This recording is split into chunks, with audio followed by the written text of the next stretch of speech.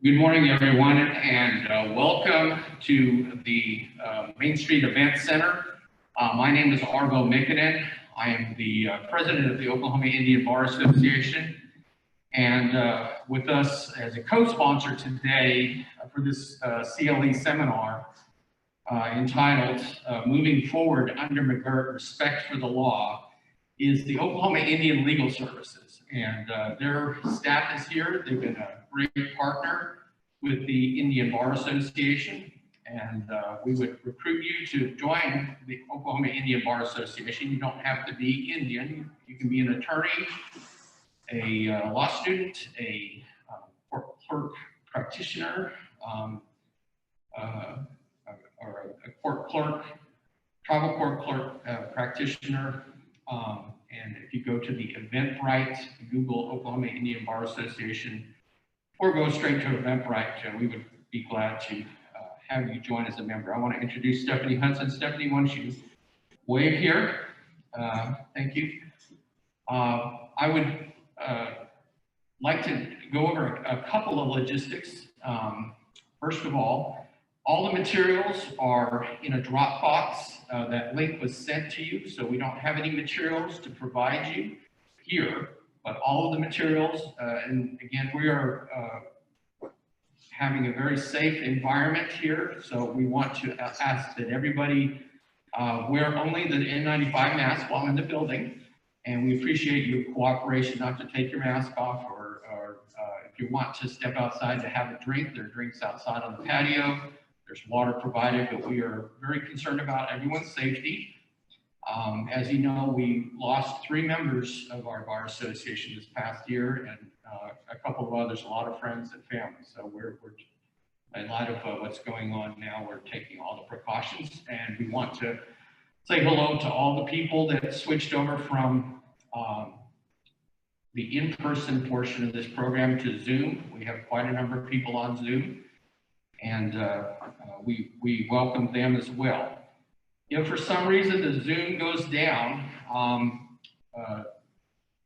send me a text message or an email, and we'll see what we can do to get it back up and going. If for some reason we have to start a whole new fresh Zoom, then we will send an email out with a new link. So hopefully that won't happen. We've tested it. We've been here for 2 days testing it, so hopefully keep your fingers crossed. We won't have a solar flare or something bring us down. All right. Also, make sure if you're an attorney to sign in. We're going to have CLE credit. It's pending right now. We think it's probably going to be about 5 hours of credit, but we'll wait for the Bar Association to answer that question.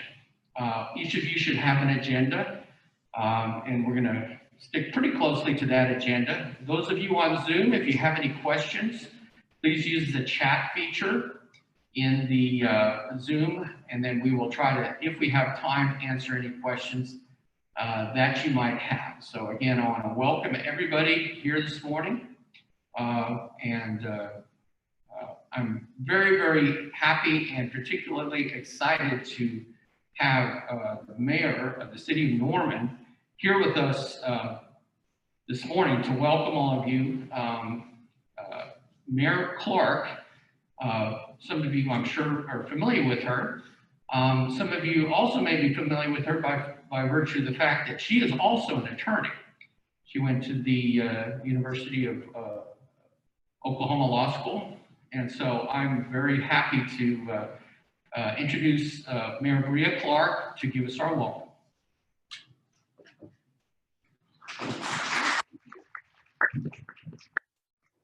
Thank you, Arvo, for the invitation. It's an honor to be here. Welcome to the beautiful city of Norman, Oklahoma. I hope you get a chance to enjoy some of our shops and restaurants, being one of the only states, the only state in the nation that ties cities' general funds to sales tax. I am obligated as mayor to encourage you to shop local while you are here. But as Arvo mentioned, I'm also an attorney, and I think that what we do in the law is incredibly important. And I'm excited that the Indian Bar Association is focusing on the recent hold-in with McGirt. I know that it's caused discomfort with some of our other elected officials. However, it is the law. And I was very excited to see the Supreme Court ruling And I'm very excited to see you here diving into it and figuring out the technicalities and how we can get it exercise in a way that's better for all Oklahomans and Americans and Native Americans in conjunction with the tribe working together as well. Yes, change is hard. Yes, change is difficult. But if we had been following the treaty all along, we would be here today. But the important part is we are here today. This is a very, very exciting moment for the state of Oklahoma, but tribes all over the nation. And if anyone can figure this out, it's the bright legal minds that we have here in our community. So I hope you find this conference very enlightening for you, very educational. CLE is always welcome. Be sure to network. We haven't been able to do that a lot in the past year, and I really appreciate the safety measures that you are all taking so that we can do it safely. Obviously, COVID-19 has been a big part of our lives, and unfortunately, with the Delta variant, it's not seeming to go away. But I love that it's not stopping you both here in person and on the Zoom from diving into, again, this very important topic that we are facing in our community. So thank you for all that you do. Lawyers are beyond important, despite all of the jokes we deal with on a regular basis, and especially with areas like this. I'm excited to have you here. And again, I hope you enjoy the city of Norman. And thank you for the invitation again, Arvo. Y'all have a great day.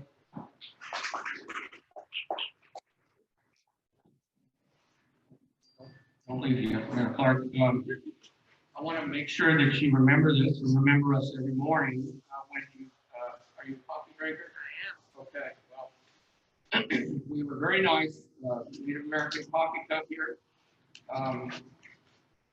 So hopefully every morning when you take a sip of your coffee, you'll remember. So thank you.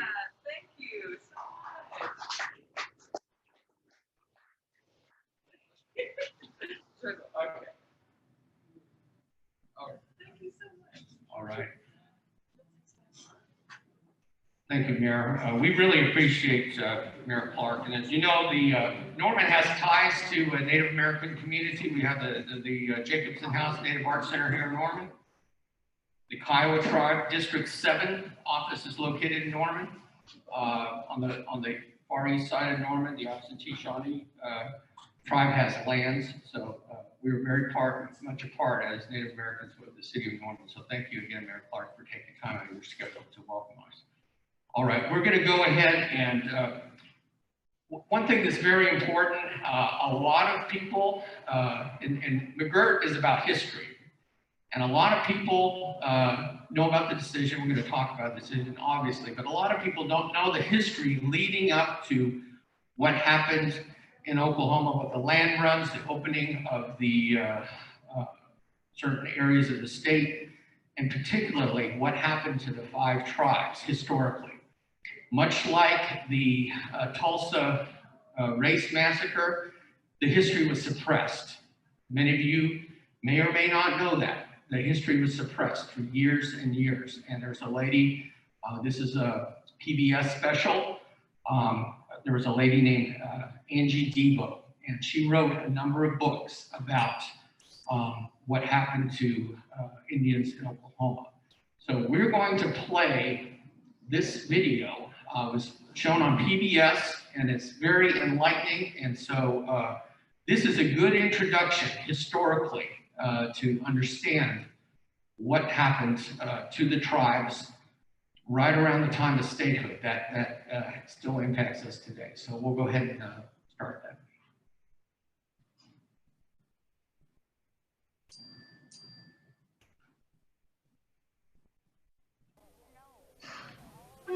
I didn't know that all of eastern Oklahoma was dominated by a criminal conspiracy to cheat the Indians out of their property. And when I got into it, I couldn't honestly back out. Tonight on The American Experience, Indians, Outlaws, and Angie DeBow. Major funding for this series is provided by the Corporation for Public Broadcasting and by this station and other public television stations nationwide. Corporate funding for the American Experience is provided by Aetna, Insurance and Financial Services. For more than 130 years, a part of the American Experience.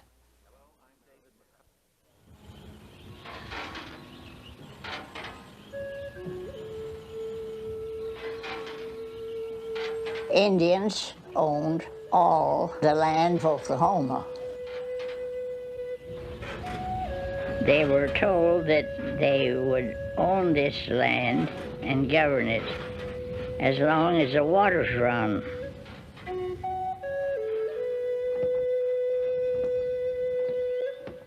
But the entire area was dominated by a criminal conspiracy to take the land away from the Indian owners. It had been covered up all those years, and I wasn't going to cover it up again. So I told it, and I named names. Now that's what I think historians should do.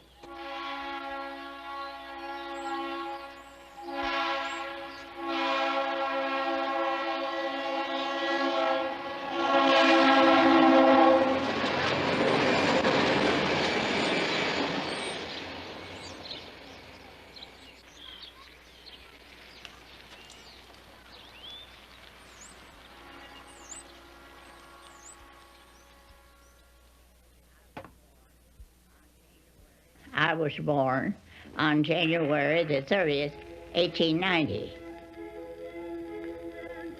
It was just a year after Indian Territory was opened for white settlement.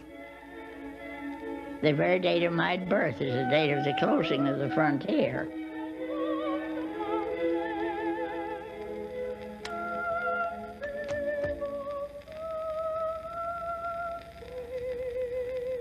This is a little diary that I started when I was a child. And this happens to be, a typical entry, April 5th, 1898. We went with Papa to burn off the long grass in the pasture, and we picked bunches of grass for him to set fire with. And I got very tired, and Edwin said, girls were always delicate things. Angie DeBow. I always signed those entries, every one I signed.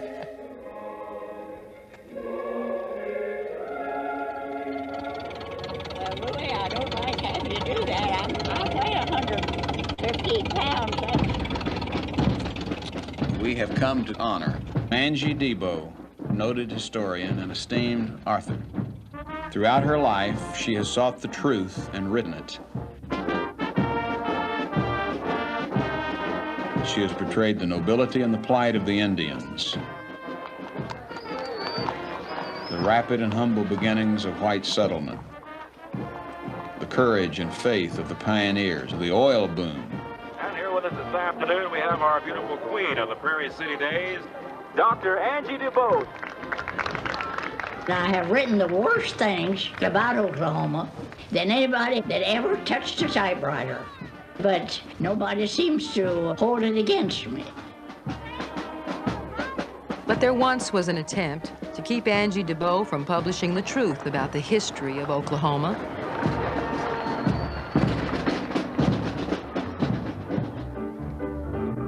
That history began with the opening of the last frontier, the Oklahoma Land Run. It was the stuff Hollywood movies and novels would be made of. And it was the legend DeBow would challenge over 70 years. The western half of the Indian Territory was open for white settlement on the 22nd of April, 1889. At noon, the signal came.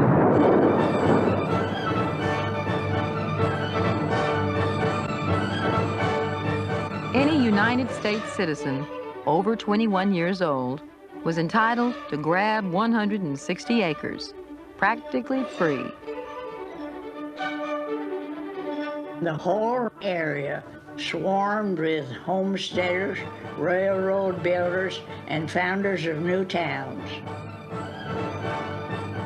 There just wasn't any limit to their expectations. Enormous expectations. The area that was open for settlement in 1889 is where we are sitting right now. Now, my parents had not gone through this experience. We came 10 years later. I was 9 years old. I rode in the covered wagon beside my mother and my younger brother while my father went ahead with the farm machinery. And I hoped I'd see some Indians, and I was very disappointed because I didn't. All I saw was homesteaders.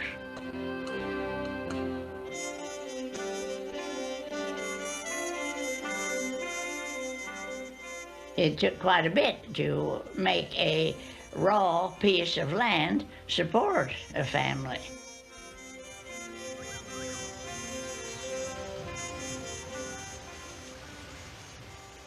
The hot winds killed the corn. That was their starving time.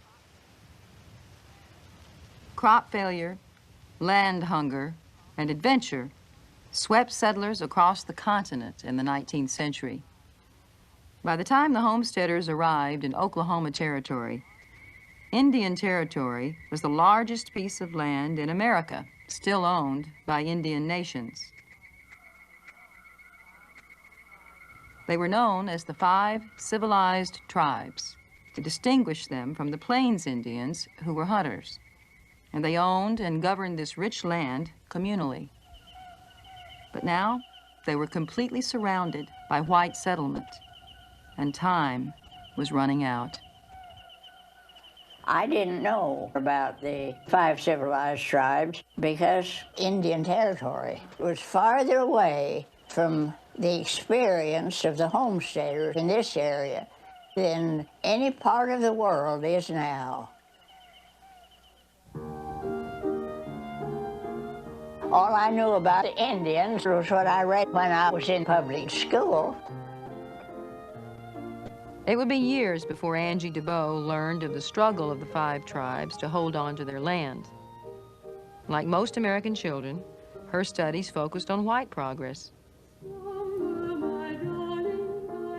When I was ready to enter high school, there weren't any high schools.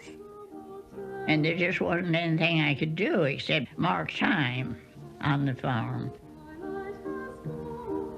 That was one of the most miserable times of my life. I wanted to do something. I wanted to accomplish something. Well, I wasn't even graduating from high school. And then when I was 16, I started teaching in the rural schools around Marshall. And from that time on, I was very content.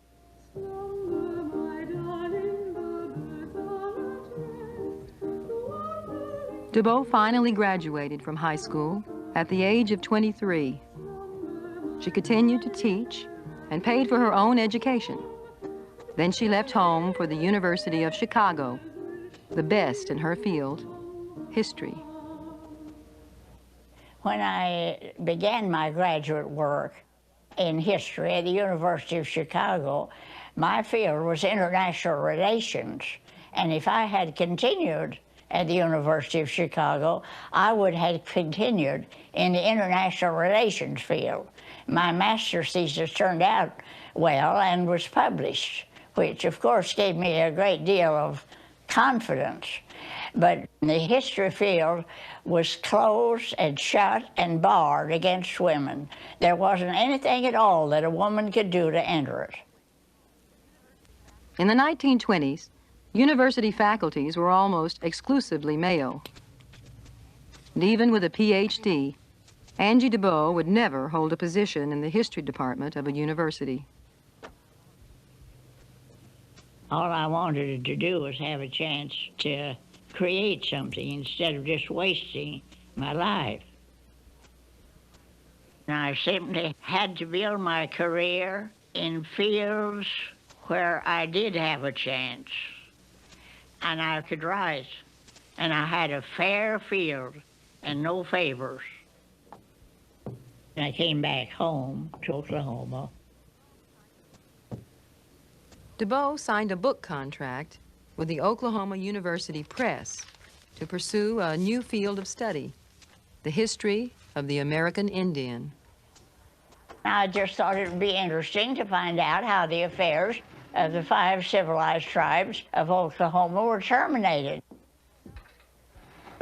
I didn't know that all of eastern Oklahoma was dominated by a criminal conspiracy to cheat the Indians out of their property, and that this corrupted the legislature also. I didn't know those things were so. Nobody had ever written about that history of Oklahoma. And when I got into it, I couldn't honestly back out. And so, DeBow embarked on what would be the battle of her life, challenging the accepted version of Indian history and the state's most powerful leaders. It was not the story Angie's professor and friend, Edward Everett Dale, expected her to tell. Dr. Dale wrote some very nice, lively material, like recollections of life as a cattleman, cowboy recipes, but never anything, you know, that would test the academic mettle, so to speak. Angie was turned the other way. Dr. Dale got a letter for me from the Commissioner of Indian Affairs that opened every file. There was nothing held back. And I began to discover that official reports were inaccurate. They were putting things in there that were not true. DeBow discovered that the Dawes Commission, charged with carrying out federal Indian policy, lied about the Indians' reaction to that policy, known as allotment. The policy called for carving up the tribal lands, giving each Indian an individual farm or an allotment. The Indians, recognizing that this would destroy their ancient way of life, were in bitter opposition.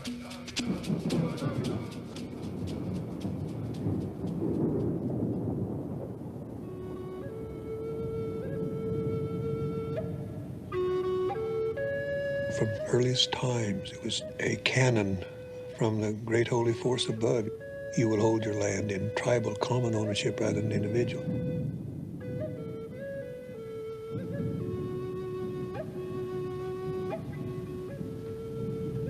Allotment had been tried earlier, and each time it had resulted in disaster for those who participated in it. The Dawes Commission established their headquarters at Muskogee, Indian Territory, in 1893.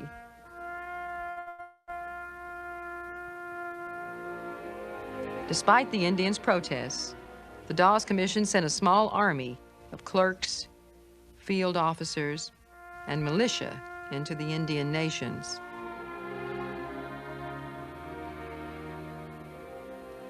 They crossed over 30,000 square miles to register every member of the 5 civilized tribes in preparation for allotment. They worked by persuasion, intimidation, and even fraud. Now, there might have been a fairly good argument in the name of progress or manifest destiny to break up the 5 Indian republics. But they didn't state their motives that way. They represented it as doing all this for the Indians, but they were doing it for the white people. It was very clear to the tribal government that this was a violation of the treaty rights that had already been established with the United States government, because the treaty guaranteed that we would be able to remain together as a nation. Over strong tribal objections, the commission issued individual allotments. The Creeks were first, beginning in 1899, then the Seminoles, the Choctaw Chickasaws, and the Cherokees. There was a good number of people, I think, mostly in the southern part of Creek Nation, who really didn't want anything to do with the allotments. And even up till the time when they closed the allotments, these people refused to have allotments in their names.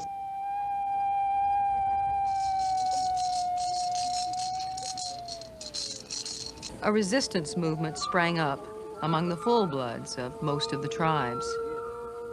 They demanded the right to live under the old treaties. Known as nighthawks and snakes, they were living secretly on their ceremonial grounds, unnoticed, until they returned their allotments. Rumors suddenly spread of an Indian uprising.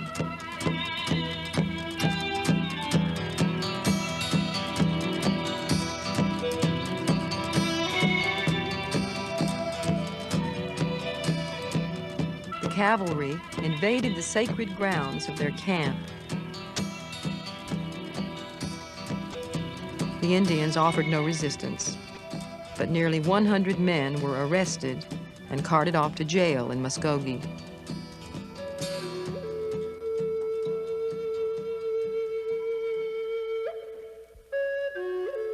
They were sentenced to long prison terms as a warning against further rebellion, and were given allotments against their will.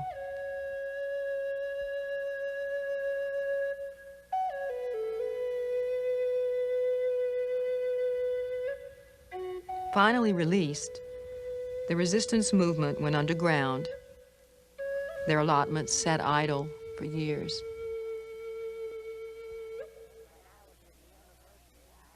When I was at the university, I had courses in Oklahoma history, but those courses never mentioned the things that I was uncovering. So I went on with it. I'd spend months in Washington. I would go to the basement of the old interior building, and there were bundles tied in red tape. Truly, it's red tape. And I would untie those bundles, you know, and I'd take notes. And I just traveled all over Oklahoma. I've done so much driving that I knew where every bad corner was. I knew where every bad bridge was. And I'd spend weeks, months at the Five Tribes Agency over at Muskogee. I began to find out more things, and they got worse all the time. Allotment opened the door to the Indian land. And all these white people came in with their anti-Indian feelings. It brought people from every direction, east, west, north, south, European countries. Indian territory was flooded with outsiders, and they were developing patterns of evasion of federal rules and regulations and tribal rules and regulations in order to get their way. Then came oil.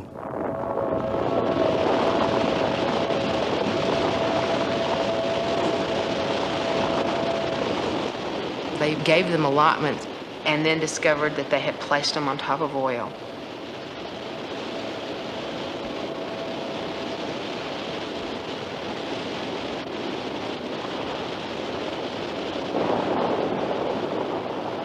There's more than one way to skin a cat, and boy, they found the ways. And under the shadow of legality, plundered the Indian estates.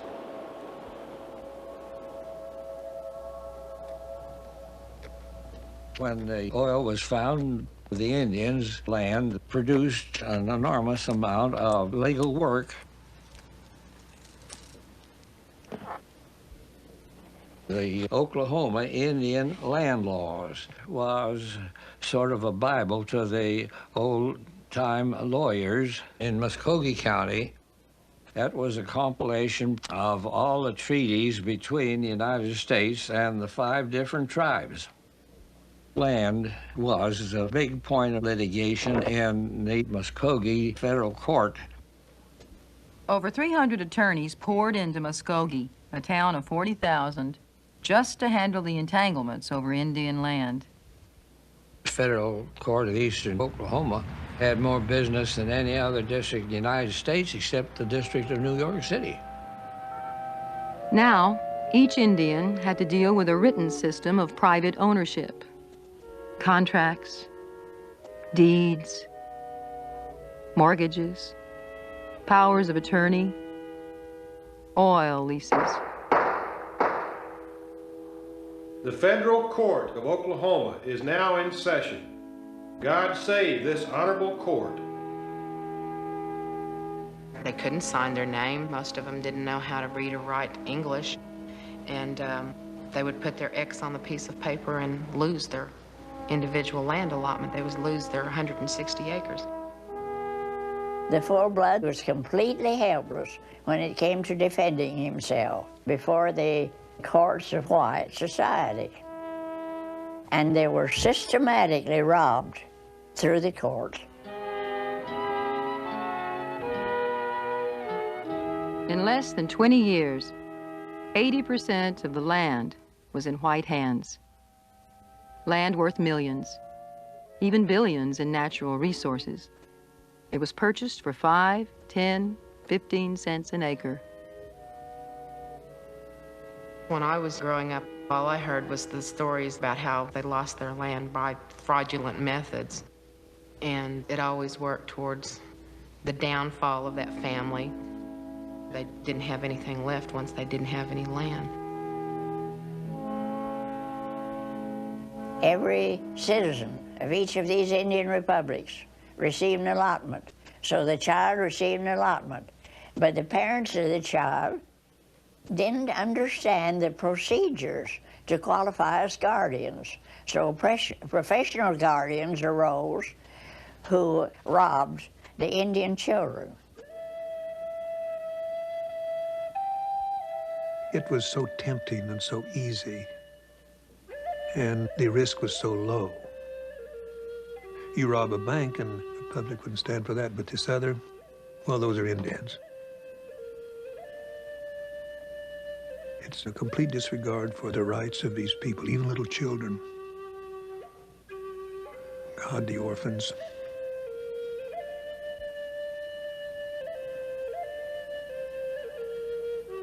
The Indians had always taken care of their orphans, either by sharing the family life or by orphan asylums, which they established. But the orphans were completely defrauded.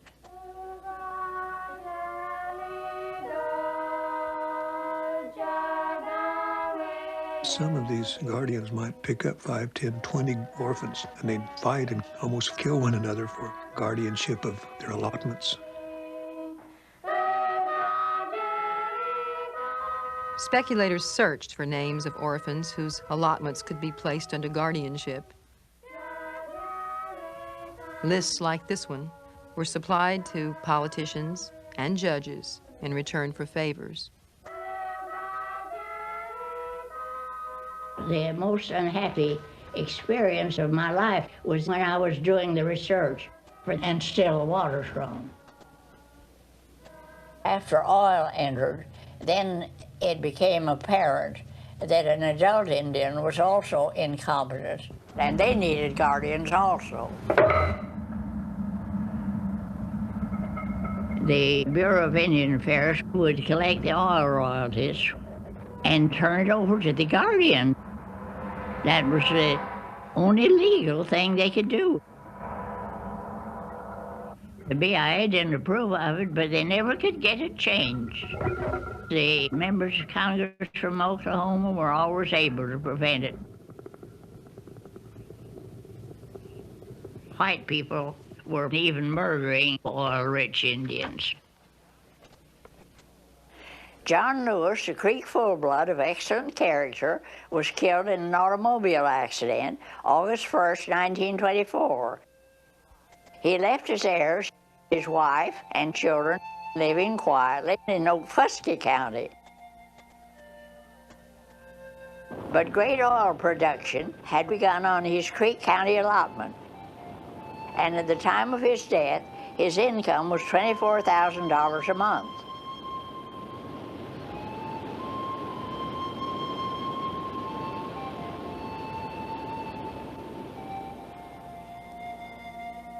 A petition was filed to declare the heirs incompetent. There were 8 guardians for the family. Each of the guardians employed an attorney. Hence, there were 16 people authorized to draw fees from the estate, and they robbed the Indians.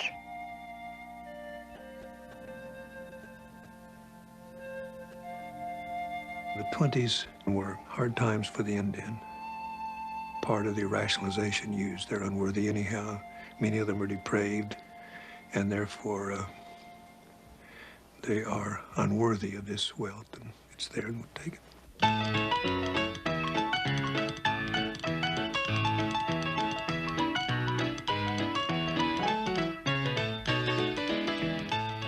By the 1920s, oil had made Oklahoma one of the richest states in the Union.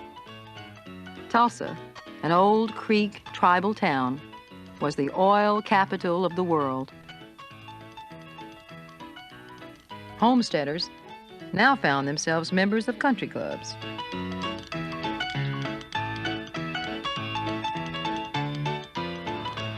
Oil fellow, guilty. He had lots of money and then went busted.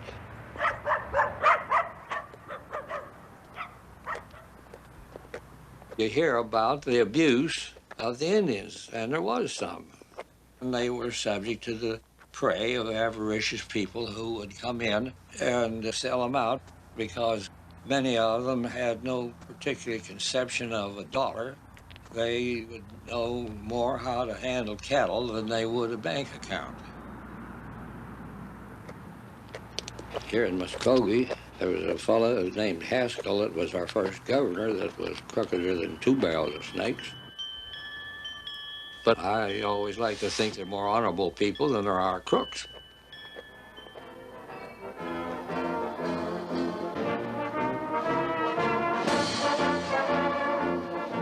Those grafters were among the leaders of Oklahoma society in 1934, at the time I wrote this. And their deeds, their achievements were on the front page of all the Oklahoma newspapers, and the social activities of their wives were on the society page. And so I went ahead and named those prominent people and gave the full story of what they did. Many of them were still alive, or their heirs. If Dale had known what she was doing, he would have said, "Girl, don't do it." And Angie would have gone full speed ahead. Senator Robert L. Owen was one of them. Owen did it all. He was wicked. The man who had become the first governor of Oklahoma, Governor Haskell. Chairman of the Dawes Commission was involved. The very men charged with protecting the Indians grew rich by plundering their land. Senator Owen, by fraud, by misrepresentation, and by using his position in Washington to change the law, became a millionaire from Cherokee, Creek, and orphan allotments. Owen's friend, Charles Haskell, the first governor, was indicted for conspiracy to defraud the Creek Nation. He settled out of court. Tams Bixby, the chairman of the Dawes Commission, and his entire staff were accused of speculating in Indian land. Following a Justice Department investigation, Bixby resigned. When I knew what they did and what the honest people that had tried to check it were up against, I had a feeling of fear as I went through those dark corridors and basements and so on. I just had a feeling of fear. You look at Oklahoma at that time, Indians being murdered, assassinated. I think she was in grave danger. I went back home with my notes. 1936 was the worst summer that we ever had. The terrible heat and drought. While I was typing, the perspiration used to just run in streams down my face and body. When I would write a chapter, I would read it to my mother. She would say, nobody will ever publish that book. But I went ahead and wrote it, and I submitted, and still the water's wrong, to the University of Oklahoma Press. And when I sent it to the press, they accepted it and intended to publish it. And Dr. Dale just said, we are trying to get so-and-so to give such and such to the university, and here he is in this book. He said, why should the author go out of her way to express the fact that Oklahoma is dishonest? Such a statement is an indictment upon the whole state. We have enough to defend without inviting criticism. The book is history, and the facts are there, but it is dangerous to write in a book about it. Frankly, I'm afraid of the book. So I violated history in telling the truth. His final decision was that the university should not publish it. It ended up by our tearing up the contract, and I went back to Marshall and hunted a publisher.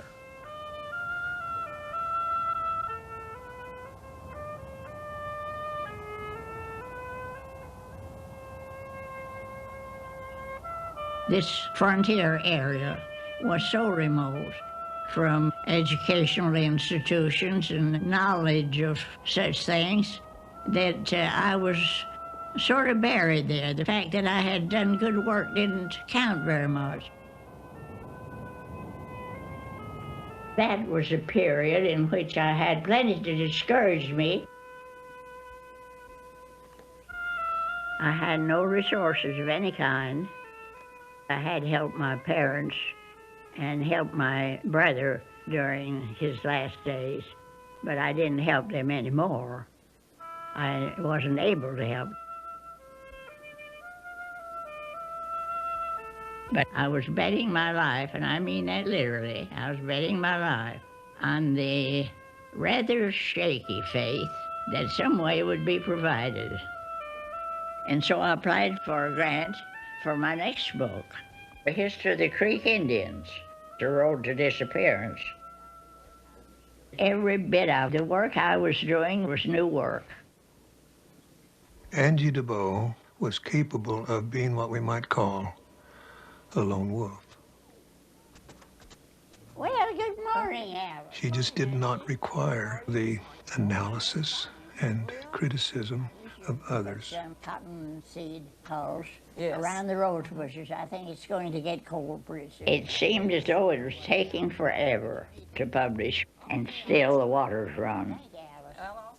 And things were just so desperately hard financially. Oklahoma was hard hit by the Depression, and DeBow was an out-of-work writer with no powerful friends. But she finally was hired by the Federal Writers Project to edit their guide to the state, after 4 candidates turned down the job. And I naturally wrote the chapter on the history of Oklahoma. But for some reason, after I left, a different chapter was substituted. I never knew who wrote it, but my name is on it, and every page has some horrible, ignorant error. It just makes me feel bad. It still makes me feel bad when I think about this book.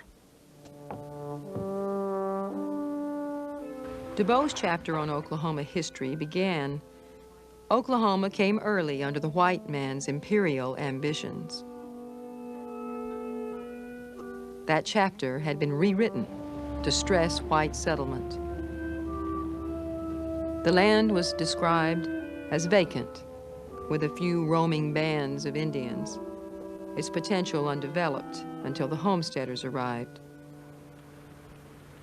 Gone was DeBow's emphasis on the struggle for the land between Indians and whites that had engulfed the area for almost half a century. This difference in historical interpretation would continue throughout her career. Well, now this is my study. I have 5 file cabinets here, and this particular cabinet, it has the notes for Choctaw Republic and Still the Waters Run, 2 of my books. Most of my books were written in this room also.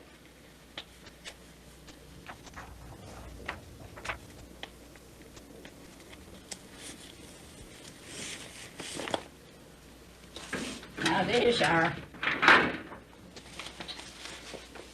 my notes. I didn't have the advantage of copying machines, and so I had to take all my notes by hand. And they hadn't even invented ballpoint pens, so I had to use a fountain pen. And Still the Waters Run, the book Oklahoma Press rejected, was finally published by Princeton University in 1940. Angie DeBow was 50 years old. I received wonderful reviews from scholars. But in Oklahoma, what happens to Indians when their land is broken up didn't attract very much attention, and not the attention that I had hoped.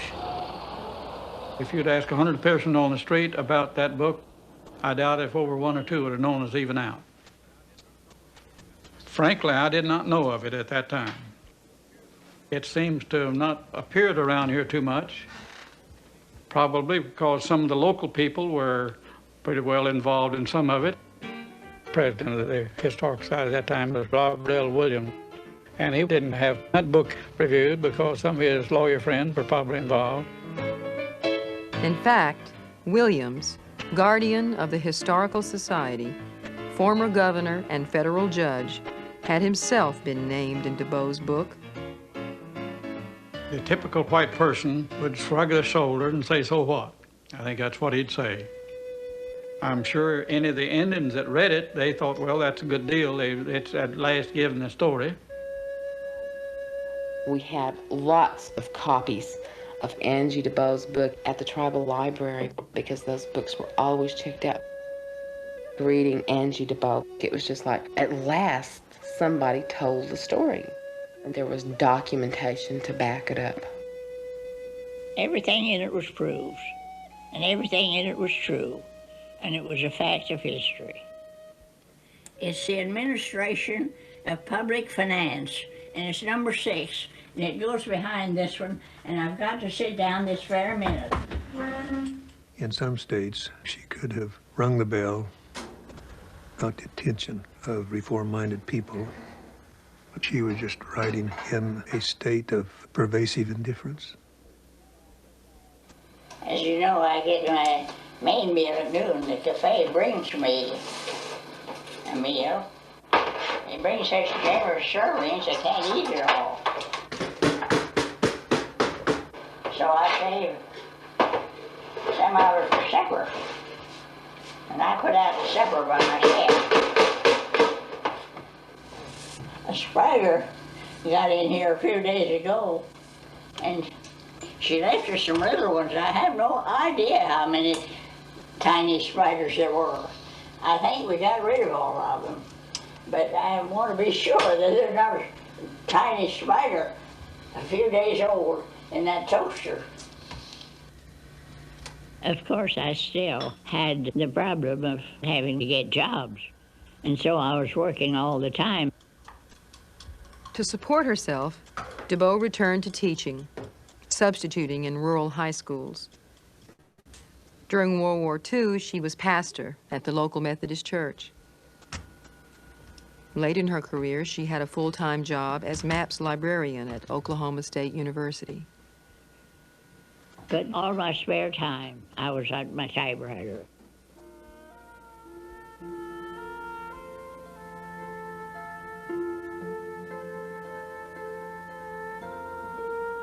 Angie DeBow wrote 9 books and edited 4 from her home in Marshall, Oklahoma. Her output and reputation rivaled any historian in the West. But her view of Oklahoma history was not accepted there, and recognition came to her almost exclusively from outside Oklahoma. I wrote articles for Harper's Magazine and many reviews for the New York Times Book Review. Every time they got a book about the frontier or about the West, they sent that book to me.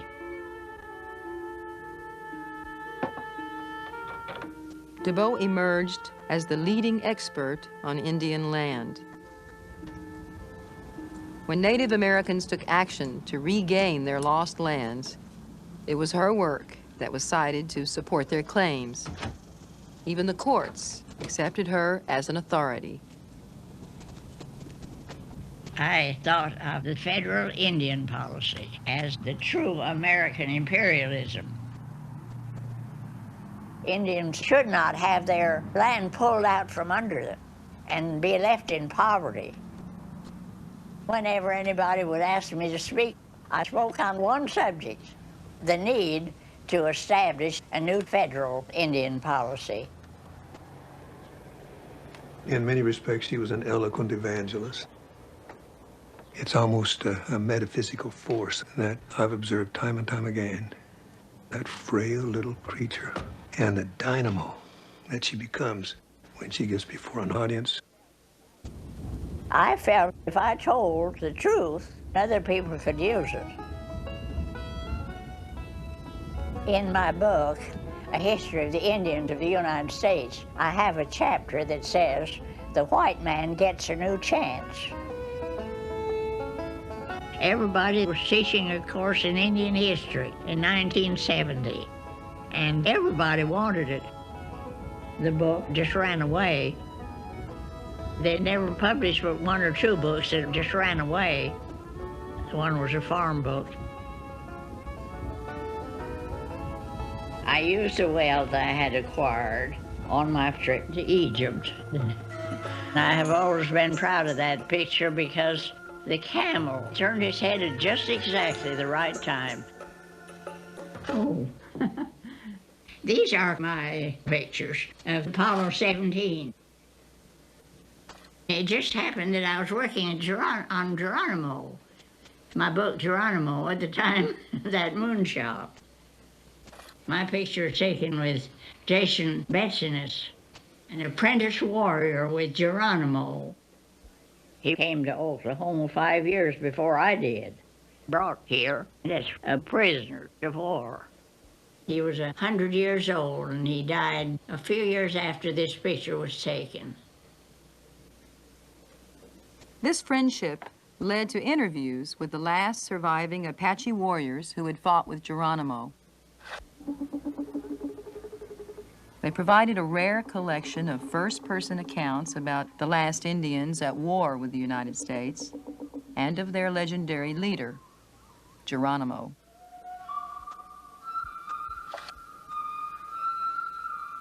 I had heard of Geronimo all my life.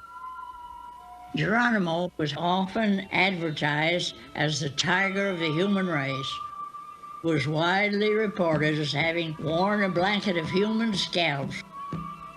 Of course, none of these wild stories were true. DeBow had a lifelong fascination with Geronimo. It led to her writing her last book about the most feared Indian in American history. Geronimo became infamous throughout the world as the last hostile leader to resist white settlement. He became a legend when his small band eluded 5,000 soldiers, 1/4 of the entire United States Army. Nobody could attain leadership among the Apaches that didn't have power. I mean, with capital P, power. And he did have power.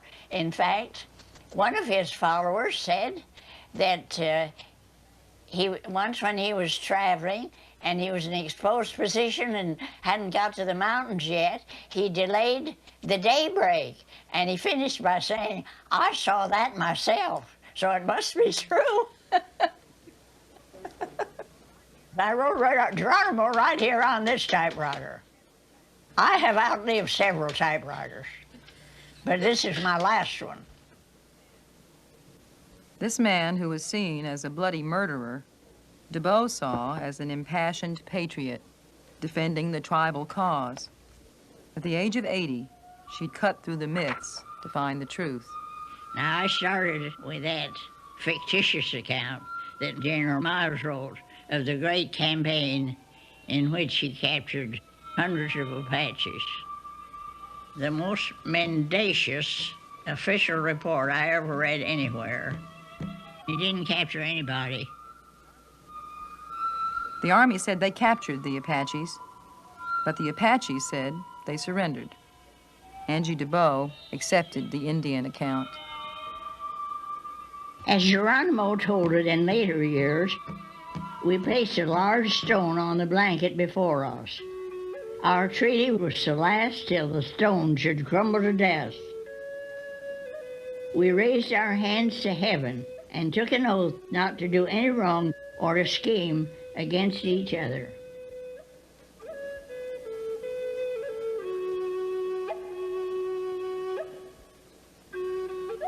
The soldiers surrounded them. 16 warriors, 14 women, and 6 children, unarmed and unresisting.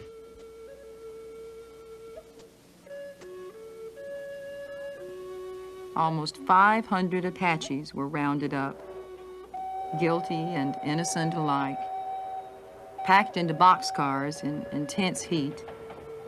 The Apaches' resistance had come to an end. Thus the whole band, men, women, and children, began 27 years as prisoners of war at Fort Sill in Oklahoma. Women and children shouldn't have gone to prison, but they did. These are 2 of my Apache friends, Mr. Benedict Josie and Mr. Moses Loco, grandson of Chief Loco of the Apaches. Well, this is the kindergarten bunch. That's your sister there. As a child, I used to hear them talk about always wanting to return to their native land. DeBow's entire career was devoted to describing how U.S. policies had destroyed the Indian way of life. There was a lot written about Geronimo, but she tried to bring out things that other writers skipped over. She spoke about manifest destiny, the policy of the government to overcome the Indians because of expansion and increasing of the population. They just had the idea that it was their destiny to rule the North America or the United States. And the Apaches resisted.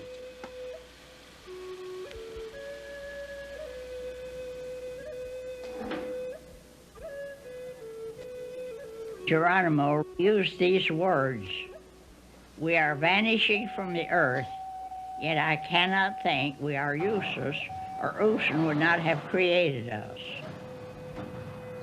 How long will it be until it is said there are no Apaches?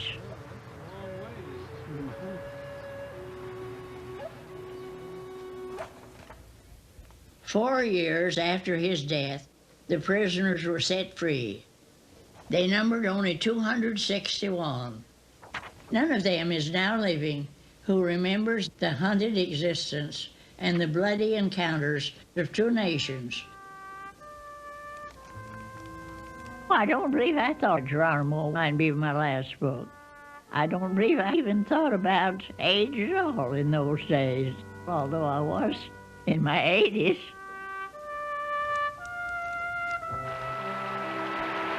A decade later, in her 90s, Angie DeBow was honored in Oklahoma. Her portrait hung in the state capitol, along with humorist Will Rogers, Indian athlete Jim Thorpe, and several of the state's leaders that she exposed in her books. Almost 50 years after it was written, And Still the Waters Run was published by Oklahoma University Press. The WPA Guide to Oklahoma was reissued with DuBois' chapter restored. For the first time in her career, one of her 9 books was certified for Oklahoma classrooms. It was her only work of fiction. Dear Charles, I'm so very grateful to you for the genius plus integrity that went into the painting of that portrait. It is not beautiful, that's correct. I have never been beautiful. But it shows the characteristics that I now know dominated my life. It was always there. In fact, my mother saw it in my infancy. Somehow, you captured the whole 95 years. Thanking you, Angie. Postscript. I failed to mention this dominant characteristic. It was drive. It carried me through my whole lifetime.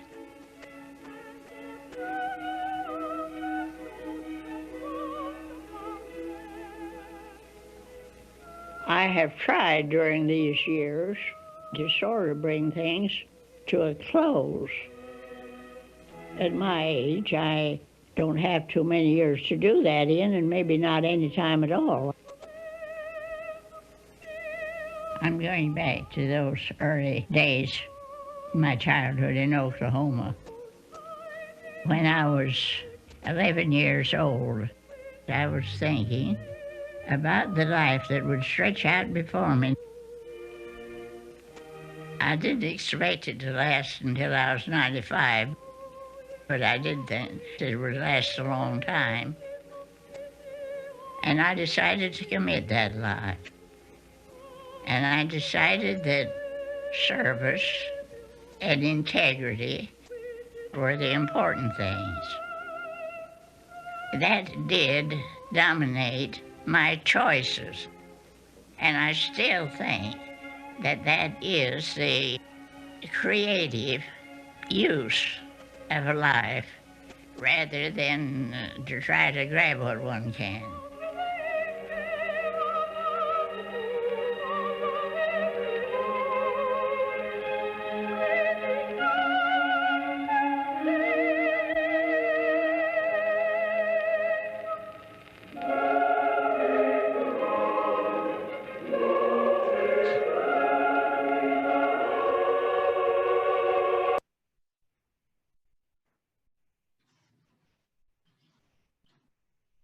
Okay, we're going to move on into our next presentation. We're going to talk about criminal jurisdiction and cross-deputization. And our presenter for that will be Arvo Mikkonen. And he is the Assistant U.S. Attorney and Tribal Liaison for the U.S. Attorney's Office for the Western District of Oklahoma. He is a Kiowa Comanche attorney and graduated from Yale Law School. He's currently an Assistant U.S. Attorney for the Western District of Oklahoma. And he was the U.S. Department of Justice's first designated tribal liaison in the U.S. Attorney's Office. And he is the primary contact for half of the 21 tribal governments in the Western District. He has a very long resume and is very well known in Indian country. And we've attached his very lengthy bio in the Dropbox. But one of the things, he's got numerous awards that he's received over the years from different organizations. But I think one of the most prestigious ones is in 2012. He received an award from U.S. Attorney Eric Holder for exceptional service to Indian country. And I think that describes Arvo to a T right there, exceptional service to Indian country. And he is a treasure to Indian country, and we're very, I think we are all very honored to be able to hear about his expertise in criminal jurisdiction and cross-deputization in Indian country. Well, thank you very much, Stephanie. I'm kind of blushing under this mask here. I think it was very important to see the that video because it kind of puts things into perspective. And history is so very much important in analyzing where we are now in Oklahoma. So I hope that some of you that had not seen that video learned some things. I hope some of you that had seen it before are reminded what has brought us here today. And again, the theme of this this whole session today is moving forward under McGirt, respect for the law, because the decision has been made. And as attorneys, we know we argue various sides, and a decision is made, and then we move forward. And that's what we're doing here today. There seems to be a lot of press and coverage and newspaper articles and TV coverage that there's confusion. Nobody knows exactly what's going on. There needs to be some clarification, or the system is not the criminal justice system, the legal system is not capable of moving forward, and that's absolutely not true. I think those of you who are attorneys understand that, and we hope that today's sessions will give you that clarity and understand that there's not the situation where we have a substantial amount of confusion. And to the extent there is any confusion, we hope that we clear that up for you today. So that's our goal. So, of course, McGirt began as a criminal case, and as a criminal attorney, a prosecutor for 27 years in the U.S. Attorney's Office and working with tribal courts and tribal judges, and federal judges, state judges. We all want to start with a common understanding of what the criminal law is. So that's what we're going to go through today. Again, those of you on the Zoom, if you have any questions, we'll try to leave some time at the end for questions, and go ahead and put them in the chat box, but please kind of wait to the end because we're probably going to cover most of what questions might come up in the course of the presentation. As a reminder, all of the PowerPoints presented today are in the Dropbox. You should have gotten that by email. If not, let us know. Send an email to Oklahoma Indian Bar Association at yahoo.com. We will send you the Dropbox. Also, we have what's we're calling the OIBA McGirt Tracker. Okay, this is much like Wikipedia. It is a user-driven document. It's a Google document, which is an Excel spreadsheet that is tracking as many of the cases affected by McGirt across the state, with hyperlinks to pull up cases. So it's a great resource if you're tracking cases, if you have cases that you're familiar with. Nobody is tracking all of these cases except for us right now. So we hope that helps you, and that's a great resource to look at what's going on in as many of these cases, and there are literally hundreds of cases. So we're going to go ahead and start with criminal jurisdiction, make sure that everybody kind of has a common knowledge here. And we're going to try to advance thing is not working. Devin, can you come and check here because it's not advancing?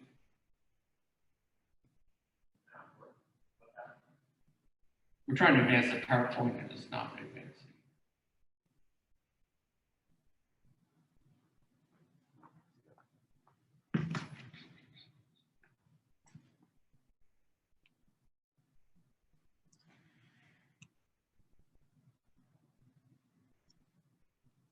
Okay, there we go. Thank you very much.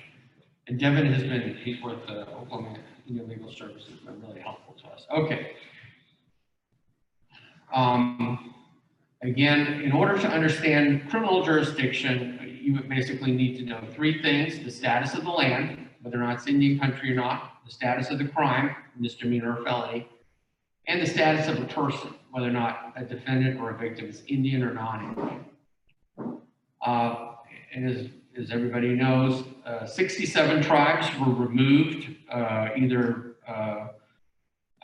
by treaty or by military action to Oklahoma. Ultimately, now we have 38 federally recognized tribes in Oklahoma. Jurisdiction is determined by reference to a criminal statute, 18 U.S. Code, Section 1151. And that's where we start off with. The area that we have separate jurisdiction is, of course, referred to as Indian country. Indian country is where federal law and tribal law is in effect in many instances, and the state may have limited jurisdiction.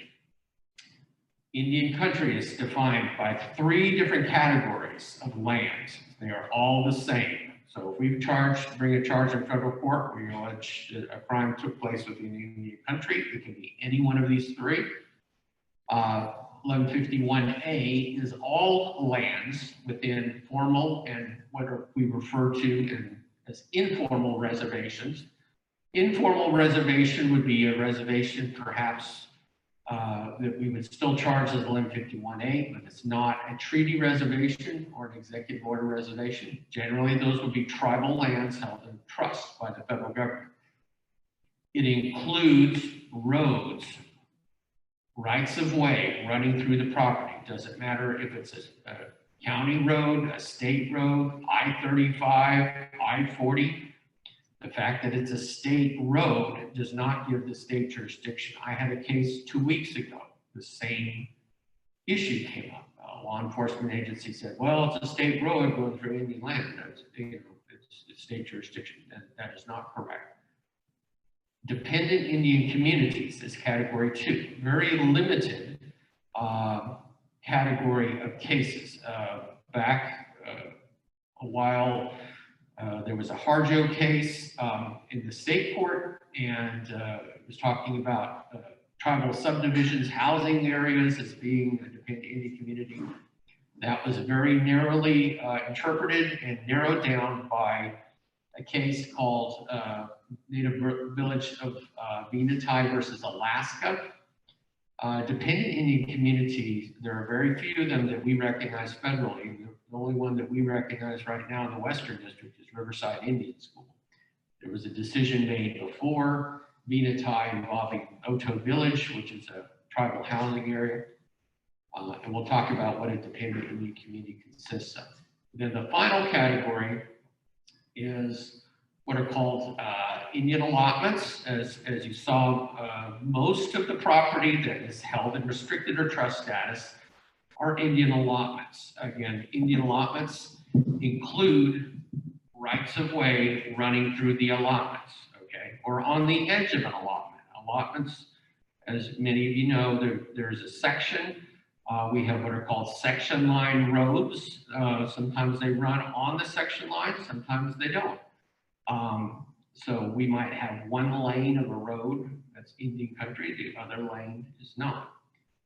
All right, most casinos are located on tribal land. Even though they might not be a formal reservation, we still consider them to be 1151A, because 1151A lands are owned by a tribe, not by an individual. 1151C lands, which are Indian allotments, are generally owned by an individual who's a descendant of somebody who was allotted the allotment at the time of statehood or prior to statehood, or their descendants. So allotments are individually owned by usually large groups of people, because as time goes on, more and more people inherit the land. So most allotments are not owned by one individual, they're owned by groups of individuals. All right, so tribal headquarters are going to be 1151A in most instances. Where does this concept of an informal reservation come from? Well, it comes straight from these cases: Oklahoma Tax Commission versus Chickasaw Nation, Indian Country USA versus Oklahoma. And those cases say formal designation of a reservation is not required for there to be 1151A categorization of property. So most tribal headquarters, tribal cemeteries, tribal casinos are on 1151A reservation lands. Okay. And again, that includes rights of way going through the property. We talked about the dependent Indian community. There is a two-part test to determine whether or not a property is a dependent Indian community. It has to be set aside by the federal government for the exclusive use of Indians, and it has to be under what's called federal superintendence. Okay, so for example, the category that we have in the Western District is Riverside Indian School. It was set aside exclusively for Indians prior to statehood, and it's under federal superintendence because the federal government runs the school. There are people that live there, mostly students, some faculty. It's got a separate water supply, separate, it's basically a self-sustaining community, and that would fall into the category of a dependent Indian community. The categorization of an Indian property as a dependent Indian community comes from some cases involving the Pueblos out in New Mexico in the 1920s. There was some reference to dependent Indian community in the McGirt litigation, although that really wasn't dispositive. The vast majority of the lands that prior to McGirt that were categorized as Indian country were the Indian allotments. Okay, so on the western side of the state, we have what are called trust allotments, lands held in trust by the federal government for the Indian landowner. On the eastern side of the state, we have restricted allotments, which are allotments with the restriction on the alienation of the fee, which means that the federal government has to approve a sale of a restricted fee allotment. Strangely enough, even though if you were to go back to one of the Bibles of Indian law practitioners back to the 1940s, the 1942 edition of the Felix Cohen's Handbook of Federal Indian Law that says a restricted allotment is clearly Indian country. It wasn't until we had some decisions out of the 10th Circuit in the 80s and 90s that confirmed that restricted allotments are Indian country. And it just seems very strange that, back in the 40s, it was recognized that restricted allotments are Indian country, and it's not until we get a court decision that everybody agrees. Well, yes, a restricted allotment is Indian country, and clearly it was back then. And the 10th Circuit finally made that decision confirming that.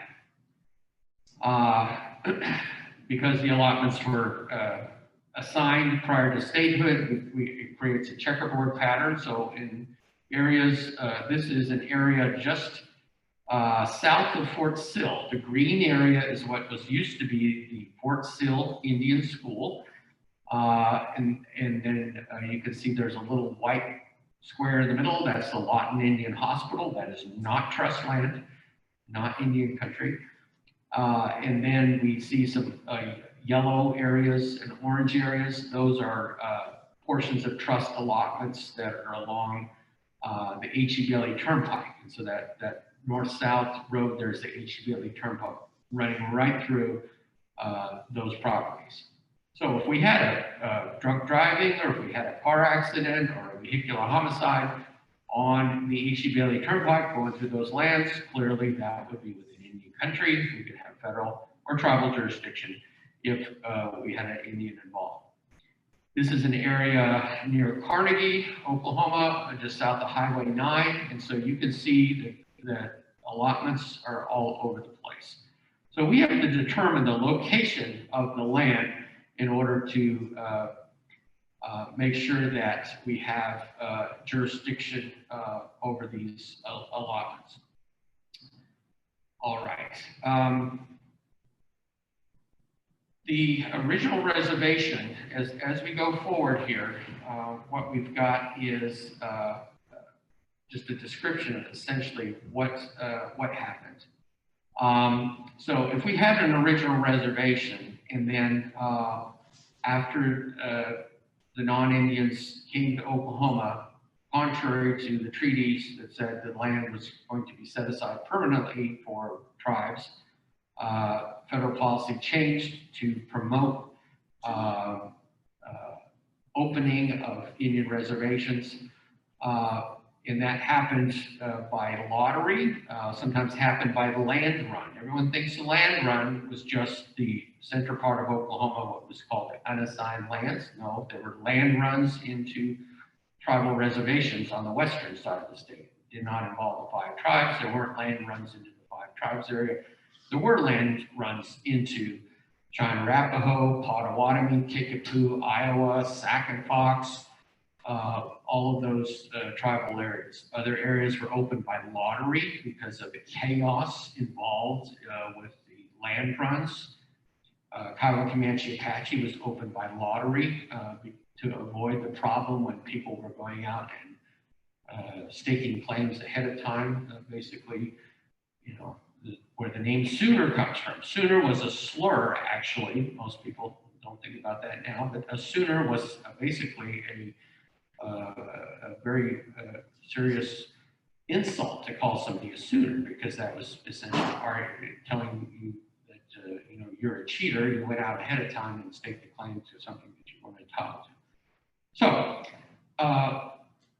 when the allotments were made, of course, there were various commissions, the Dawes Commission, the Jerome Commission, and all of those negotiations are very important in determining whether or not an area, how it was opened, how it was allotted. And we're going to have a section at the end, which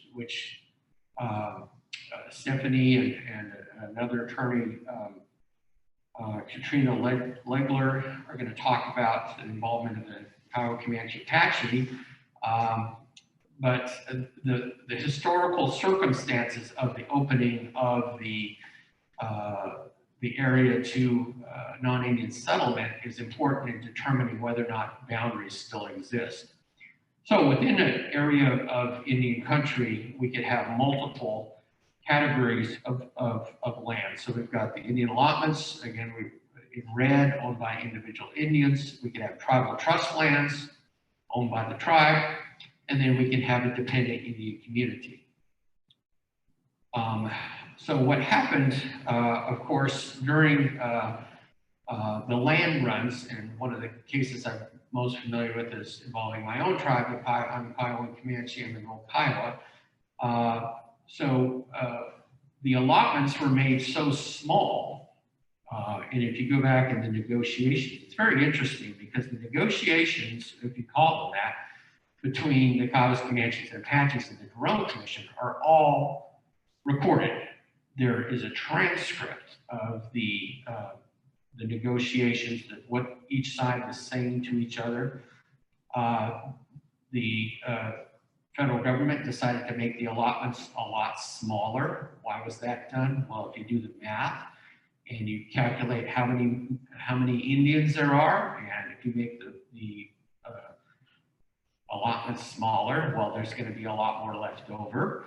So out of 3 million acres of the KCA reservation here, and you make the allotments so small as 160 acres, even though there was testimony presented that nobody could survive 160 acres raising cattle. And the tribes attempt to get more land if they were going to divide it up. Of course, most of the tribal members were vehemently opposed to allotment, but they talked about, 160 acres being too small. Well, if you do the math, 160 acres times the number of tribal members, out of the 3 million acres, 2.5 million acres are not assigned to any Indian if you make the pieces very small. So this is before, and this is in southwestern Oklahoma. And then if you look at the allotments as they are made, most of the tribal members picked what lands would be allotted. The allotments are there shown in the red. So you can see they run along most of the rivers, and that's a very small fragment of the original reservation area. And you can see that the reservation was not opened up in one fell swoop. but was opened up in stages. There's the lower part called the big pasture, which was opened up later. And I expect one of the issues in the litigation involving whether or not the Jerome Commission, the allotment agreement, opened up the reservation, did it erase the boundaries or not? There are there are laws passed by Congress post the opening of the reservation that continues to refer to the term reservation. The big pasture says, and there are lands restored in the 1930s and the 1950s, and I don't want to drift too much into the other presenters category, but Congress consistently refers to many of the tribal lands in western Oklahoma still as being reservations, lands restored to the Kiowa Comanche Apache Reservation as late as in the 1970s. So that's, of course, going to be relevant in terms of whether or not McGirt type analysis would find that those reservation boundaries continue to exist or not. The important thing about 1151A is this, and this is the whole crux of the McGirt decision. 1151A says all lands within the boundaries of a reservation are Indian country, notwithstanding the issuance of any pact. Of course, what that means is it doesn't matter who owns the land. It could be owned by an individual Indian, it could be owned by the state, it could be owned by the federal government. It doesn't matter who owns the land. If the boundaries are there, all the property is Indian country.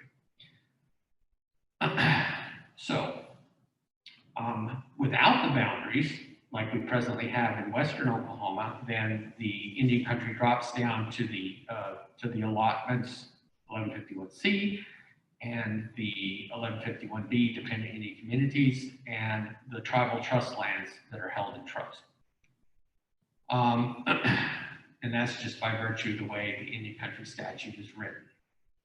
With the boundaries, the entire area is Indian country.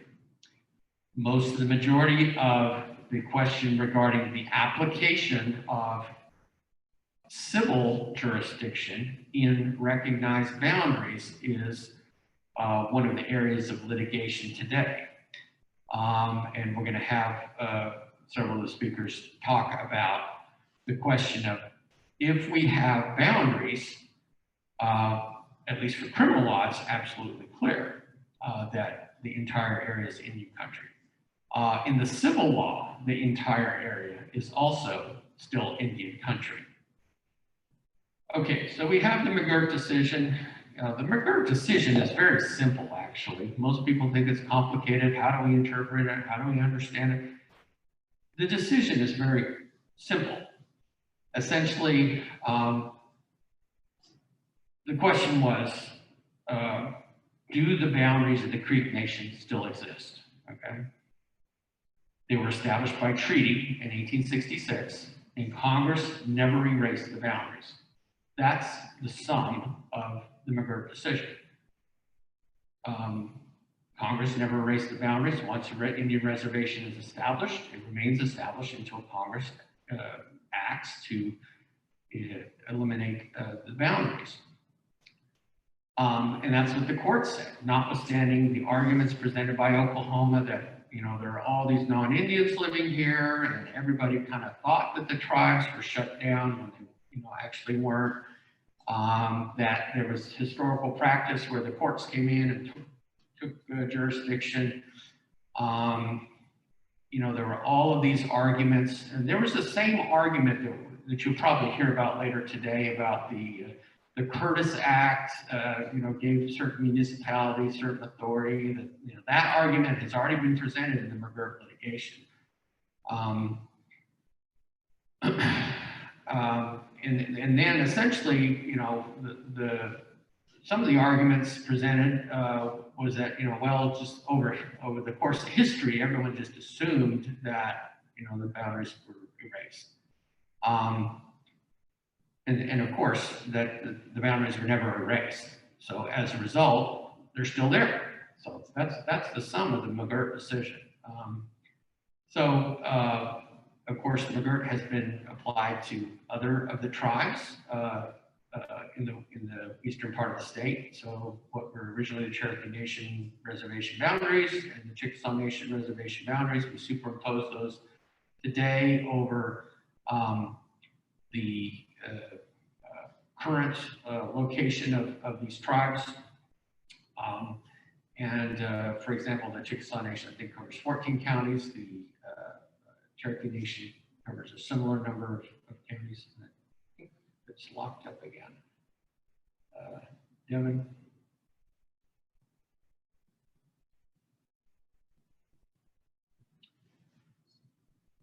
So one of the questions that frequently comes up is the McGirt decision only involved the 5 tribes. So let me see, it's stuck. Very simple answer to that question is no. It's not advancing over there. Oh, it's like frozen. I got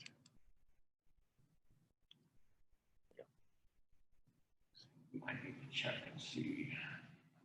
Hopefully we didn't lose connectivity.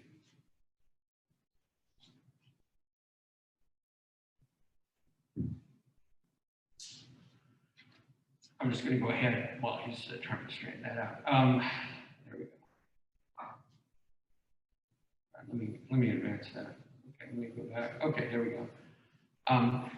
And this is a pretty difficult setup we have here because we've never done a live in person and a Zoom at the same time. So this is a little bit tricky, and we appreciate your indulgence here. Does McGirt apply only to the 5 tribes? The answer is no. It's very clear.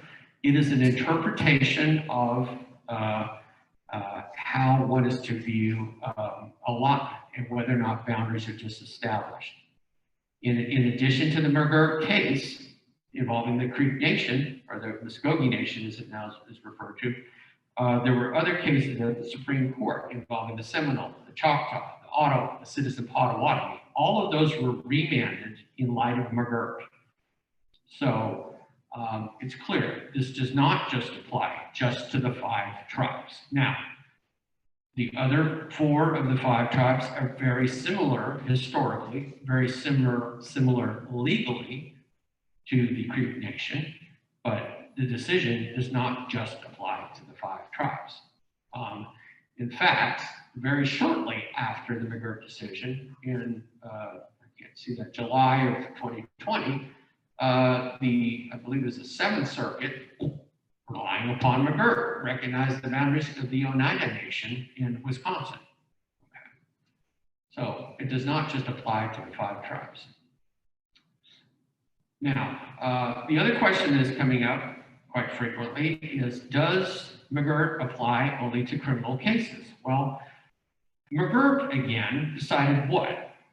It added 1151A, reservation boundaries. So all land within a reservation with recognized boundaries is Indian country. And it's Indian country not just for criminal purposes, it's Indian country also for civil purposes. There are many statutes, federal statutes, that refer to Indian country that are not criminal. There are civil statutes, there are environmental statutes, there are all kinds of statutes. So McGirt decided that in some of the other Court of Criminal Appeals cases involving the other, the 4 or 5 tribes, decided that we have 1151A treaty reservation boundaries that exist. And so really McGirt is deciding what is Indian country. And it's Indian country for all purposes. There's no such thing as Indian country for criminal purposes or Indian country for civil purposes. And here's the 10th Circuit case for those attorneys out there. It says very clearly, and this involved Cheyenne-Arapaho jurisdiction over imposition of oil and gas severance tax. And the oil company here, Mustang, was arguing that the Indian country, the same argument, the Indian country statute is criminal but not civil. And the issue there was over the allotted lands, the 1151C lands of the Cheyenne and Arapaho tribes. And they said, well, Indian country is a criminal statute and you can't extend it to taxation because that's civil. And the court said very clearly, although the statute appears in Title 18, which primarily deals with crimes and criminal procedures, the Supreme Court has held that Section 1151, which is the Indian country statute, applies to civil jurisdiction as well, and cites Dakota versus District Court. Dakota versus District Court is a disestablishment case. This other case, the 10th Circuit, Pittsburgh Midway coal mining. And the court says the principle that Section 1151 defines Indian country as both civil and criminal purposes is firmly established. Any suggestion to the contrary is utterly erroneous. The application of civil and criminal jurisdiction to Indian country is the same. Okay, of course, this is in the Dropbox, the jurisdictional areas in Oklahoma. Of course, some of the tribes, these are the original reservation boundaries, the footprints of the various tribes, and showing the counties and the federal districts. With respect to the other tribes beyond the 5, and we're in the later part of this training, we have somebody from northeastern Oklahoma. 3 or 4 of the tribes up there have had their boundaries recognized. There's litigation going on involving the Kiowa, Comanche, and Apache. Now, they're the only tribes that I'm aware of that have their boundaries specifically erased, specifically disestablished by Congress, are the Otoe, Missouri, and the Poncas. So if you go to the statute books, Kapler's Indian law statutes, you'll see a congressional act that says the boundaries of the Ponca tribe are abolished or erased. The same with the Otoe tribe. They're attached to Kay and Noble counties. And that's an example of Congress acting when they say, okay, the boundaries are erased. Now, of course, they have lots of allotments and lots of tribal trust lands up there, but the boundaries don't exist. Congress acted. One of the arguments, again, presented in the McGirt case was,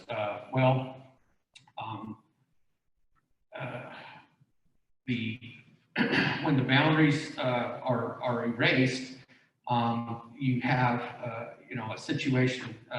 You look at the statutes, you look at the history, you look at the laws, and again, for each tribe, you're going to have to analyze that history, look at the negotiations. Don't necessarily assume that just because there was allotment, the boundaries got erased. Each tribe will have to be analyzed in its own circumstances. And what's important to look at in that Dakota versus District Court case, because that's one of the first cases that looks at reservation disestablishment. And in that case, they looked at an allotment agreement that talked about ceding and conveying language and other things. But the court also looked at some of the factors that were in McGirt that have now been disfavored, like population figures, like whether or not there was a tribal court. So that's what's going to be interesting, because a lot of these old cases, like Dakota versus District Court, there was no clear congressional erasure of the boundaries. But the court looked at the allotment agreement and they said, well, this tribe said, yes, they understand the reservation is going to, and they basically agreed with it. They agreed that they wanted their reservation to be disestablished. So that's what's going to be probably part of the next wave of litigation is, are we going to rely upon these factors like population differences between non-Indians and Indians, which McGirt said we don't do? Are we going to still rely upon those factors in analyzing these other tribal court decisions? Are we going to go back and look at the history? And there's a lot of attorneys out there that are just not doing the legal history, not doing the historical analysis of the negotiations between the tribe and the federal government. And so that's kind of a dangerous thing to do. You need to, attorneys need to research that. Who's an Indian? I think it's pretty clear from our analysis that each tribe has their own definition of who's a tribal member. Tribal membership is not an absolute requirement to be an Indian. Now, that's once you make tribal membership, you're over the finish line, you're probably clearly an Indian. But that doesn't mean that you're not in the race. You can still be an Indian and not be a tribal member. So you have to look at a number of factors. And there's basically a two-part test. You have to have some Indian blood, and some government has to say that you're entitled to recognition as an Indian. Oftentimes, somebody may not have enough blood to be enrolled, but the federal government will recognize them as an Indian because they receive federal services from the Indian Health Service. Just having we hear oftentimes, I have an Indian card. Well, there's no such thing as an Indian card. Okay, you can have a tribal membership card, or you might have a CDIB card. A CDIB card is nothing other than saying, I have this much blood, okay? That's not the same as tribal membership. There's some people that might have a CDIB card and not be a tribal member. So that's something to be aware of. The federal test is a combination of Indian blood plus some government saying that you're Indian, the tribal government or the federal government. So when we go to court, oftentimes we have to prove both of those things. The bottom example is a good example of that Iowa membership court shows both blood and enrollment. Also, we've heard stories about people looking at the dates on these cards. The dates on these cards is just usually when it was issued. That doesn't mean they became an Indian on that date. Of course, they were probably an Indian from the time that they were born. But we see some cases now where judges are saying, well, the crime happened before the date on this card, therefore you weren't an Indian, therefore there's no jurisdiction. So the other category that we look at is the status of the crime, misdemeanor versus felony, in determining who has jurisdiction. Okay, up until, and we're running about 15 minutes behind, so just letting you know that. Up until 1978, it was pretty clear tribes had broad jurisdiction. In 1978, we had the Oliphant case, and it said that tribes only have jurisdiction over Indians and only over misdemeanors. That's changed somewhat, and we'll discuss that in a little bit.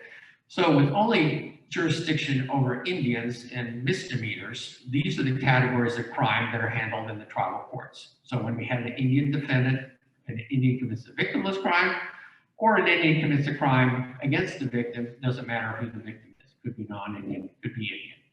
We look to the tribal code to see what offenses they charge, or the CFR Court of Indian Offenses. CFR stands for Code of Federal Regulations, to see what charges can be brought. Congress has since amended the prior law and now will allow felony crimes. Tribes can charge up to 3 years for felony crime and can stack them up to 9 years if there are multiple counts. When there's no Indian involved in criminal jurisdiction in Indian country, then the state retains full jurisdiction. That's another thing that a lot of district attorneys and a lot of people don't understand. So if there's no Indian involved, even within Indian country, it could be at a casino, it could be in the middle of the Navajo reservation, doesn't matter. Under the McGirt exception, it's been the law since 1881, non-Indian crimes go to the state. Non-Indian victimless crime, again, doesn't involve an Indian, that's under state jurisdiction. Now, a question that has come up that's part of the litigation in the Bosse case, which is out of the Chickasaw Nation, is whether or not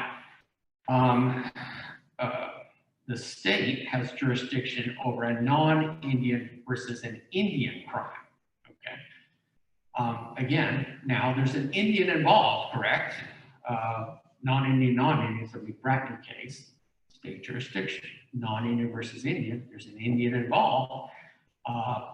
So the general law that's been in place for, probably over 100 years, or since the very beginning, is that is exclusive federal jurisdiction, non-Indian versus Indian. Now, I know that the state is challenging that in the Bossy decision, and we'll have to see what happens as that goes up on appeal, but other state courts have already looked at this issue. South Dakota, Arizona, Montana, North Dakota have all come out saying that non-Indian versus Indian crimes are exclusive federal jurisdiction, not state concurrent jurisdiction.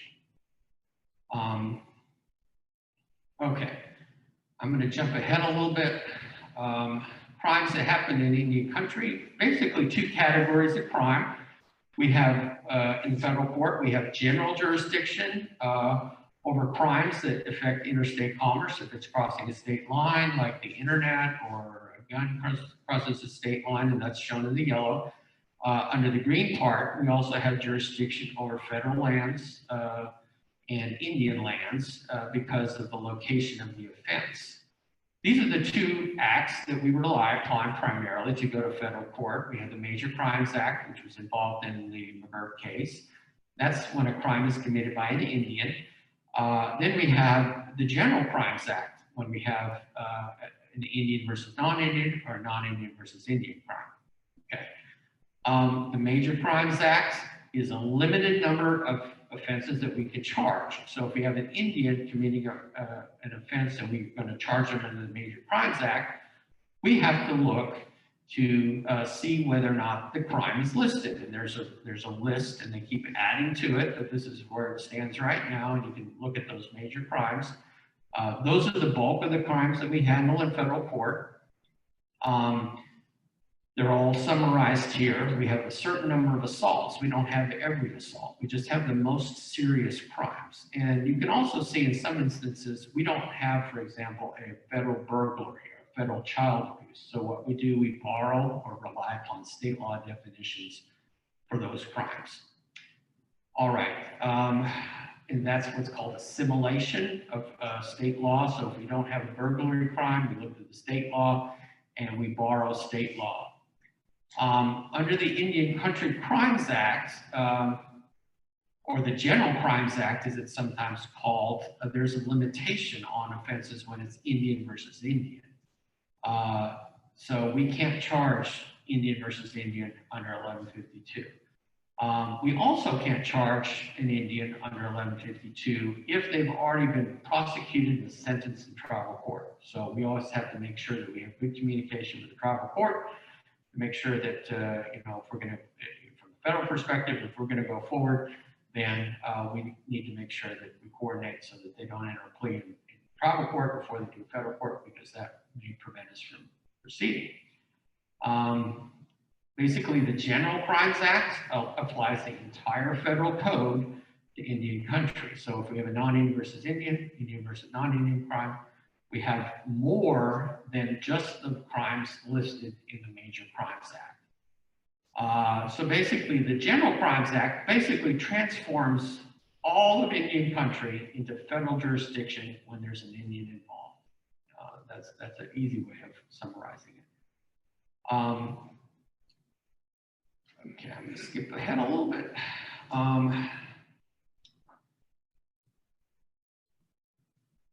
Also, we also want to remember that we always have general federal jurisdiction nationwide. So if we have drug cases, if we have somebody using the internet, if we have somebody crossing state lines, we still may have federal jurisdiction, even though it's not based upon the land status. We also have federal prosecution because of some special statutes that are not victim related. And recently, I amended, actually last year, the Indian Country Criminal Jurisdiction Chart, which is in your Dropbox, and it's circulating pretty widely. We do have jurisdiction over both non-Indians and Indians for certain categories of crime, such as habitual domestic violence, unauthorized hunting and fishing, failure to register as a sex offender are 3 examples. Okay, so this is a summary. The victim crimes, if it's tribal court, then again, they only generally have jurisdiction over Indians. So we have Indian versus non-Indian, Indian versus Indian. Federal court, we're going to have Indian versus non-Indian under the General Crimes Act, non-Indian versus Indian under the General Crimes Act, and also Indian versus Indians and it's only the major crimes, okay? And then again, if there's no Indian involved in any country, then that's exclusive state jurisdiction. Victimless crimes, we've already discussed that. So again, non-Indians committing victimless crimes, if you have somebody drunk and disorderly at the casino or driving or speeding, do we have federal jurisdiction over them? No, because there's no Indian involved. Okay, so there's a summary of the jurisdictional chart. It's pretty self-explanatory. You can take a look at it in the Dropbox. I've recently amended it, added a few things to make it clear that we do have jurisdiction over juvenile offenders. Some people are saying, well, McGirt doesn't apply to juveniles. And again, the only thing that McGirt did was change what is considered to be Indian country. Everything else is the same. Everything else is the same. Okay, so as a result of McGirt now and some of the other decisions, we have an issue because state authorities may not have the legal authority to effect arrests or collect evidence or do things that we normally would do in a criminal investigation. So what's the solution to that? The solution is to cross-deputize, which is to make a state officer a tribal officer, make a state officer also be a federal officer. And there's a procedure for doing that. The easiest way to do that, and this is something that's been in place in Oklahoma for quite a while, is utilizing a cross-deputization agreement. There's a standard agreement, which is, there's a website that's run by the Secretary of State. It has a standard agreement, and basically there has to be an agreement between the tribe and the federal government and the state to allow cross-deputization to occur. I'm going to kind of just quickly go through this, and I'm going to use the pointer. And I know the people on Zoom can't see where my pointer is going, but I'm going to look at the first part of this graph. Okay. And this is probably the easiest way of explaining it. I can go on with the PowerPoint to get into all the details, but it's pretty self-explanatory. And if you want further information about cross-deputization, the Bureau of Indian Affairs basically is the one that's in charge of doing that. And we can visit with you about that. But this essentially is the best summary, I think, of authority for cross-deputization and basically the whole idea behind it. So if we look at the first category, the first column, we have a state officer, okay? The state officer obviously has state authority, correct? So the state officer can get tribal authority to be a tribal officer to effect a tribal arrest or charge somebody under tribal law if they have a tribal cross-deputization agreement. So the tribe can make a state officer a tribal officer, or we can rely upon this other process, rely upon the 2006 base agreement for cross-deputization, and the officer would get federal cross-deputization with the tribal addendum. Okay, so what does that mean? That means they're getting both state and tribal in one fell swoop. They're able to enforce tribal law, and so they're essentially a federal officer and also a tribal officer. So going with this route, you also get federal authority, and you get what's called a SLEC, which is the Special Law Enforcement Commission. And you've probably seen recently, there have been hundreds and hundreds of highway patrol officers. The city of Chickasha has 5 officers. Anadarko is now cross-deputized. There's quite a few sheriffs, and the Oklahoma Bureau of Narcotics has also been cross-deputized. A lot of the City of Tulsa Police Department have also gotten authority, usually through this procedure, to be designated and carry federal authority. And why is that important? Well, again, now they have full authority within the boundaries of Indian country. They can charge somebody and go to state court. They can charge somebody and go to tribal court. They can charge somebody and go to federal court. So that's the goal that we want here. Tribal officers can also receive state authority. Under Oklahoma law, 21 Oklahoma, I'm in the second column now for those of you on Zoom, the green, a tribal officer can get state authority on Indian country land or tribal fee land if they have fleet certification, which is state certification, and an SLEC, Special Law Enforcement Commission for the Bureau of Indian Affairs, under this statute 21 OS 99A. So a tribal officer, again, they already have tribal authority. They can get state authority through that procedure under that statute if they have their CLEAT and their SLEC, and that only applies to Indian country or tribal fee land. They can also get, a tribal officer can get federal authority by getting their federal SLEC. Now a federal officer, they're already a federal officer. They can get a tribal authority through a tribal cross-deputization agreement. A federal officer doesn't automatically have tribal authority or to be a tribal officer. A federal officer under the law, under 21 OS 99, is treated as a peace officer in Oklahoma if and when they are assisting, or in the case of an emergency, effecting an arrest under state law. Now, this category here, let's go back to the tribal officer column in the green. A tribal officer, if they have an SLEC or a CLEAT certification, can be a state peace officer, but at the very bottom, it's only under those 5 circumstances. It's in response to requests for assistance, a mutual aid agreement. So if you're in a jurisdiction, you don't have those things in place, it probably would be wise to get those things in place. I'm going to go ahead, we're about 10 minutes over. I'm going to allow about 5 minutes for questions because we did start off a little bit late. I did see some chat questions, and I know that Joe Williams up here is who's been assisting with our training today, is taking a look at some of those chat messages. Are there any questions from the audience here? I'm going to go ahead and conclude my portion so we don't get too far off of time. Again, all of these materials are in great detail, are in the PowerPoint in the Dropbox. Any questions? I don't see any questions. I guess that's good. Anything from the chat that's really jumps out at you? Everything from the chat was about the initial startup problems with the audio. Okay. Do we have those resolved now, I hope? Problems with the audio and video. Okay, yes, sir.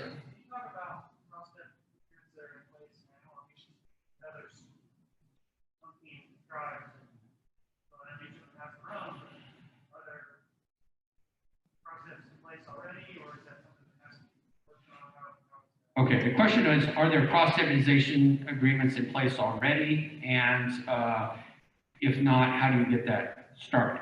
Correct. Is that a good summary? Okay. Yes, there are many cross-deputization agreements in place. Now, what happens is this: there has to be the agreement in place, but then the individual officer, Officer Smith, Officer Jones, has to complete all, in order to be a federal officer under the SLEC, has to do certain things, and they have to turn in their application. The worst part of it, becoming an officer, is a 3-day crash course, or actually a 2-day crash course and a test in federal jurisdiction, because we want to make sure people understand what the laws are and how they go forward. But then the officer has to send in like their certifications, their firearms verification, various other forms, and that's where we have a disconnect. Because a lot of people take the course, but then they never submit their application to the Bureau of Indian Affairs. There are over 2,500 people in the past year, 2,500 officers, and probably more than that now, that have taken that course and passed it. A lot fewer have actually completed their paperwork and sent it to the Bureau of Indian Affairs to get their certification. So again, it's like if you're going to get admitted to college, you've taken the SAT, you passed it, you got a good score, well, you have to submit your application. And that's where we're having problems, because a lot of the officers just don't ever get around to doing that. So that's where the push is, and that's where we need to deal with that. But there are a lot of agreements in place. Most of them are on the eastern side of the state. We're starting to get them now on the western side of the state, which is a fantastic development. Like I said, city of Chickasha, city of Anadarko, some of the counties now are getting these crossed up. And it's really insurance. A lot of times we have DAs say, oh, the city council, It's creating liability. It is not creating liability. It is an insurance policy for your officers. It's an insurance policy for your cases, because if you have officers without authority start collecting evidence, that's going to be subject to a suppression motion, okay? If you have an officer that has, unfortunately has to use force, sometimes deadly force, that officer doesn't, in some instances, have qualified immunity. Why? Because they're acting outside their scope of their authority. Just like, let's say an Oklahoma officer goes down to Texas and sees a bank robbery and pulls his gun out and starts, doing things. That officer has no authority in Texas, and it's the same thing. So cross-deputization is a win-win. It allows more law enforcement to respond to more crime. They don't have to figure out, is somebody Indian or not Indian? What crime is it? What tribe is it? Are you in? You avoid all of that by having cross-deputization. So you have full authority. Doesn't matter. And then the lawyers can figure it out after the fact. So we want our officers, all of our law enforcement, to have the most authority to protect them individually and also to protect the cases. So we don't have a homicide and, a state officer has gone about state search warrants and collected evidence and done all kinds of things. They had no authority whatsoever to do that. And then the defense attorney comes in, files a suppression motion and said, well, you had no authority to do that. You didn't have any more authority to collect all this evidence when there's an Indian crime in Indian country than you did to go to California and collect evidence if you're a city officer. Was there another question over here? Okay. In the back in the orange shirt, yes.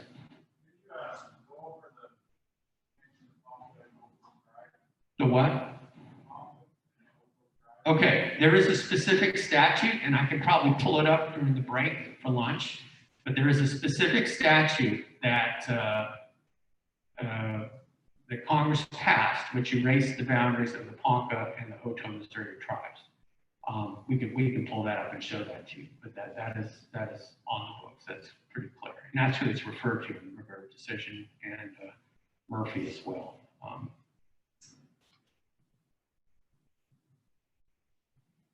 What does that essentially mean? Well, it means that the boundaries don't exist. Now, so we have a category of cases. We've got the 5 tribes. Supreme Court has said Muskogee Creek, yes, exists. We have the other 4 tribes.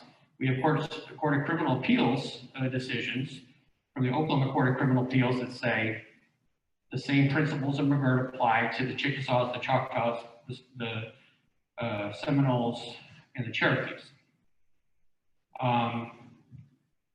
We have, I think, 3 or 4 other decisions involving some of the tribes in the northeast part of the state. I'm not as familiar with those, but we have a speaker this afternoon who's going to talk about those tribes. So we have these tribes that are clearly boundaries are recognized, at least by a court decision. We have other tribes over on this side, such as the Oto, Missouri, the Poncas, where it says very clearly in the statutes, those boundaries are erased. Okay, so where does that leave you? That means that you have jurisdiction not over the entire square, the original treaty reservation boundaries. It means you have jurisdiction over the remaining portions of Indian country. So not 1151A, your reservation as it existed when you signed the treaty. Or so what you're going to have jurisdiction over is your Indian allotments held in trust. Okay, you got, I know, because I handle a lot of cases for the Poncas and the Otos, you got a lot of trust allotments up there. You have jurisdiction over that, and also you have jurisdiction over tribal trust lands. So the casinos, and White Eagle. White Eagle is tribal trust land. So you would have jurisdiction under 1151C allotments, A, tribal trust lands, and B, any dependent communities. I don't think there are any currently recognized in that area. Chilocco Indian School was recognized as a dependent community, but all that land's been transferred to tribal ownership now. It's 1151A. Okay, we're going to go ahead and let's take about a, let's see, we've gone a little bit over here. Let's take a quick, like a 5-minute break. All right, our next speaker is a colleague of mine who works at the U.S. Attorney's Office in Oklahoma City in the Western District. Jessica Cardenas is the other tribal liaison for the Western District of Oklahoma. She is very well qualified. Prior to coming to the United States Attorney's Office in the Western District of Oklahoma, she worked in the District of New Mexico, so has a lot of experience in dealing with some of the reservations out in New Mexico. And she is a member of the Navajo Nation and is going to be talking about prosecution of crime in federal court when we have misdemeanor utilizing the central violation.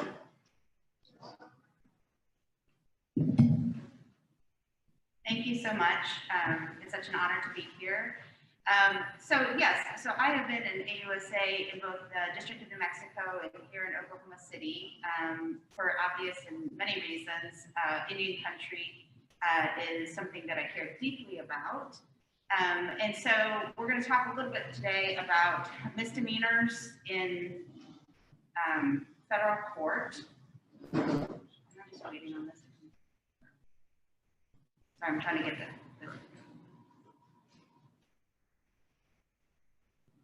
Okay. I'm just trying to get the slides up. Should I just look?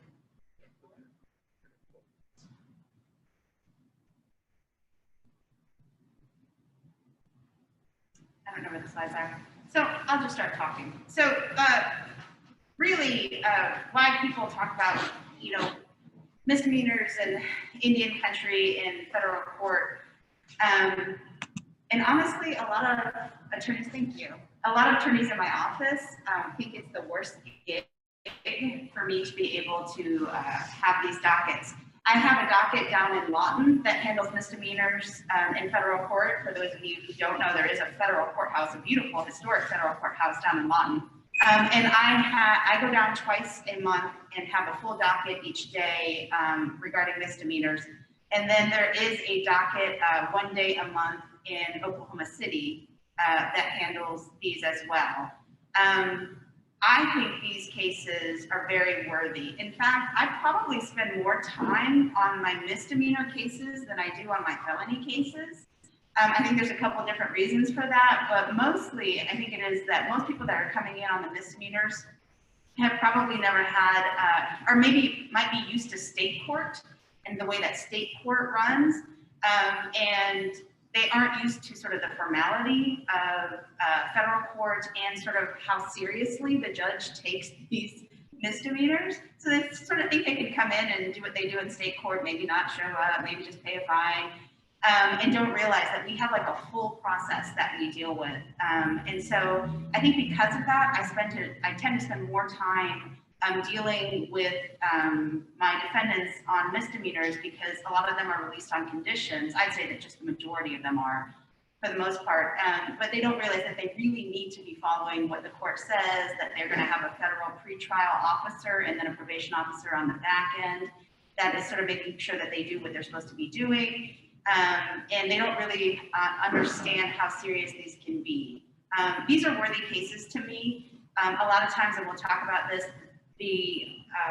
there's no other game in town sometimes on these cases. So if we do not take them, if the federal government doesn't take them, in some instances, then the person is never going to be able to have a reckoning or face charges or do something along those lines. There's different reasons for why that might happen, but I believe that the tribes take these cases very seriously, as they should. And here's the thing, like if you are at a casino somewhere in Oklahoma and somebody's acting a fool, somebody starts assaulting another person, there's drugs around, like you don't want that. You're there for entertainment purposes, maybe to have some fun, to socialize, and nobody wants that. And so, and you want to feel safe when you go out.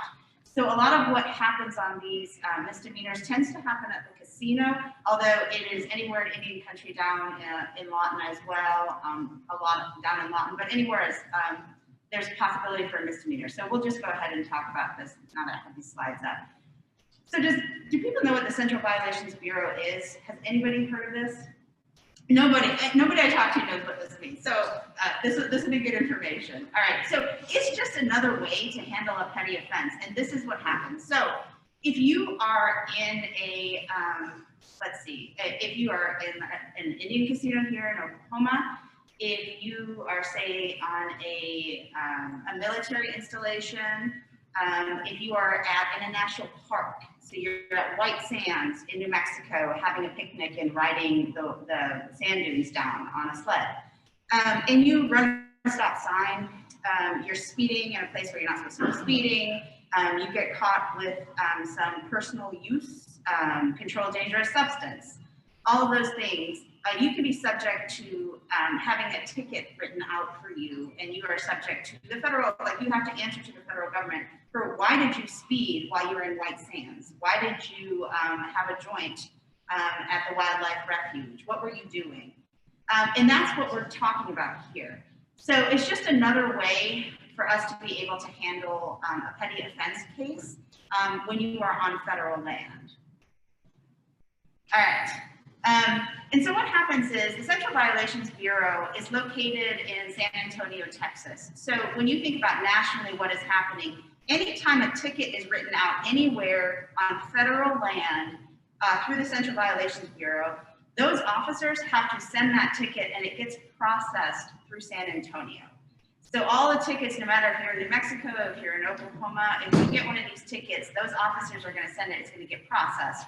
There's about 350,000 that get processed annually, and there's a lot of incorrect information that goes on. And if you look to the left there, that is what a violation notice, sort of a ticket, almost like a parking ticket, traffic ticket, something along those lines that you'll see, and that's what you will get. And all of these have different location codes. So in Oklahoma, with our tribes, every tribe has a different location code. They enter it at the top, and that's how we know where it's coming from and how it's manually entered. And so I always like to just include that slide because there is somebody, there's more than one person, that sits in San Antonio and looks at a handwritten ticket from an officer all across the nation that comes to them, and then they have to try to decipher it and manually enter it into the system. And this is how the courts are become aware that a case is coming up. So you just talked about federal crimes that are applicable to Indian country with ARVO. So gratefully, we will go through that because you've talked about jurisdiction. I think this is starting to catch up. And I think we'll go into sort of, there we go. We're going to talk about what types of cases do we see on this. All right, here we go. So the types of cases that I generally see, we're doing a lot of simple possession drug crimes, okay? Unfortunately, at the casino, if you look around, I guarantee there are so many drugs sitting around you if you're at the casino for lunch or you're there to socialize.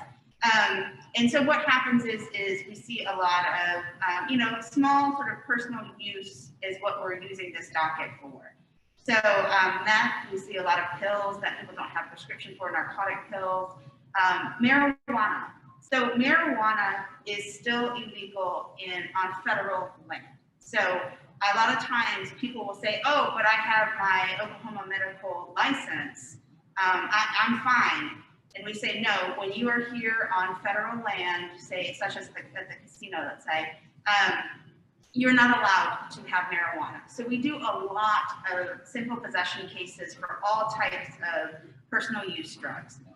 We also do a lot of Indian versus non-Indian misdemeanors. So if there is a simple assault, which you can get up to 6 months imprisonment for, if there is also a assault by striking, beating, or wounding, if somebody, what we see a lot of is somebody stealing somebody's tickets at the casino. So somebody walking up and say, oh, like to an elderly couple and said, oh, your husband's in the bathroom and I think he needs some help. And the wife gets up and leaves and they cash out those tickets that, she might have $1,000, $500 on her ticket. A lot of this is also people, somebody stealing somebody's wallet, purse when they're not aware. And then we also do some non-Indian versus Indian misdemeanors, and then specific federal misdemeanors, and then any sort of Indian victimless crimes.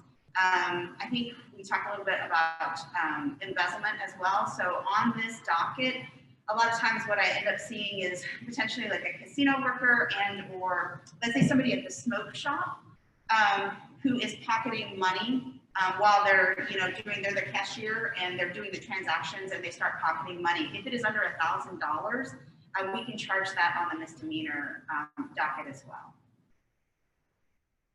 Okay, and so why use it for Indian country misdemeanors? It saves a lot of time. These cases are easier to prosecute. And I think the biggest thing is that we can, the officers at the time have the ability to sort of say, hey, there's going to be a reckoning because of your behavior. And so I think we go into a little bit here. So what often happens is a lot of times people are playing at the casino and they reach into their pocket for their cigarettes or more money or whatever it might be, and they pull out whatever they have, and their personal use CDS drops to the ground. They don't recognize that. They finish playing whatever, and they sort of walk off. Somebody finds it on the floor and is like, hey, that looks a little bit like meth maybe, or something we shouldn't be touching. They alert security. Security calls, a lot of times it's going to be the tribal police department, and they come out and they do a full investigation.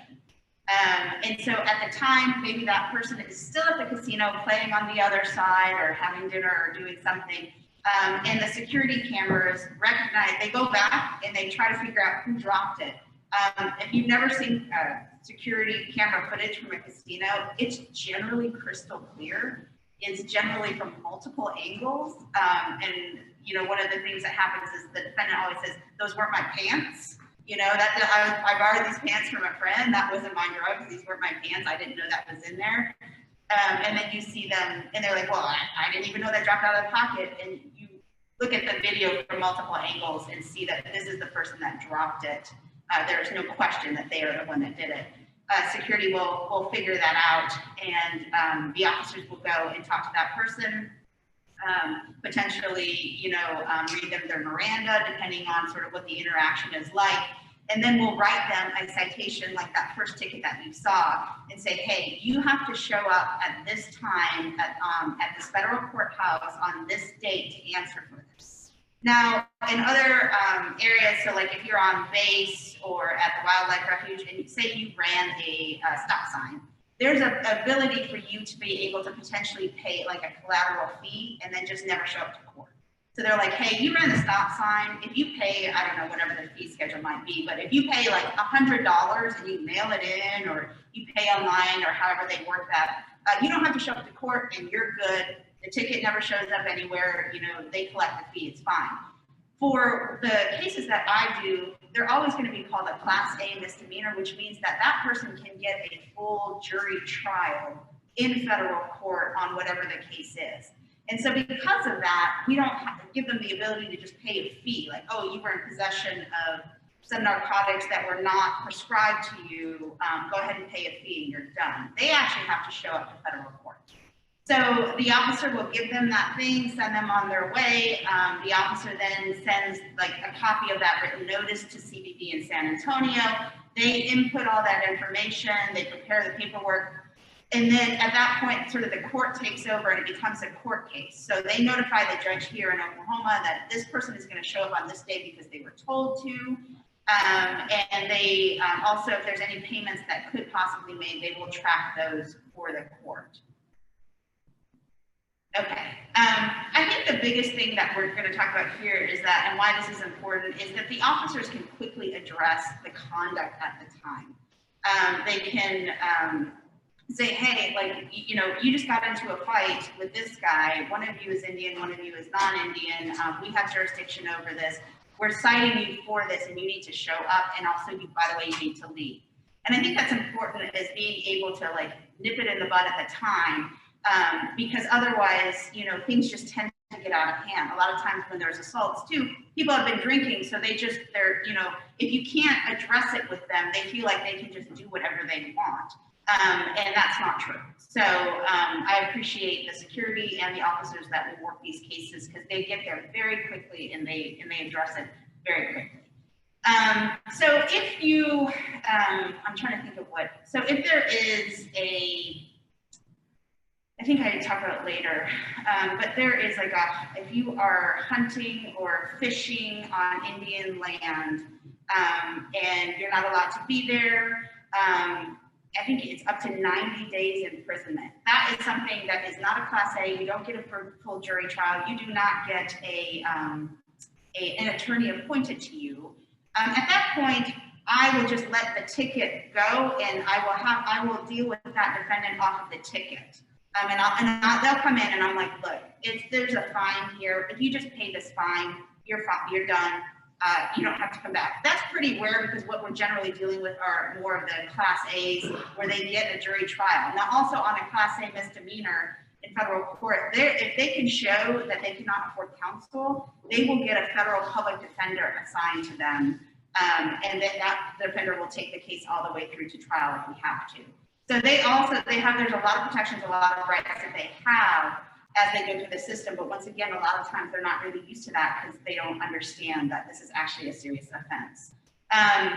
The sentencing on this is on a Class A, the sentencing guidelines will apply to that, and the judge takes that into consideration. So when somebody comes in and let's say they plead guilty to possession of CDS, they will then, the judge will say, okay, well, you're released on the same conditions that you've been released on, behave yourself, and we're also going to do a full pre-sentence report on you.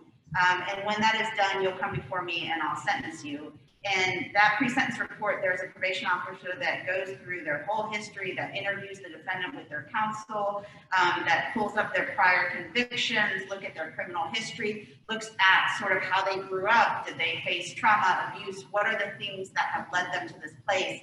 And then there's a recommendation in that sentencing report, and the judge looks at it at sentencing. And it's advisory, but most of the judges, federal judges, will look at that and sort of stay within that range.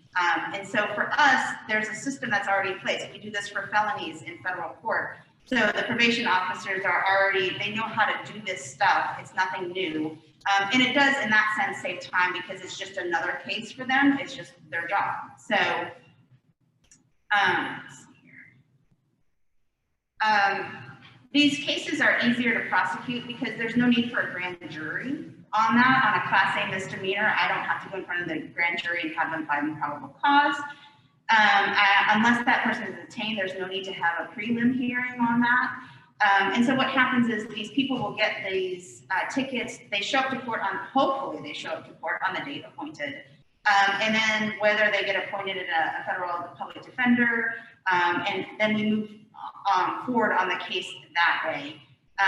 So most will stipulate to the magistrate judge, the federal magistrate judge hearing their cases, although if they don't stipulate, then it goes to a federal district judge, and the federal district judge will hear those cases. Now, most of them do because they recognize they'd rather be in front of the magistrate judge that does this all the time instead of in front of a district judge. And so there might be 24 people that show up on this set date, and I'm just sitting there waiting to see if 24 people are going to show up. Actually, on this next docket, I do think I have like right around 20 tickets and people that I'm hoping will show up. If they don't show up at that time that they're supposed to, I will request a warrant from the court. The warrant will go into effect, and the marshals at some point potentially may be arresting this person. Usually, and I mean, there are marshals down that will work on these cases specifically just on these misdemeanor warrants. But what often happens is that that person gets picked up like on a municipal warrant or state warrant, and they see that we have a hold on them. Eventually, they'll roll to our jurisdiction.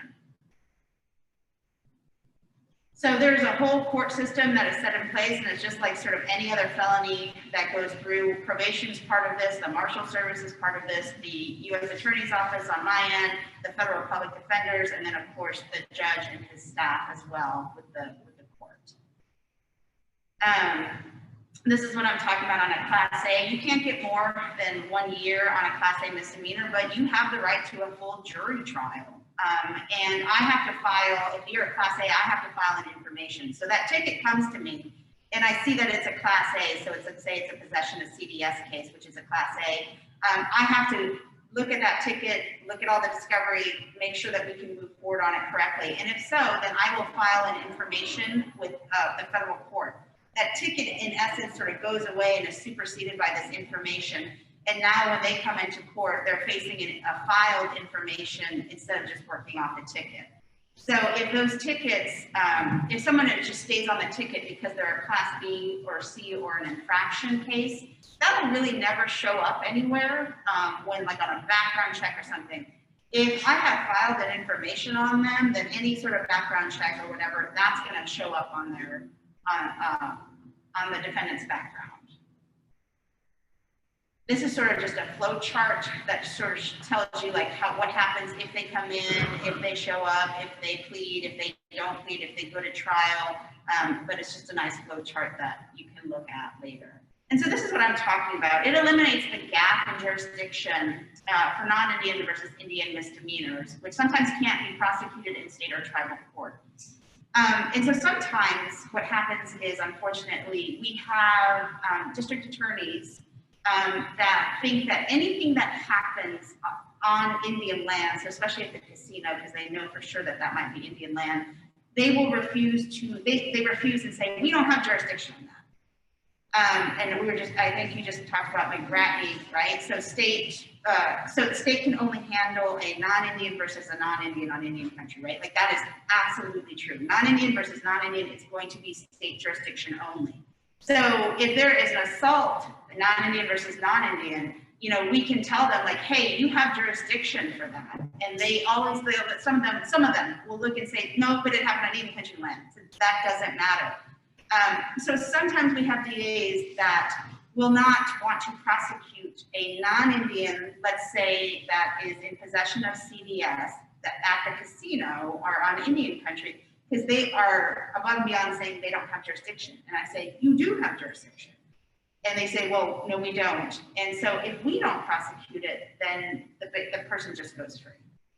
So that's what I was talking about earlier. Also, sometimes the tribes have these sort of frequent flyers, and they might potentially not have the resources with their court and their court system to be able to really make an impact on this person. And so we'll talk to them and they'll say, hey, we have jurisdiction on this, but so do you, and you guys have way more resources, and this person really needs to be take this seriously, because they're not when they're in our court, and they're shunning what is happening with us.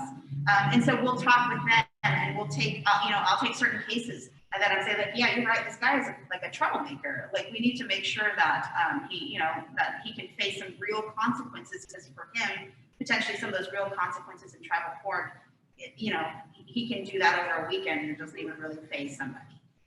So that's some of the reasons why we might take some of these cases, even if somebody else has jurisdiction, especially the tribe. So like I said, this plugs into a system that's already in place. A lot of times too, we have people from different states that are traveling through, or, the visiting family here, and they come to the casino. So it's great that the officer can serve them with that ticket if they live in Wichita Falls, let's say, so that we don't have to try to figure out where they are and serve them. So it's an immediate ability for us to go ahead and deal with the problem at hand. So just some potential problems. This is usually when I'm talking to officers or agents and training them on the CBB. Some of that is just the fact that they're supposed to do a full investigation, which means when I get a case, I want all the reports from all of the officers that were there. I'm looking to make sure that somebody read Miranda if Miranda was needed to be read. I'm making sure that the search potentially of the vehicle was legal.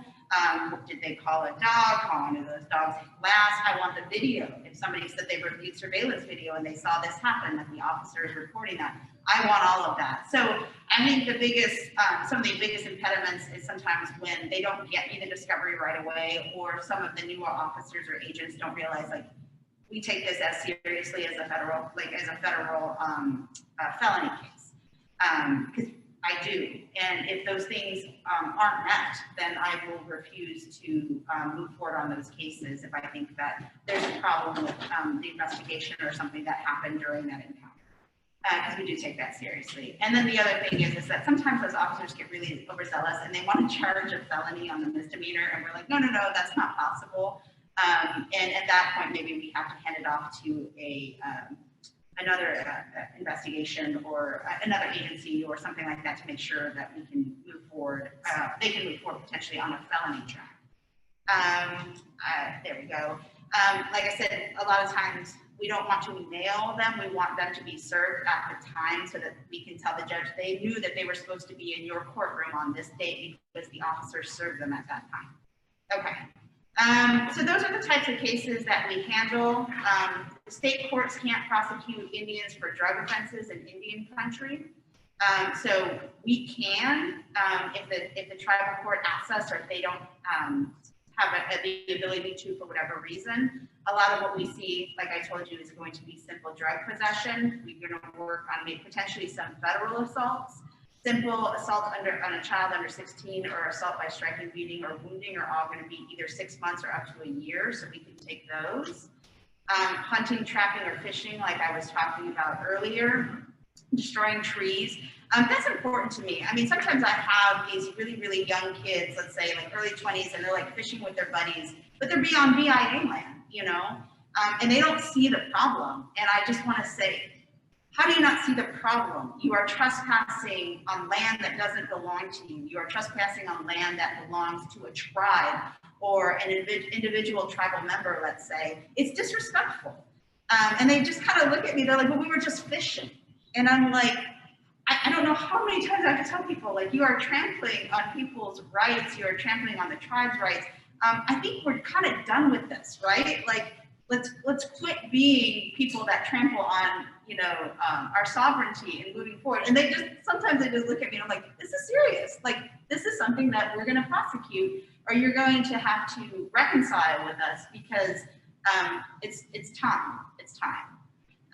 Okay, I think that is pretty much, these are some of the other things that we can do. Yeah, so I think these cases are worthy.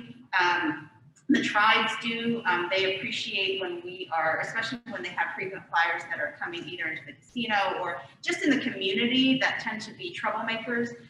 It is something that we can handle, and I've seen names keep coming through and I'm like, man, they're here again? Okay, like, let's deal with them. The judge will give people time to serve. They will get it. Some of them will get a sentence of incarceration up to a year, and they're serious about it. Then if they potentially have supervised release on the back end, if they're not following their conditions, they can come back in front of the judge, and the judge maybe will resentence them at that time for another stretch of incarceration if needed. So these cases are serious. I think they're worthy, and it's something that we can do, especially now in this sort of McGirt that we're in, where there's so many cases, and sometimes cases seem to be falling through the cracks just because everybody's overloaded. This is something that we can do as a federal government to be able to target this, especially when a lot of resources are thin with tribes as they're just trying to keep up with everything that's coming in. So I think that it's one of the parts of my job that I really, really enjoy. Are there any questions? Yes. I have a question. A couple years ago, with a tribe, we had a contractor that sold $100,000 worth of equipment. The report was sent to the home city, and he declined the property because it was non-ended.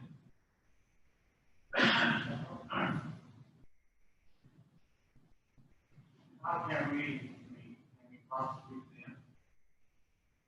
Because that's without policy or. No, so you said like over $100,000 or so? Yeah. With the misdemeanor docket, the way that we do this, most of the thresholds are like kind of right around 1,000 or so, because it is a misdemeanor. And I don't understand, and I don't really know why there was a declination on that. But regarding what I can do with this, the thresholds are going to be lower because it is a misdemeanor. And we can't charge a felony on the misdemeanor docket, like through a ticket or through an information, just because of the dollar amount. Does that make sense? Okay. Yes, ma'am. So I have just a clarification question. So a lot of the federal agencies that you're talking about, BLS, National Park Service, if those, they all have LE law enforcement, right? Mm-hmm. And so is that something that the agencies choose to use this system, system for misdemeanors? Yeah. Or is it dependent upon each agency? No, I think a lot of agencies do. We have a lot of dockets like this that deal with it. So we have like the docket that happens at Tinker. So somebody from my office handles any misdemeanor that handles at Tinker that like comes through the CBB. Anything that happens through like the wildlife refuge and those officers, that's like kind of a separate docket. Things that happen at Fort Sill are handled by a special assistant United States attorney through the Army. Same thing through like a ticket or something like that. So most agencies will handle that in this sort of a manner. I'm just talking about the one that I do that tends to just be Indian country. But yes, a lot of agencies do it that way. Okay, so I have a question here. How quick is the first court date scheduled? Can an attorney appear on their behalf by authorization and thinking of people transferred out of state, et cetera, and the hardship of coming back? Okay, so the first court date is scheduled usually about 60 days after the incident. So if something happens today, there's a set court date, and all the officers know what those court dates are. So they just move 2 months, 60 days, and they write that date on the ticket and serve it to the person so that they know. And that's because obviously they then have to send that ticket back to San Antonio. It has to get inputted, and then it has to get put on the court's docket. That takes time. So that's why it's a 60-day sort of lag time in that sense. The person can bring their own attorney with them if they can afford that. I have that all the time where they show up with an attorney. For those that are out of state, a lot of times we can try to expedite that because I am aware, like if somebody lives somewhere deep in Texas and they were visiting family here, if they have the wherewithal to sort of communicate, show up, eventually either have an attorney with them or get appointed an attorney through the court system, as the prosecutor, I'm willing to work with them to say like, hey, we're going to have a status conference on this, but your client doesn't have to be here because they live 6 hours away, as long as that person is doing what they're supposed to be doing as the court has told them to. And we can sort of expedite it. I've also had people show up on that same day, and we were, based on my knowledge of what was happening, maybe there and some of the background information, we've been able to resolve the case that day so that they didn't have to come back. So in my sense, as far as I am willing to work in that sense, but I think most prosecutors would understand that as well. Okay, I think that's my time. I really appreciate everything, and thank you for your attention.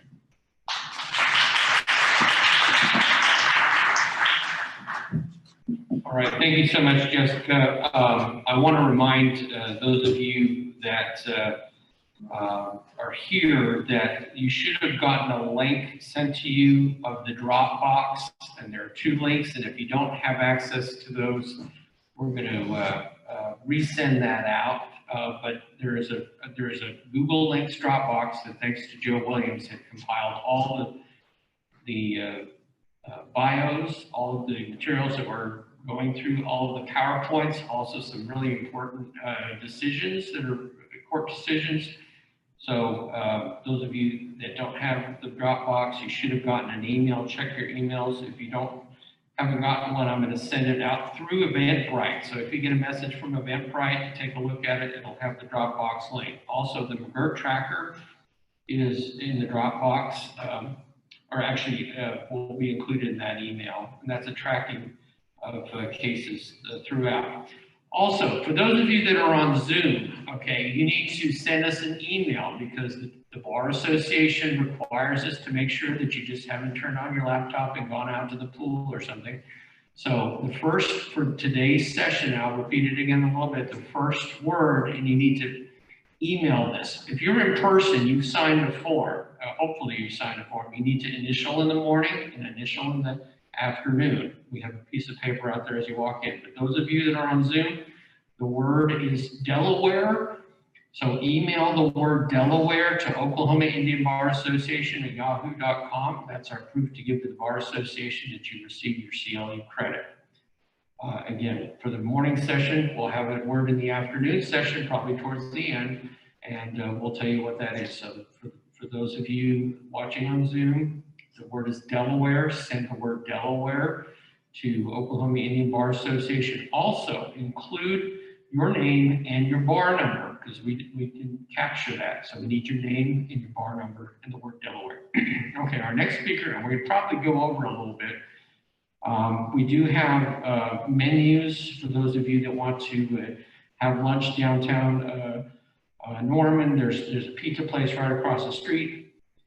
They have lunch specials. The Garage Burger Place. There's on the corner. There's a German restaurant down the street. There's a new chicken restaurant, which is kind of a fast food. So there's a lot of places to eat pretty quickly. Our next speaker is Joseph Williams, who is Mississippi Choctaw. He's an attorney and works in Mulkey, Oklahoma. He's got 19 years of experience in federal Indian law. He's worked for many tribes, including his own tribe, the Mississippi Choctaw. He's also on the board of directors of Oklahoma Indian Legal Services, past chair of the Indian Law section of the OBA, and also former secretary of the OIBA. He's currently Chief Justice for the Sac-and-Fox Nation Supreme Court. And he's going to be talking about civil tax and regulatory implications. This is a huge topic, so I'm going to let him take as much time that he has needed to go through these materials. We just may cut into our lunchtime a little bit. We've allowed about an hour for lunch, so we may cut that back to 45 minutes. Thank you.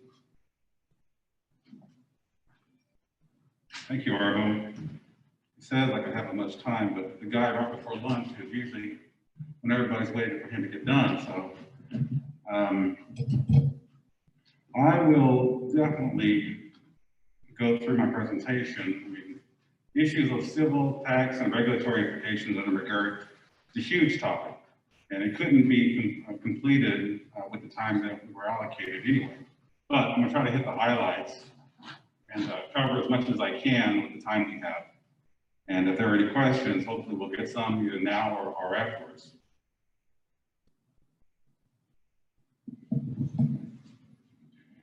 So you've heard from the presenters this morning that McGirt ruling, of course, found that the Creek Nation Reservation, let me take my mask off, just okay with you, Orville? For Creek Nation remains Indian country under 18 U.S.C. 1151. Now, of course, everybody talks about McGirt applying to criminals, a criminal case, a criminal matter. Yes, that's true. And then the question after McGirt was, what are the civil implications, if any? Now, of course, the McGirt holding is a criminal holding that the defendant is subject to federal jurisdiction, not state jurisdiction. But to get to that holding, the court had to find that the Creek Reservation continues to exist as Indian country under 18 U.S.C. 1151. That underlying holding is where we get the implications beyond criminal. I think Arvo had talked about after the Supreme Court ruling in McGirt, we had other rulings by the Oklahoma Court of Criminal Appeals in Bosse, Hogmer, Grayson, and Sizemore, and the other reservations being confirmed for those courts. The only answer here is Bosse is probably going to be in the state's petition for certiorari coming up here any day now. And we don't know with the new Attorney General if the petition for cert is going to ask the Supreme Court to review the question of whether the Chickasaw Reservation continues to exist, or whether it's only going to ask for its issue of concurrent jurisdiction. Generally, when we're talking about jurisdiction in Indian country, of course, we heard about criminal this morning. I'm going to talk about civil in both the adjudicatory context, regulatory context, and taxation. One thing that Arvo had alluded to, that McGirt didn't create new substantive law. The rules in Indian country regarding criminal, civil, and taxation have always been the same. Pre-McGirt, tribes in Oklahoma had essentially jurisdiction over trust and restricted lands, and for some tribes, like the Creek Nation, original treaty lands that were considered still to be Indian country. And so within those parcels of land, these rules that we're talking about have always applied, but we are now just talking about it in obviously a way bigger context because of the reservation boundaries being so large and encompassing a whole variety of towns and people. So now it's becoming a bigger deal, but the rules haven't changed. And so when people ask, well, does McGirt apply here? Or these new laws that McGirt has created. And I always say, no, I mean, these are always the same rules, but this is now a bigger issue. So the ultimate question that's being talked about now and has yet to be formally litigated is whether the Supreme Court's ruling on McGirt applies beyond criminal matters. And for those of us involved in Indian law, we've always known that law has been pretty clear that when you have Indian country, even though that term Indian country is defined in the US Code under the federal criminal section, the Supreme Court has applied it in many different cases to both civil and criminal matters. So when we're talking about Indian country, we don't have an Indian country definition in any civil provision, but it's always been interpreted as applying to civil matters as well. And the Cabazon case in '87, has a specific quote about the definition applying to both civil and criminal jurisdiction, citing Dakota versus District County Court, which was another reservation establishment case. We also have a 10th Circuit ruling in 1987, specifically saying that the classification of Indian country under 1151 applies to questions of both civil and criminal jurisdiction. In Oklahoma Supreme Court case, we even have a specific finding that we're talking about 18 U.S.C. 1151. The definition is relevant to questions of both civil and criminal jurisdiction, citing Dakota versus District Court. So the case law is abundantly clear that when we have the issue of jurisdiction under 1151, that it extends to civil jurisdiction matters as well. Now, McGirt being a criminal case, there was really no need for the Supreme Court to elaborate further and say that there was no civil issues in place. Soon after McGirt came out, the governor invoked civil provisions in the Safety Act, which basically allows, he requested that the administrator approve the state to administer state programs in areas of the state that are in Indian country. This came out in July 2020, and the governor made that request. October 1st, 2020, EPA approves the request, and in their letter, they refer to 1151, saying, although this definition is codified in the criminal code, it applies to civil jurisdiction. And the governor's letter to the EPA administrator even cited McGirt as the basis.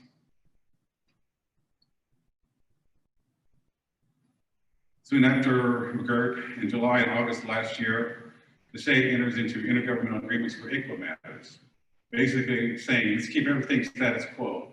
For child custody matters that are in the reservations, that are on fee land, essentially, the state will continue to have those proceedings in state court, and everything will remain status quo. Of course, ICWA is a civil provision and not criminal. And in the parties' agreement, they even referenced the statute, ICWA, saying, referencing child custody proceedings involving an Indian child domicile within the reservation boundaries. Creeks, Cherokees, Chickasaws, and Choctaws all have the same agreement. Seminole Nation agreement recently approved has a different language, but essentially, and I know that the state AG's office was involved in negotiating the terms of this ICWA agreement. And even in ICWA, it refers to reservation, the term reservation, as alluding back to 18 U.S.C. 11. We have in September of last year an Oklahoma Tax Commission impact report, and this also is included in the materials. Basically, the Tax Commission was requested by the governor to identify what implications McGirt would have on tax collection within reservation lands. And so a report was produced, it was made available to the public, and there are some quotes here that I pulled out from the report. Specifically saying, although McGirt arose from a criminal proceeding, the implications of the decision extend to many other areas of Oklahoma law, including taxes and fees administered by the OTC. They also say that although McGirt limited its holding to defining the Creek Nation's Indian country for purposes of the Major Crimes Act, the OTC cannot ignore the court's clarification of the boundaries of Indian country, because Oklahoma relies heavily on Section 1151 to define Indian country for state purposes. The state's taxing power falls within its civil regulatory jurisdiction. The OTC must be cognizant of the federal limitations of such jurisdiction within Indian country. And finally, I thought this is pretty straightforward. McGirt plainly held that the Creek Reservation remains intact. The provisions of Oklahoma Administrative Code now apply in all lands within the reservation boundaries described in the treaty. The state may not tax the income of individual Creek Nation citizens who reside within reservation boundaries to the extent that the income is generated within those boundaries. Now, this administrative code that's cited here is the code that specifically outlines the rule on the income tax exemption that citizens and tribal members can apply for. It's something that is also being litigated right now because after that report came out, and during the time the report came out, there were citizens of tribal nations who were relying on the exemption to make that exemption on their individual tax returns. And there were people who also amended their state tax returns to claim the exemption that they didn't in years past. My practice is in Okmulgee, and I'm in the middle of the Creek Nation Reservation, and so I've been dealing with individual citizens who have had this experience firsthand. And so what had happened is there were citizens who made that exemption request. They got approved by the tax commission for it. They were receiving refunds. People were receiving refunds, and we at that time I was more involved with the Creek Nation, the School Year Reservation Protection Commission, and so what we were seeing was that the tax commission that were consistent with their impact report. We had the feeling that the tax commission understood the law, that they were abiding by the law, because their report basically confirmed what that position was. And then on the ground, people were actually receiving refunds. So we said, well, that's all good. Then in late fall of last year, the tax commission reverses its position and starts demanding that citizens return that refund that they received. And the people who were making that exemption, they were being denied just across the board. And those denial letters that the tax commission were sending to citizens did not make clear specifically why this person would not qualify under that exemption. That exemption, of course, being that you'd be a citizen of the nation or tribal member residing within that tribe's Indian country and earning income from sources within that tribe's reservation. And so there were clearly people that I knew personally who qualified, who were being rejected and being denied that exemption, and who were paid a refund, and now they're being told to return the refund. And if they didn't return it, they were going to be subject to penalties and interest. And the only people who would qualify as far as the tax commission was concerned were those people who resided and earned income from trust restricted lands only. Anyway, or basically going back to everything pre-McGirt.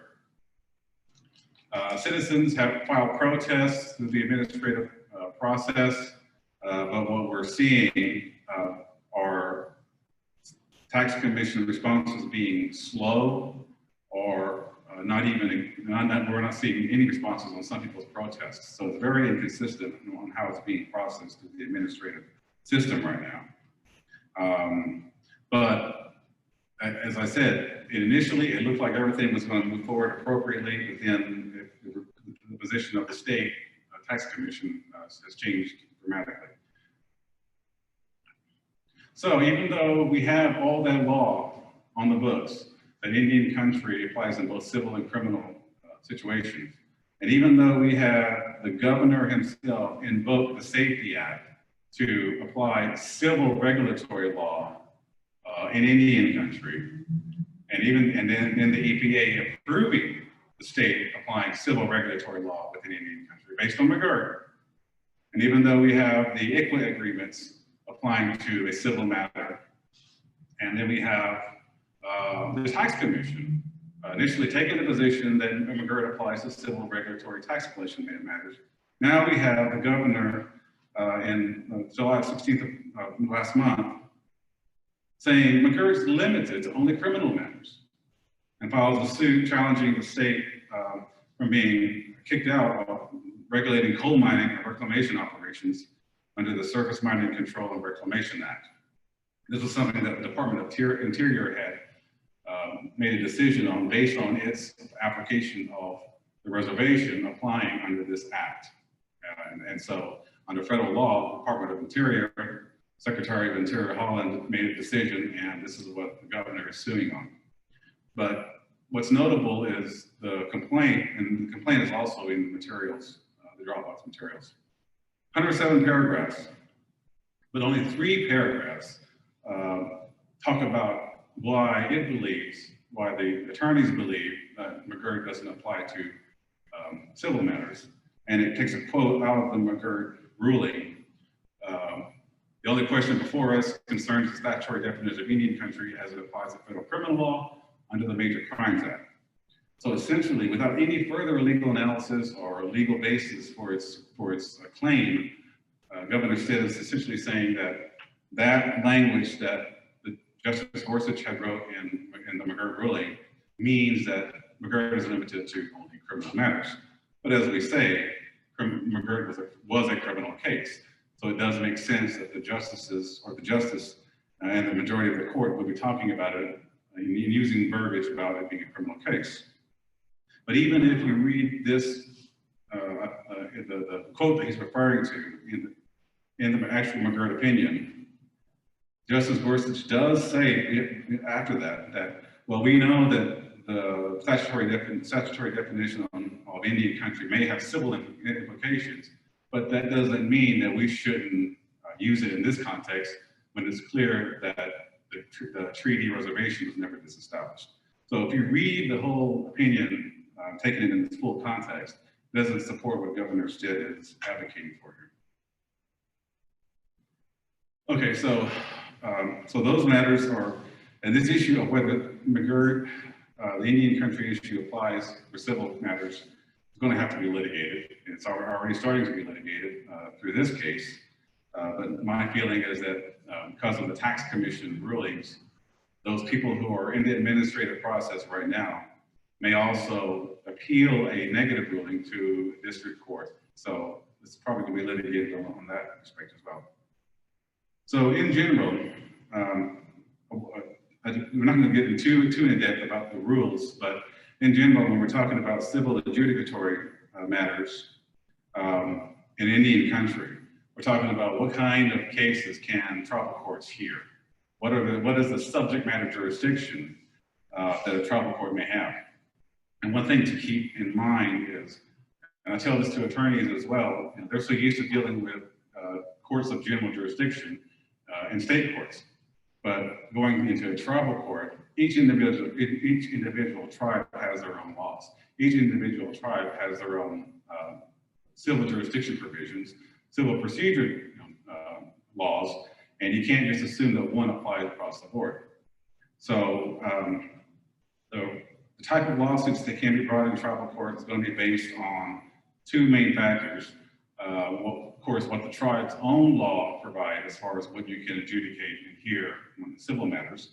And then depending on whether the scope of that jurisdiction may involve what the federal law limitations are, because there are numerous federal court decisions limiting the scope of tribal civil jurisdiction over non-members in tribal court.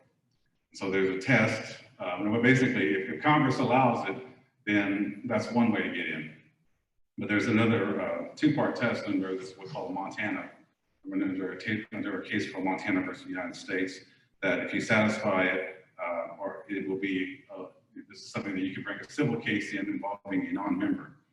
And one other thing, we were talking about this morning about Indian, in terms of criminal jurisdiction, I'm also having to talk to different people about the distinction between the termination of Indian for criminal matters, and when we're talking about going into tribal court or civil matters, we sometimes talk about non-member Indians or non-members, and that would include non-Indians and non-members.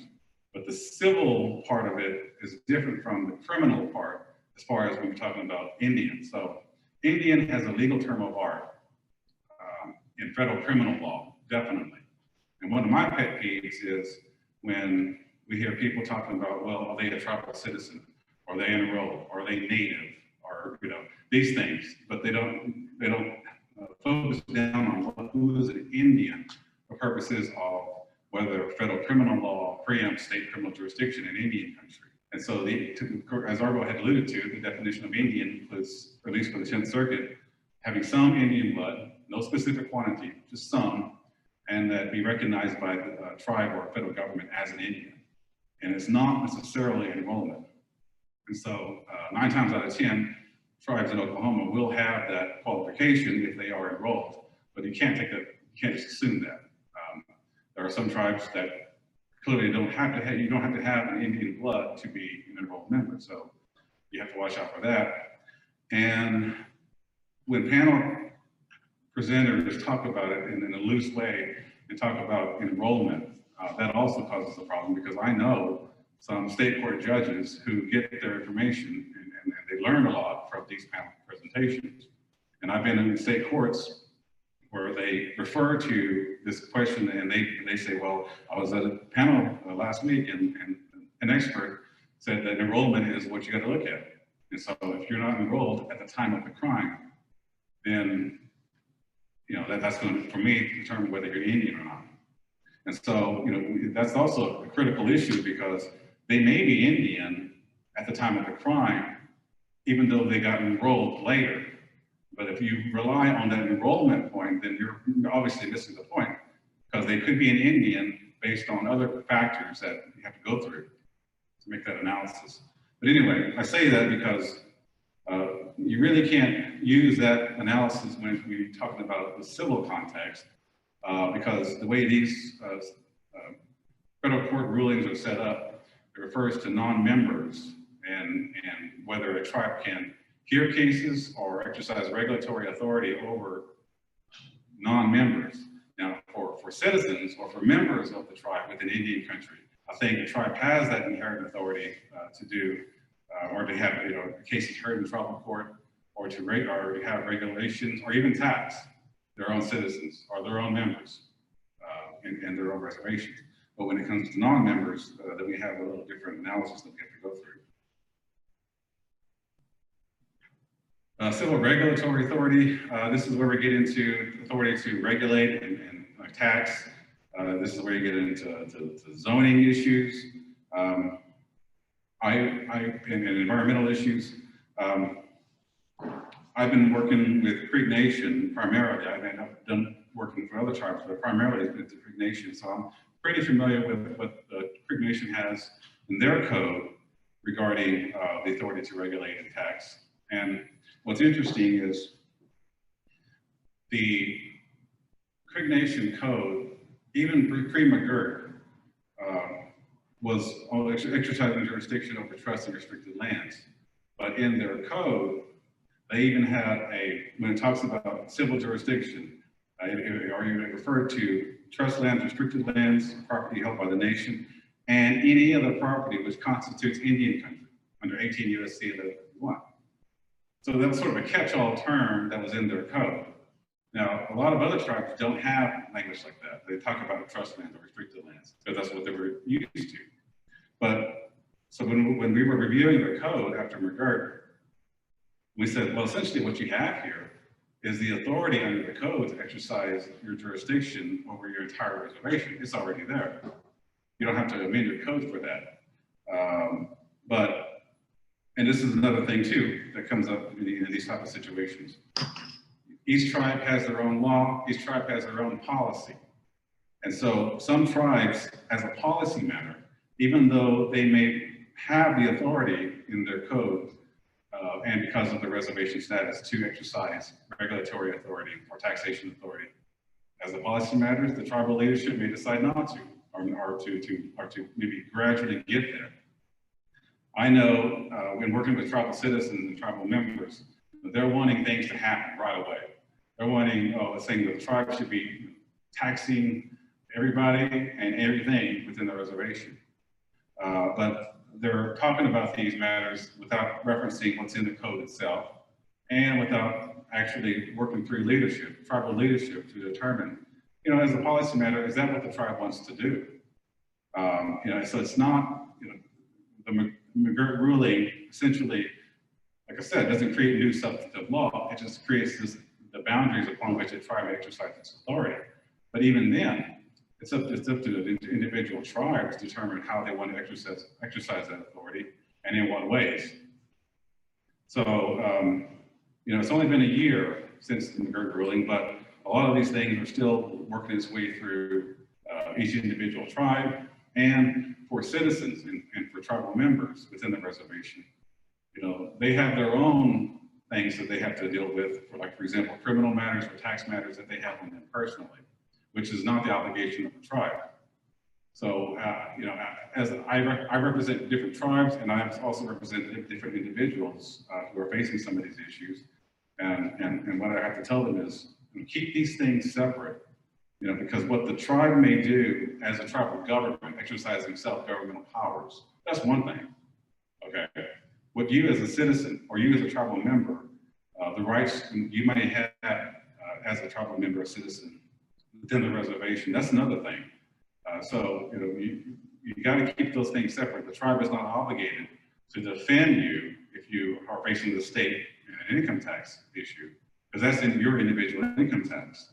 The tribe is not obligated to fight the county sheriff who's arresting Indians within the reservation illegally, but they can.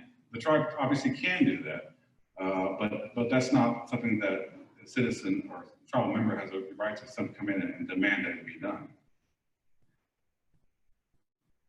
I alluded to taxation.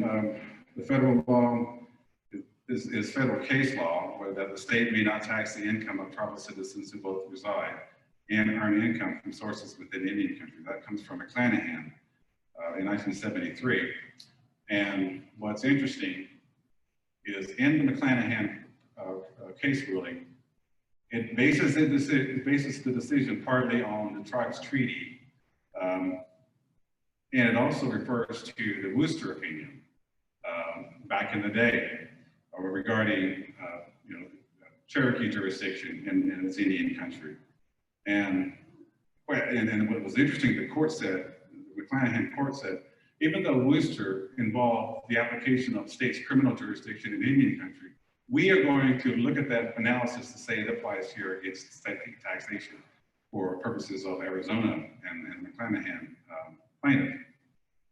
And to me, that basically is everything we're talking about right now, because Worcester talked about a criminal matter, and so McGirt is also a criminal matter, but the analysis is still the same. So I think McClanahan is on point for what we're dealing with now, when the state is trying to limit the application of criminal law or criminal case to taxes. So a lot of this law it's already been litigated. It's in those court rulings. You just have to find it, research and find it and apply it in the legal briefs and arguments that you make right now before the state administrative agencies or in district court or in federal court. Oklahoma Tax Commission versus Sack and Fox, 1993. I thought this was a particularly interesting case because here the tax commission was saying, because Sack and Fox in 1993 was litigating whether taxes could be exempt for their essentially trust lands and restricted lands that they had. And what the tax commission came in that case was saying that, well, McClanahan dealt with a reservation. So Sack and Fox, you don't have a reservation. So you only have trust and restricted lands. So that's why it shouldn't apply. Supreme Court said, no, Indian country is Indian country, whether it's trust land, restricted lands, or a reservation. And what's funny is, of course, my kind of dry humor, but what's funny is now it's like the tax commission is coming in and saying it applies to only trust and restricted lands and not reservation lands. Kind of funny, in my view. Okay. As I said, the Oklahoma law or the Oklahoma Administrative Code specifically says that the rule applies to reservations, not just trust or restricted lands, and it's not limited to tribal employees. There's also, that's another misnomer out there. People are saying that, well, I don't qualify for the exemption because I don't work for the tribe. So I don't know where that came from, but it's never been that requirement that you have to work for the tribe in order to have that exemption. You just have to reside on Indian country and earn income from sources within Indian country. Okay, other civil implications in the reservation that's not been really talked about, it's not been made, in the news, but something that I want to point out. The Indian Gaming Regulatory Act defines Indian lands suitable for gaming, essentially trust and restricted lands where the tribe exercises governmental powers, and all land within a reservation. And that essentially means any parcel within the reservations is Indian land suitable for gaming. And that's not limited to trust or restricted land within reservation boundaries. So for tribes, I mean, that's a potential economic development opportunity. If you're now able to place a casino at some part where it's economically friendly and feasible to do so when you couldn't do it before. You don't have to go through the trust or feed a trust process. It's just whether it's land within the reservation. And there's no need for the requirement of having the tribe prove that it exercises governmental power there, because that requirement is not qualified with the reservation part of that definition. Of course, if there's class 3 gaming, it would still require a compact, regardless if it's on trust land or just general reservation land. IGRA and tribal law require all gaming and reservations to be regulated by the tribes. So that's nothing new. But so the Tribal Gaming Commission usually is the regulatory body for the tribes to do that. And so they may be in need for amending those gaming laws to accommodate the entire reservation, or depending on the way the regulatory laws are written for the tribe, it may be there already. A recent case just decided a few days ago, Cayuga Nation versus Tanner, applied. The question was whether this parcel of land within the reservation constituted Indian lands under IGRA. And the Second Circuit said yes, and applied the McGirt ruling, essentially saying this parcel of land that basically was kind of situated within this reservation, the state and local authorities are trying to say, well, that's never been used by the tribe. It's sitting there, and there's no governmental authority over there. And up until now, the state and the county kind of just, I guess, patrol the area. But anyway, Second Circuit looked at McGirt and said that the Supreme Court's forceful reaffirmation that only Congress can disestablish reservation boundaries was used to justify the holding that this parcel of land is within the reservation boundaries, and Congress never disestablished reservation boundaries. So, and applying IGRA, that all land within the reservation definition, the court finds that that qualifies as Indian land, and would preempt all state and local regulation over gaming. So I thought that was interesting. This is the Seventh Circuit case, Oneida Nation, that applied McGirt was one federal court ruling, and then this one is another one applying McGirt in the civil context as well. Indian child welfare, I think we have a presenter this afternoon going to talk more about this. But of course, now that we have reservations, that the tribes will have exclusive jurisdiction over child custody proceedings within the reservation involving an Indian child who resides or is domiciled there. But the state and the tribes have entered into a concurrent jurisdiction agreement to essentially keep things status quo until the tribes can build up their capacity where they can take over all those cases. Another civil implication, liquor regulation.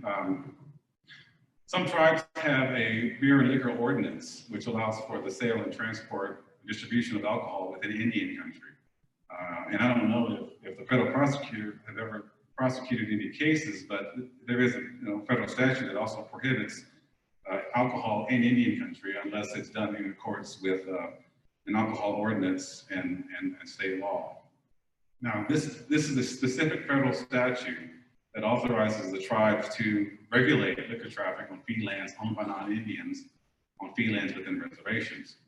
And so this is one of those authorities that Congress, and there is a court opinion from another circuit that found that the tribe's liquor ordinance, because it was an act of Congress delegating the authority of tribes who operate under a liquor ordinance to regulate alcohol within Indian country, that would apply to the regulation of non-Indians on non-Indian owned fee land within the reservation as well. Now, for Creek Nation, I know that they do have a liquor and beverage code ordinance approved in 2008. Under that ordinance, National Council, which was, they have to approve all liquor and beer outlet locations within the Indian country, and license applications have to go to the tax commissioner. I did review that, and I did provide some analysis to tribal leadership. Again, this is one of those situations where, even though it's in the tribal law books, you know, the tribe itself, as a matter of policy and as a matter of leadership, depending who's at the leadership, may determine whether they want to exercise it in accordance with what they have or not. So I do know that this ordinance is in place, and there are other tribes who do have similar ordinances. Okay, kind of ran through that, Orville, but if there are any questions and comments, then, or if you don't have anything now, just take down my contact info. You can reach me at any other time. Yes.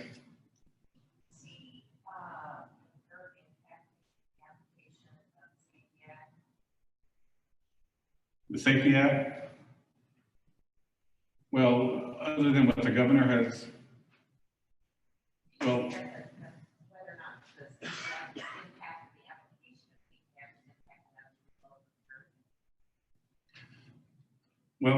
when the governor made his request invoking Safety Act, the request for the state was, we want to administer the EPA programs in all areas of Indian country except trust land, restricted lands, and the treaty lands. So essentially what the governor was doing was, and what the EPA approved, was to apply the Safety Act to all fee land within reservation boundaries. So to the extent, I mean, to answer your question, that would not be needed if McGirt didn't apply to a civil, the Indian country in McGirt would apply to a civil matter. In other words, prior to McGirt, the state was exercising the EPA authority on fee land within the territorial boundaries. McGirt recognizes it as a reservation. The governor then invoked safety. He said, we still want to exercise an EPA administrative authority over fee lands within the reservation boundaries now. But that wouldn't be needed if it was only a criminal reservation. So that's where the flaw is in what the governor's actions, the AG's actions, the Oklahoma Tax Commission's actions, and now a lawsuit by Governor Stitt saying McGirt was only limited to criminal matters. It doesn't work. Everybody's hungry. Well, thank you.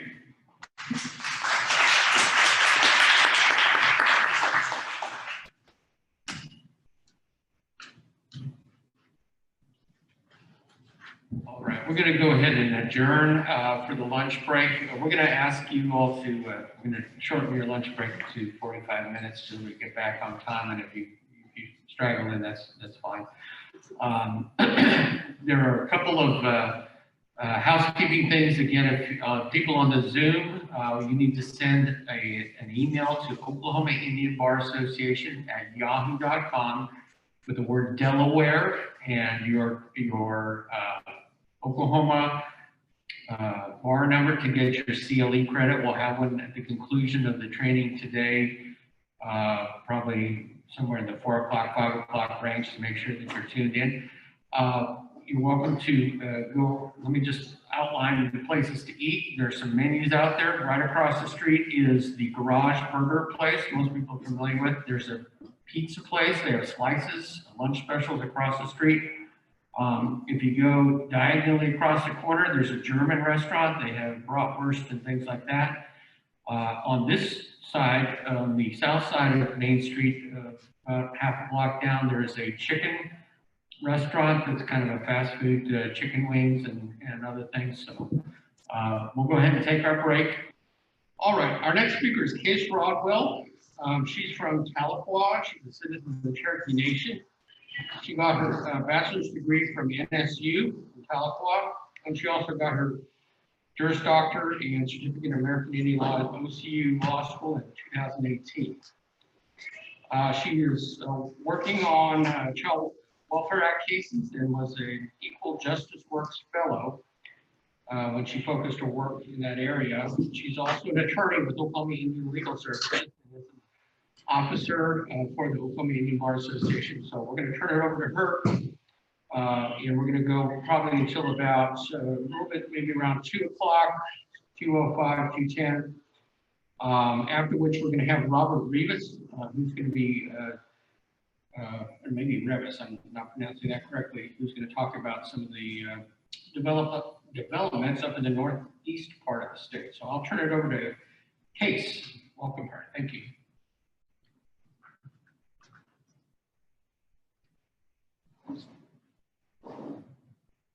Hello, everybody. I'm Casey Rodwell. I hope you all can hear me pretty well. I'm pretty soft-spoken, and if you're anything like me, I can't hear with these masks on. So if I see y'all dozing off, which I know after lunch is pretty easy to do, then I'll know I need to speak up.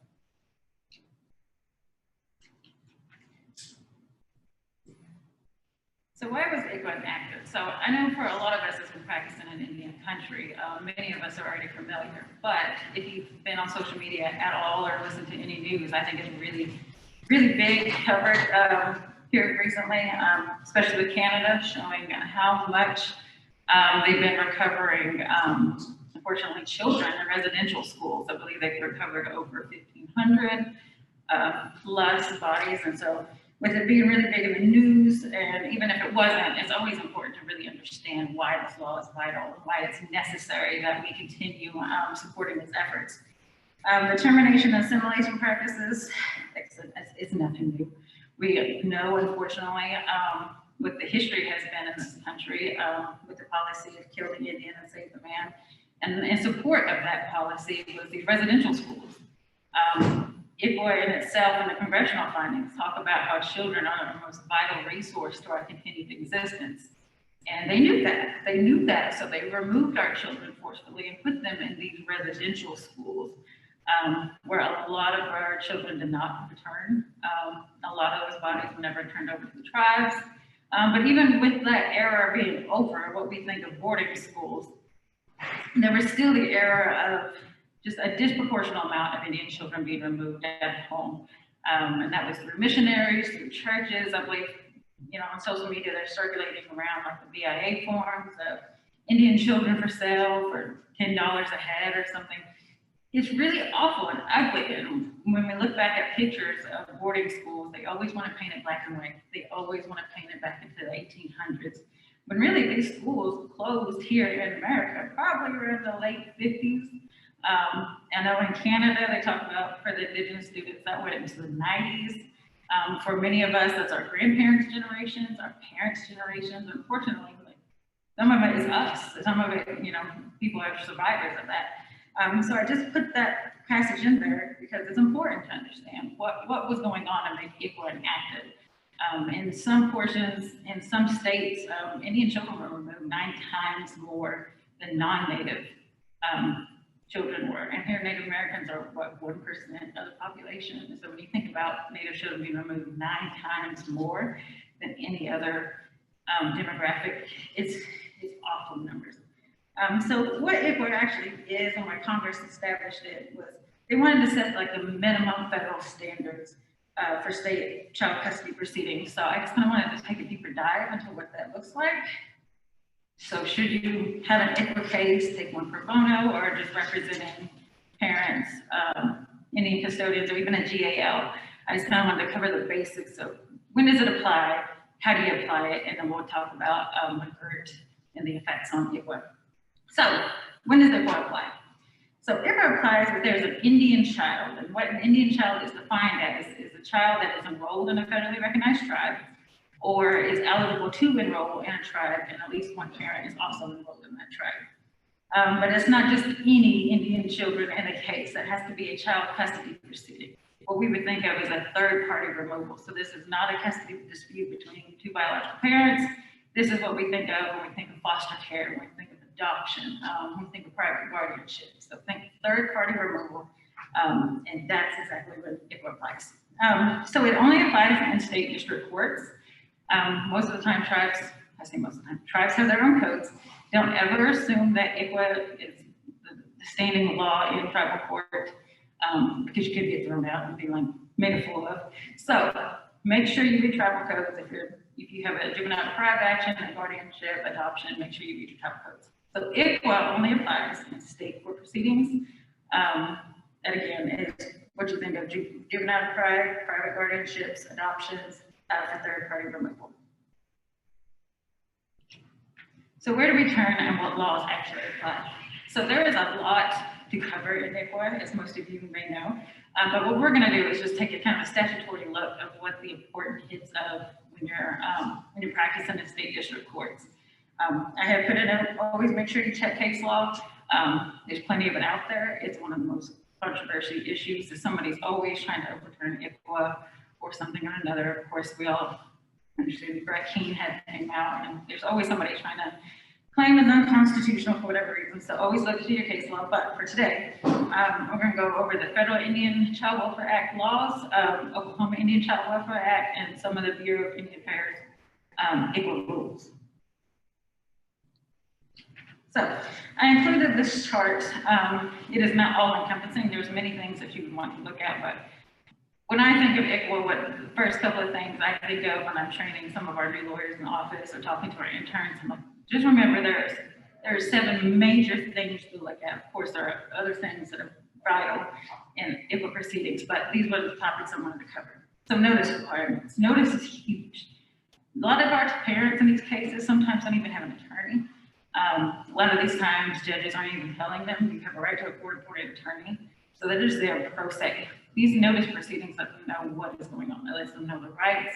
The actual statute itself tells you specifically what needs to go in those notices.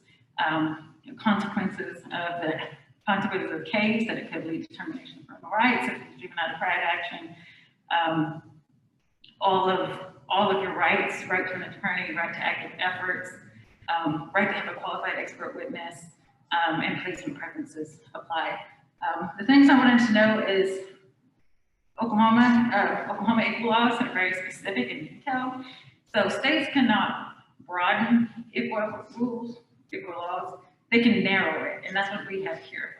They go extended more, where federal ICWA laws say you have to notice parents and custodians in the tribe. Oklahoma takes it one step further and said you need to also notify the Bureau of Indian Affairs, the regional for that tribe. Active efforts is always a hot topic. Some courts always seem to not know how to apply it exactly, or they just have questions of like inconsistency of thinking what that is. And so that's why we have the Bureau of Indian Affairs rules that also govern that. And you should really look at that statute. It tells you it's got to be like affirmative, it's got to be timely, and of course it's got to be active. Because I have had a couple of cases where they said, well, we make referrals, so we're actively engaging. No. If they need a ride to those services, if they need a ride to visitation, if they need help covering costs associated with assessments, that's what active means. That means the state agency has to actively help reunify the family. So they would have to cover that cost. In most cases here in Oklahoma, it's DHS. The DHS would have to cover those costs, cover any type of rides associated, bus passes, whatever it costs to get the family actively reunified. Qualified expert witness, that's another hot topic of who can be a qualified expert witness. It is required in the adjudication process and also again for termination. And the BIA rules will tell you specifically who can qualify as an expert witness. They'll tell you that the normal caseworker, the normal DHS worker of the case cannot testify. So they want somebody that is familiar with the child's tribe. They want to know their cultural family foundations and structures. They want you to be familiar with that child's tribe, but also be able to testify that whatever allegations there are, this is a serious emotional or physical danger to the child, if continued custody were allowed, that kind of thing. So again, when you're looking for a qualified expert witness, make sure you have one at those hearings, but also it checks out with the BIA rules about who can qualify as an expert witness. Right to an attorney, that is big, especially in our office, because sometimes we have an overload of big cases. And so we can't take every single case. And unfortunately, there's an overwhelming amount of cases where, ICW is overwhelmed, DHS is overwhelmed, and courts don't really understand and sometimes realize you have a right to an attorney. And that's supposed to be in your notice proceedings to let them know if you can't afford one, you have a right to one. And it's supposed to be of no cost to the parent. So anyway, placement preferences. Placement preferences actually laid out in statutes. There's separate ones for foster care versus adoption, one being because one's more permanent than the other. Always look that the tribe can actually delineate from those rules. So if they have their own list that you need to follow, then that's what you need to follow. So, so when they're representing the tribe, like the ICW work, it can actually say we object to this placement because under child total rules, we go over this way, and that's supposed to be the rule they go by. Intervention, the tribe has a right to intervene at any time. I'm gonna say that again for everybody out there. The tribe has a right to intervene at any time, because I've heard people argue, well, what's the point in these ICWA proceedings if we have to, we have the tribe intervene right at termination? Well, if you follow the ICWA notice rules and let the tribe know that this case was happening, we wouldn't be having these issues, and they could have already intervened at the beginning. But tribes have a right to intervene at any point in the case. Transfer, that transfer right is a right for the parents or the tribe. They can transfer it to the child's tribe court. It will stay in state court if either parent objects or if the tribal court declines.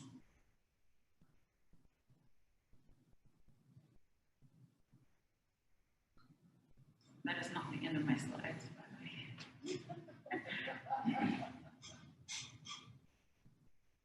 Well, I'll continue anyway. So my next slide was actually just about McGirt. It was just this typical state, facts of what happened in McGirt. And of course, as you heard already this morning, it's kind of laid out as it's more of a criminal jurisdiction issue. So we're all talking about all these criminal stuff. Why is this even brought up in ICWA? I believe Mr. Williams had already touched on how it affects ICWA. So I wanted to kind of take a deeper dive into that because, thank you. Got it. It's right here. Okay.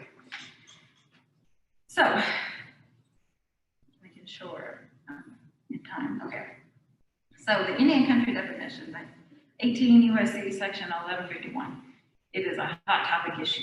Everybody has pretty much covered it. It is a definition of Indian country that's used for a lot of things. It's just outside of major crimes. And so that's the reason it has the effect on ICWA. I've heard people in court with me that said, well, the definition changed. Well, no, it didn't. The definition did not change. It was the land status that changed.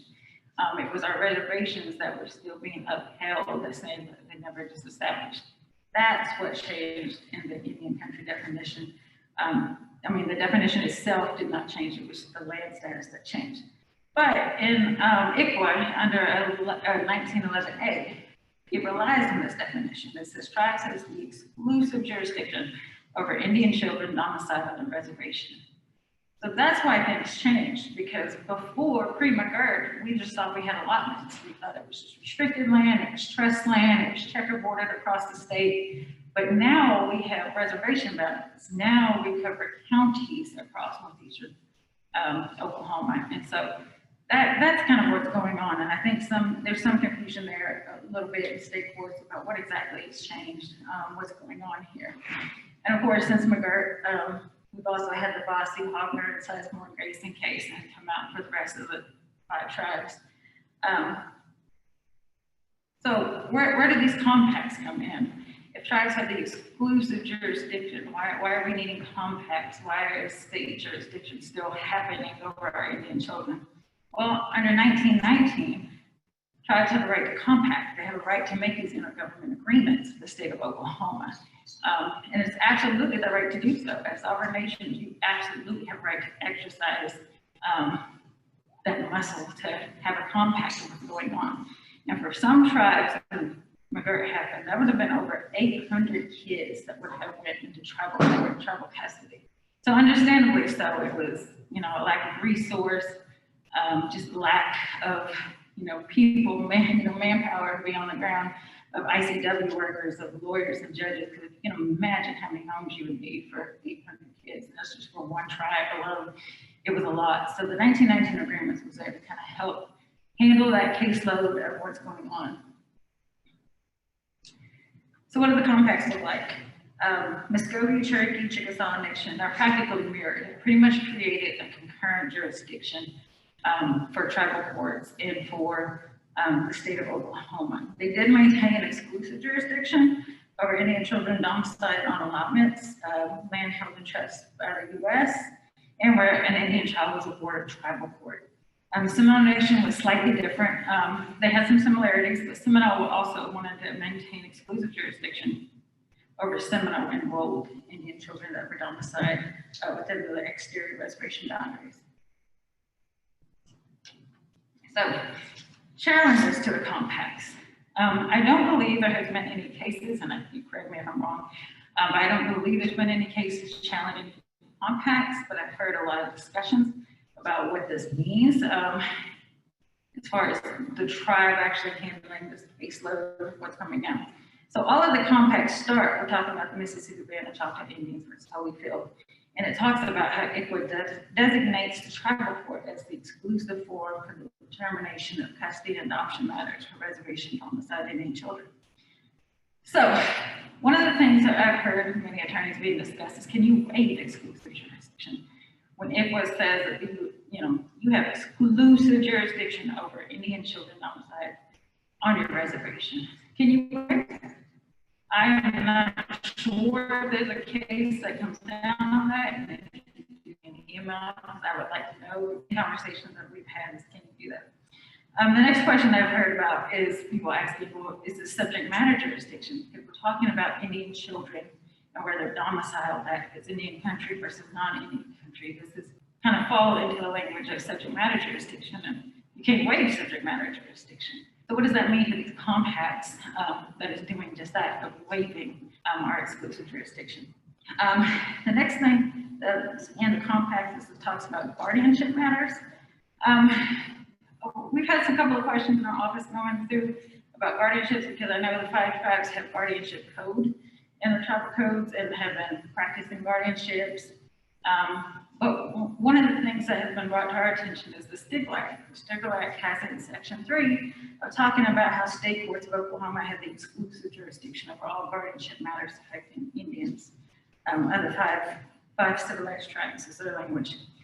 So what does that mean? Does that mean they compacted away Stigler Act jurisdiction versus ICWA jurisdiction? Was it an overreach? Was it an overbound? I'm not sure. I don't think there's any case law there, but it's absolutely a discussion that's been happening.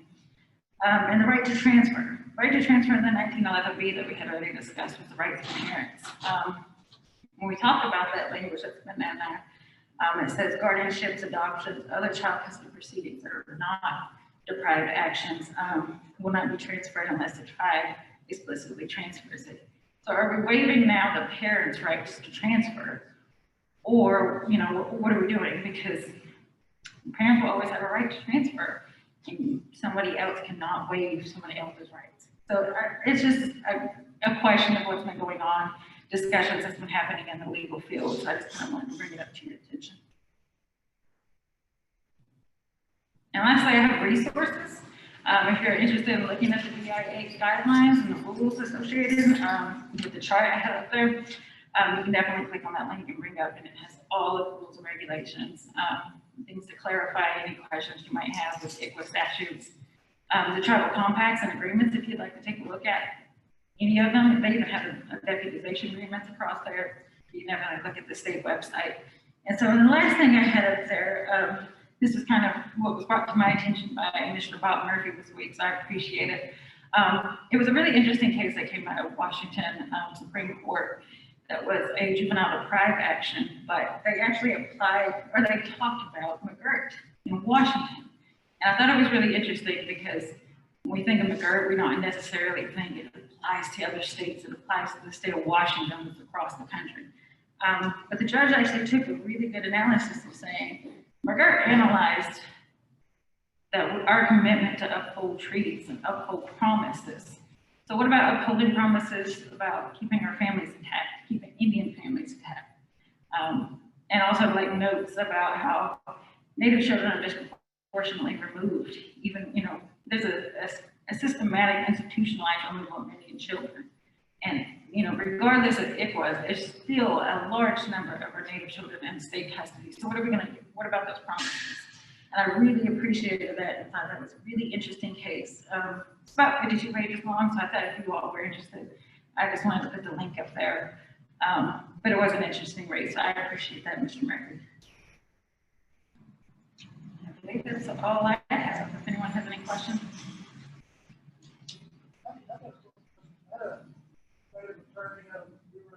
She's got an option for the stepdad, non-native stepdad, and she was asking me, I said, and I didn't know that answer. I was assuming it applies to a paternal mother, husband adopting, and then termination of the father's father. Okay, so I just want to make sure I had it clear, and also for people in Zoom that can hear it, you said it was a step-parent adoption where the father was non-native, is that correct? I think the father's native. Father's native, okay. So yes, an adoption case, is there state court? Yes. Okay, then yes, ICWA applies. As long as a child, again, is an Indian child, if they are enrolled or eligible to enroll, then yes, all the ICWA statutes apply. You don't have to follow notice, show that placement preferences, get a qualified expert witness and go through that route. If the father was non-Indian, the biological father was non-Indian, and everybody has rights, private adoption, mother would be Indian. So, would it still apply there? Yes, it does. Absolutely. Thank you. Yes. So this may be like specifics we may have to talk about, but in Oklahoma there's the 10A, which is OICWA, and OICWA 40.5, it gives a 30-day timeline for an Indian child to be adjudicated, or the case is like there's the custody order is not valid, they can extend it further without showing. But in 10A for adjudications, there's two types. There's like the 603 and there's the 903. Quantified for this, one is an adjudication of concurrent determination. When you have courts that are doing the current adjudication termination, those never happen within 30 or even 90 days. How do you go about like getting with the courts and like at the case the court would try so when they finally bring this in, the case has gone on 2 years. And then you go in and if they're trying to do a concurrent adjudication termination, how do you kind of correct that ship of like, hey guys, we need to get these kids either adjudicated or like because this case is like way below the timelines are completely dead. I don't know if you've run into that. This is something I'm running into a lot, especially in Oklahoma County. So is this a shock and a heinous case? Did you say adjudication and determination? Right. So there's like a list of like 20 things that they'll like let, or yeah, like shocking things is the most common. Or and other things they'll do the concurrent adjudication. I just didn't know if you had any experience on like how to do it. Get involved in the case and it's way past the adjudication deadline. Oh, but they're trying to do this concurrent thing. So from my experience, I did do a shock and a heinous case, but my parent was the non-custodial parent in that case. And I went in, I guess it depends on which side you're arguing for. If you're the prosecutor, if you're the public defender, if you're the JL. But for me personally, I went in and argued that it wasn't my client, that was the offending one, and they have a right to work a plan, a service plan, and a right to active efforts to try to correct those conditions beforehand. And so it was still a shocking and heinous case is what they put on the petition, but we still did an adjudication and a dispo hearing, and she was able to work a plan throughout the case. I'm not sure if that's been anybody else's experience, but that was the one case that I had handled that where they labeled it a shocking and heinous. Yeah. Okay. I think that's it.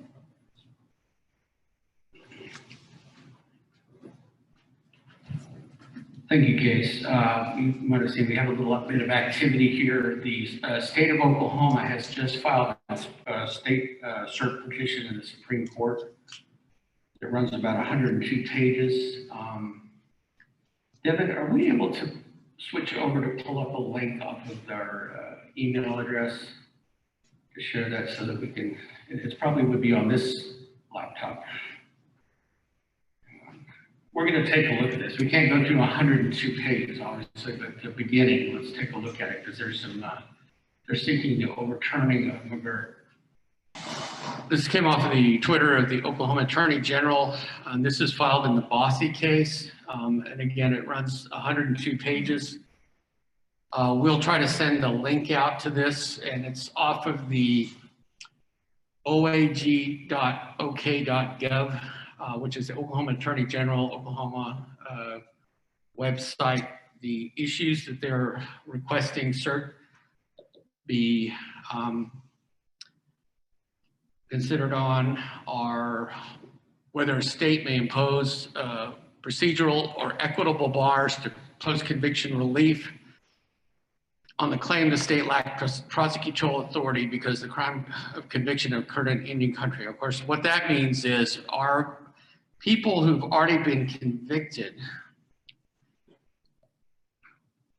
are they able to come back after their convictions and set them aside because the state didn't have jurisdiction? So that would be if an Indian came back to state court and filed a motion to dismiss because they were an Indian defendant or a non-Indian defendant who was prosecuted for a victim crime where the victim was an Indian. So whether or not there are procedural bars, in other words, they cannot come back in after the fact and challenge the underlying proposition that the state of Oklahoma lacked jurisdiction. Okay. The second question is whether the state has authority to prosecute non-Indians who could commit crimes against Indians in Indian country. And that's the issue that we spoke about earlier, which is essentially extending the McGirt decision to non-Indian versus Indian crimes. And then the third proposition is urging overruling of McGirt altogether. So let's take a look here. Again, we haven't even read this yet, so we're scrolling.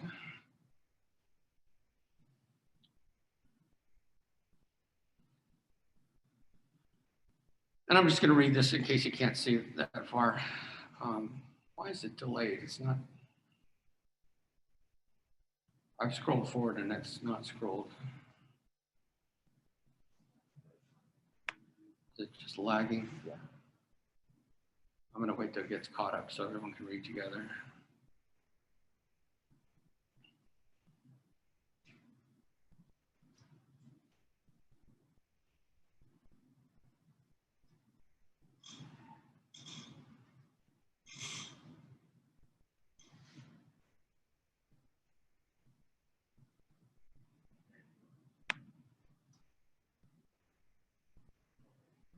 What's that? I'm on page 12.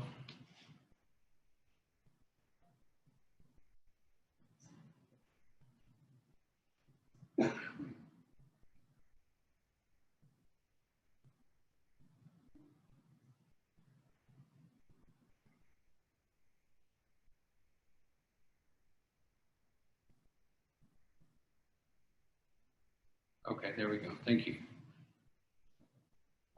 We've got multiple computers running off of one hotspot, so, okay. I'm just gonna read this in case you can't see it, and just for the people on Zoom. No recent decision of this court has had more immediate and destabilizing effect on life in an American state than McGirt. Court held in McGirt a large area of Oklahoma, at one time within the boundaries of the Creek Nation, qualifies as Indian country for the purposes of the Major Crimes Act. The court deprived the state of Oklahoma to prosecute Indians who commit serious crimes there. The Oklahoma state courts have since held that McGirt compels the same conclusion with respect to the remainder of the 5 tribes. As a result, almost 2 million 2 million Oklahoma residents, nearly 90% of whom are not enrolled members of a tribe suddenly live in Indian country for the purposes of federal criminal jurisdiction. As the Chief Justice predicted in his dissent, the results of this abrupt shift in the governance have been calamitous and are worsening by the day. Before McGirt, the state exercised criminal jurisdiction over the historical Indian territories within its borders since admission in 1907, without question from the tribes or the federal government. The decision of McGirt now drives thousands of crimes victims to seek justice from federal and tribal prosecutors whose offices are not equipped to handle these demands. Numerous crimes are being uninvestigated and unprosecuted, endangering public safety. Federal district courts in Oklahoma are overwhelmed. Thousands of state prisoners are challenging decades worth of convictions, many of which involve crimes that cannot be re-prosecuted. The effects have spilled into the civil realm as well, jeopardizing hundreds of millions of dollars in state tax revenue and calling into question the state's regulatory authority within its own borders. The governor did not mince his words earlier this year when he identified the fallout from McGirt as the most pressing issue for the future of Oklahoma. Simply put, the fundamental sovereignty of an American state is at stake. The case presents three exceptionally important questions that have risen in the wake of McGirt and cry out for the court's immediate attention. In the decision below, the Oklahoma Court of Criminal Appeals granted post-conviction relief to a respondent, a non-Indian convicted of brutally murdering Indian mother and her 2 young children on the grounds the crime occurred in Indian country.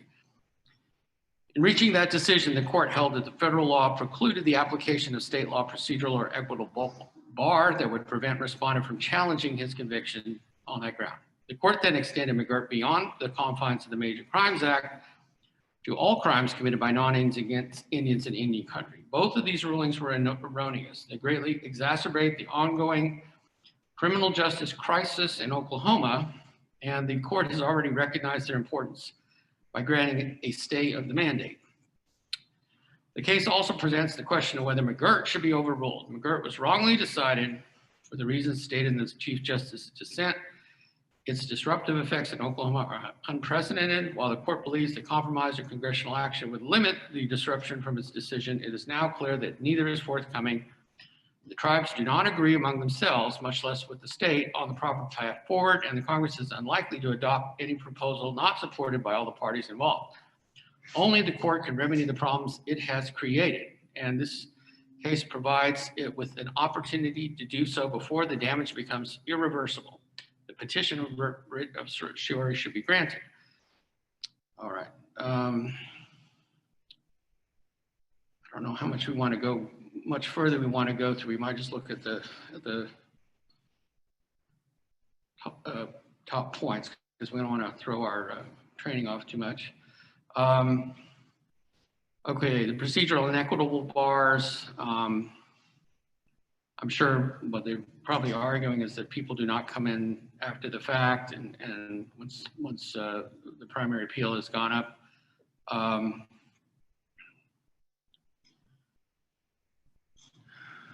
Okay, I'm going to kind of skip over all that. Let's see here. Okay. Court's precedents do not prohibit states from prosecuting crimes committed by non-Indians against Indians in Indian country. The court upheld a state law prohibiting non-Indians from trespassing on Indian lands.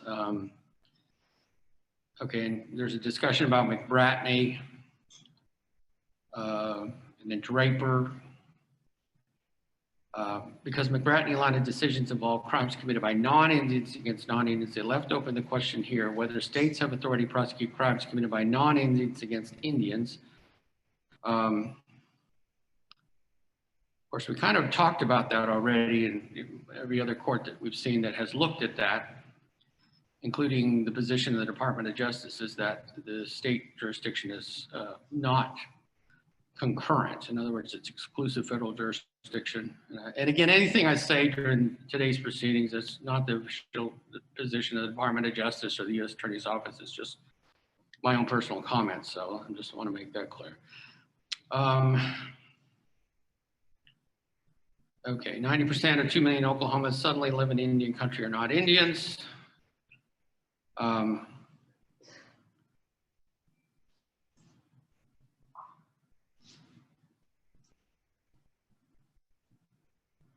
And I think probably most Indian attorneys would go back to the proposition generally that come out of the Cherokee cases, Worcester versus Georgia, and Cherokee Nation versus Georgia, that a state does not acquire jurisdiction in Indian country unless Congress grants it. Of course, the state of Oklahoma could have acquired jurisdiction under Public Law 280 in the 1950s and was approached about seeking to be included in Public Law 280, and the state of Oklahoma declined to do so. Now, in order for the state to accept jurisdiction under Public Law 280, the tribe affected, each tribe would have to vote in a vote that is certified by the Secretary of Interior and held by the Secretary of Interior before, under Public Law 280, a state could acquire jurisdiction over Indian country under Public Law 280. Okay, so then we get to McGirt should be overruled. The state urges the court take that opportunity. McGirt was wrongly decided. No recent decision has spurred such instant and sweeping turmoil in an American state. McGirt has called into question the fundamental sovereignty of Oklahoma. While the court identified compromise and congressional action as potential solutions, it has become clear there's no realistic prospect of either. Only the court can stop the havoc McGirt is wreaking. The decision was incorrect. As the Chief Justice explained in his dissent, precedent on the disestablishment of Indian territory required the court to consider the relevant acts of Congress, historical context, the subsequent understanding of the status of the reservation, the pattern of settlement. These precedents were not followed by the court. The court reasoned that extra-textual sources can only be considered in a disestablished inquiry only to clear up statutory ambiguity. Consideration of history is necessary, however, because it's unclear whether Congress's alienation of Indian lands changed the status of the land on the correct framework prescribed by this court's precedent. It's clear that Congress disestablished the Creek territory as well as the territories of the 4 other Oklahoma tribes. As the Chief Justice predicted, the burdens of McGirt on Oklahoma have been extraordinary. Vastly expand the number of persons living in Indian country for the purpose of the criminal jurisdiction. Oklahoma courts have extended the decision to the rest of the 5 tribes. Applies to approximately 43% of the territory, home of 2 million Oklahomans. It's a seismic shift in jurisdiction that's rippled through every aspect of life in Oklahoma. Criminal justice system is pitched Oklahoma's criminal justice system in a state of emergency. According to the recent data, 3,000 applications for post-conviction relief have been filed by prisoners seeking to overturn the state convictions. Volume will have an impact upon administration of, okay, so we were just talking about numbers here. Combination of McGirt and the decision below is a toxic cocktail that allows an untold number of prisoners to game the system to seek post-conviction relief only after the limitations period has ended. Early data show that a quarter of the post-conviction challenges seeking relief while underlying crimes that are already beyond the statute of limitations. If any released individuals reoffend, the cost to society would be great, trauma to victims incalculable. Okay. So federal and tribal prosecutors that are flooded with old cases, they cannot keep up with new ones because of resource constraints. So it's basically just talking about numbers and essentially what we're talking about here is the federal court system and federal U.S. attorney's offices and the tribal court capable of handling this new influx of cases. So they're basically saying that the tribes and the federal government can't handle all of the other additional cases. So I'm going to conclude there. We're already at 2:04. So I think, where did Deborah go? Yeah, let's switch back to the PowerPoint. Okay, I want to introduce Robert. Now let me make sure I say it. Is it Revis? Robert Revis? He's a judge advocate in the Marine Corps from 1986 to 1991 in the 2nd Marine Division. He was an Oklahoma assistant prosecutor for the 13th District. He was an associate district judge in Ottawa County for 24 years. He's currently a CFR court magistrate with the Quapaw Agency in Miami, Oklahoma. And he's also a CFR court magistrate in Albuquerque, New Mexico. And as Arvo said, he is going to provide us some information about what he's seeing in the northeastern part of Oklahoma. For those of you who are unfamiliar with it, there are a number of tribes in northeastern Oklahoma, and some of them have tribal courts, and those that don't have tribal courts, their issues, their legal issues are heard in the Court of Indian Offenses, the CFR court for the Miami agency. So let me go ahead and have all of you welcome Mr. Revis.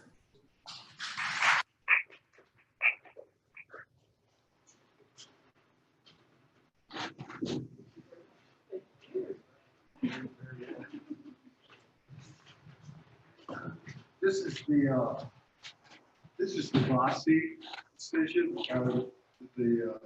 There's quite a lot in here, and I was reviewing it, for my talk today. But there is so much that's already been covered in the morning session that I won't have to go over all those things. So I'm going to give you kind of an on-the-ground look, from a perspective of being a CFR court judge out west. A couple of years ago, there was a judge that left the Ute Mountain Reservation, and there was a gap of about a year, and they needed a judge out there until they hired another one. And so I went out there and filled in. And that's Judge Gorsuch. He served on the 10th Circuit Court of Appeals, and so he's familiar with that western part of the country. And I think there's a contrast between how they take care of business out there, and then in Oklahoma, especially the Eastern District, how we're developing a model that's going to be very similar, I think, to, like in Ute Mountain, for instance, that's a CFR court, but it's on a reservation. And the tribe has their own tribal laws as well. And the CFR court has adopted, or the tribe has asked the CFR court to incorporate their laws into what they enforce in the CFR court. And then for serious murders or rapes or things of that sort, they refer those to the U.S. Attorney's Office in Denver, and they're prosecuted there. And then the other crimes we pretty much take care of right there in the CFR court, including probates, child custody matters, ICWA cases, aggravated assaults that require, the kind of more turn towards a misdemeanor than a felony. Okay, so there you have an instance of things operating. It's a huge reservation, but things are operating. And right outside the reservation is a little town in Colorado called Cortez. And there are Indians that get prosecuted in Cortez because they're outside the boundaries and things of that sort. So it does work. And then if you come back to in Oklahoma, up in Ottawa County, there are about 10 tribes up there in Ottawa County, and most of their reservations were from the Cherokees. The Cherokees, like for instance, use the Miami tribe. They came from Ohio, and then from Ohio they settled along the Lacine River, which is up in Kansas on Highway 69. And right now there's a big wildlife refuge there. And then from Lacine, the Miamis came down to the Quapaw Agency. They were awarded some land that was east of the Neosho River. And the Neosho River, the headwaters are way up in the Flint Hills of Kansas, but it goes down and then it meets the spring, forms the Grand River. That's the Grand Lake of the Cherokees. Maybe you're familiar. But and then on the west side of the river was all the Cherokee reservation. So what I wanted to say about that is that to kind of give you an indication, we have Eastern Shawnee tribe, we have the Seneca Cayuga, we have the Modocs, we have the Peorias, we have the Ottawas. Okay, those are all regulated by the Code of Federal Regulation, the CFR Court. And then we have the Wyandotte Nation. They have their own tribal court. We have the Quapaw Nation. They have their own tribal court. We have the Delawares, and they have a children's court. Okay, so what's happening is that these tribes, that now that they're recognizing their sovereignty, are starting to stand up their court system. And as they stand those court systems up, I see a model that I've seen in Colorado and Albuquerque, places like that, where, yes, the geographical area has expanded, but so will the U.S. Attorney's Office. It will have to expand to take care of some of the more serious cases. But as the tribes stand up their tribal court, and as the CFR court takes in cases, these things can be handled. I think it's opportune that, this is just, when I was reading through the Bossy decision, I mean, the basic argument that the state makes time and time again is, Judge Gorsuch, everything that you said would happen hasn't happened. And everything that Chief Justice Roberts said would happen has happened. And it's nothing but chaos. But let me give you just the facts, okay? Now, in Ottawa County, in Oklahoma, in the District Court of Ottawa County, there's been about 132 cases that have been dismissed because of the McGirt decision. Now, some of those cases are Quapaw cases that the Quapaw Tribal Court can handle. Some of them may be serious enough to go to Tulsa for the U.S. Attorney's Office. And then there's others in there that the CFR Court could handle. But the coordination between the District Attorney's Office and these tribal courts is not existent right now. If you're going to dismiss a case, but another jurisdiction should take it, what you would normally do is refer it to that jurisdiction and say, send the file. These are the officers that investigated the case. This is the evidence. We believe that you have jurisdiction. That's not happening yet, but I think it will happen. I think it will happen. And it wouldn't, it's hard for a judge to say, send me this case over to my court because I want it prosecuted. That's just not, but as the tribal prosecutors and the district attorney's office, as they get more familiar with this state of affairs, that's how I think things will develop. I think that the tribal courts will start exercising their sovereignty over certain cases. The CFR courts, for those tribes down there that don't maybe have the funds or the resources yet to have their own court, they could use the CFR court. The other thing that I wanted to talk about is that if you look at what's happened after McGirt, you think about maybe not much has happened as much as we would have liked to have happened in the transition, but if you consider that the McGirt came out during this lockdown, and the Department of the Interior, a lot of their offices are working by telephone or by teleconference and Zoom and things like that only, that you can see that it wasn't the best time, with the COVID lockdowns to try to stand up these tribal courts and to try to stand up or to increase the staff at the CFR courts. You might need an extra prosecutor. You might need a couple more public defenders. But it's doable in my estimation. I think it is. They have 500 or 600. When I was a judge, I think they filed 500 or 600 cases a year in Ottawa County.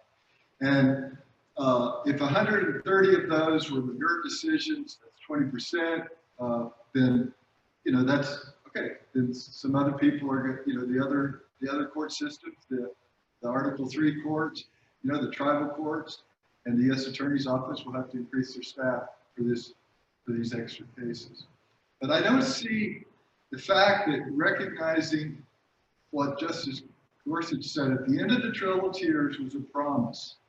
That's how he opens his decision. And I don't think recognizing that promise is somehow, or to renege on the promise is somehow justification for, saying that we can't do this. I mean, it's done in all parts of the country. If you go to Montana, Wyoming, Colorado, where these big reservations are there, it happens. I mean, justice is done. Order, liberty is in effect. And just like everywhere else throughout the country, some places it's done very well, some places it's done very poorly, and most of the places do the very best they can, and it gets done in a reasonable fashion. So I think it's opportune that this, this decision just came out, because I think they're using the same arguments. That this just can't, this is unworkable, it's created chaos and things of that sort. Chaos that I don't really see that. But I do think that, within the next year or so, this cooperation between the state and the tribal courts and the CFR courts, and referring these, and this cross-deputization that's going to have to take effect, so that these cases that have already been investigated can be tried in other venues, the proper jurisdiction. But I think it's doable, and it's not going to eliminate the state court system by any means, and it will create other court systems for sure. But in any kind of development like this, I mean, it's not going to happen overnight. And so, from my perspective, just seeing things the way they are around my area, out of the 132 cases that have been dismissed because of the McGirt decision, some of them will go to the U.S. Attorney's Office in Tulsa, where they should go. Some of them can be tried by the tribal courts that we have already standing up. And then I think the CFR court with proper, bring in a couple, maybe another prosecutor, maybe, like I said, another couple of public defenders that this can be handled. And of course, when you have sovereignty, you have to exercise it. And a year's time during a COVID lockdown hasn't really been, the best opportunity to see how this can be exercised. And so, to me, I am very hopeful that that the tribes will be granted their rightful sovereignty and be able to exercise it. And I don't see the chaos of this decision that some people see. I'm more like Mario out in the Western District, that, okay, this is the reality. I mean, people say one thing, you can read anything you want, but the reality is we have 8 prosecutors out there, we have a tribal liaison in our office. Every decision in in the Western District that has a McGirt motion, we know about it, and I think that that's the way things were going to continue. I'm not so sure about the procedural issue that they brought up, and we'll just see. I'm not going to make it, but it may be that some of the procedures now in place. The Oklahoma Court of Criminal Appeals said that subject matter jurisdiction can never be waived. I think that's true, but it doesn't mean that you have forever that you have forever to raise the issue. I mean, every other issue. I mean, we have other issues that can't be waived, but you have timely opportunities to bring them to the fore. So I don't know. We'll see how that. I think that there's some ambiguity there. As a trial judge for Oklahoma, I always feel like that. You can't waive jurisdiction. You either have it or you don't. And if you exercise it and you don't have it, then it's null.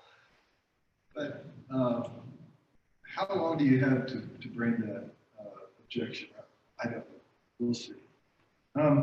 What else was I going to say? Oh, one of the aspects, and this will be my final point about, is incarceration. At Ute Mountain, they had a very state-of-the-art facility run by the BIA. It's called Ignacio Justice Center. It would have juvenile detention center, and they had an adult detention center. It was very nice prison, very well run. Now in Albuquerque, I'm a CFR court judge for one of the Pueblos out there. We have an agreement with the Sandoval County. Sandoval County is the county in which Albuquerque is in. They have an agreement. They use their county jail for. If we have long-term, anything more than 30 days or 60 days or something like that, we'll transport them to Ute Mountain to serve extended sentences. But things, within 30 days or so, they'll do Sandoval County because they have an agreement with the Sandoval County Jail. And I think that those kind of agreements are possible too for tribes that don't want to build their own incarceration facility, or maybe several tribes in Oklahoma will go in and build a very nice incarceration facility. I have to say that the BIA facilities that I've been in are very well run, and more so than a lot of the better run and better incarceration facilities than a lot of the prisons I visited in Oklahoma over the years. So that's another issue. But there is just an on-the-ground look at the way things are right now. Things could change, of course, but without going into some of the things that have already been covered this morning, I think that's a fair and accurate look from my perspective, as a CFR court judge in 2 or 3 different areas of the country, and seeing the McGirt decision develop.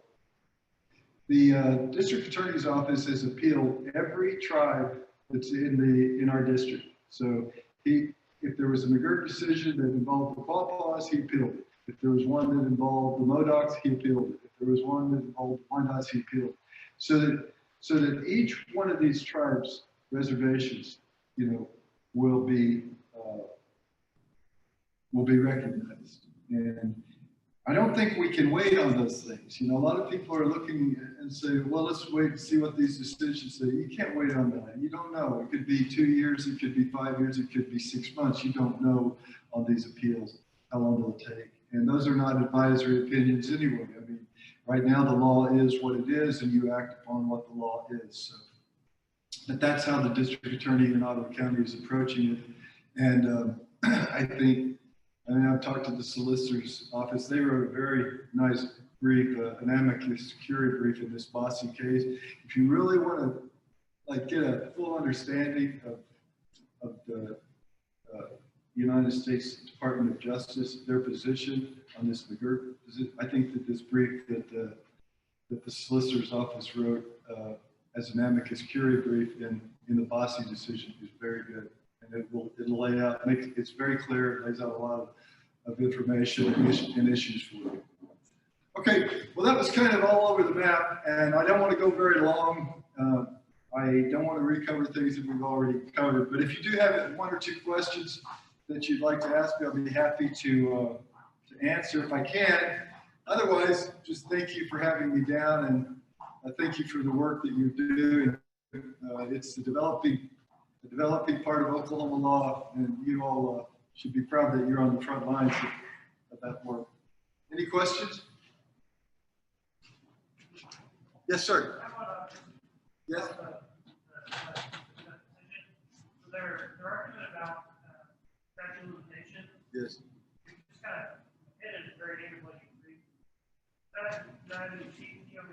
Well, Justice Gorsuch said in his original decision that there may be procedural blocks to some of, all these bad things that you're predicting may happen. I'm not going to go into all the federal and state criminal procedures that are already in place that may prevent some of those things from happening. It might and it might not. But all I'm saying is that if there's a part of this appeal that may have some reaction to it, I think it would be that. I don't think it would be. I don't think that the Supreme Court, and this is my opinion, when you start out your opinion, at the end of the Trail of Tears there's a promise. I don't think they're going to revoke that promise. I just don't. And so I think if there's going to be some modifications, it'll be in other areas, but not the boundaries. That's my opinion. Anything else? Thank you very much for your attention.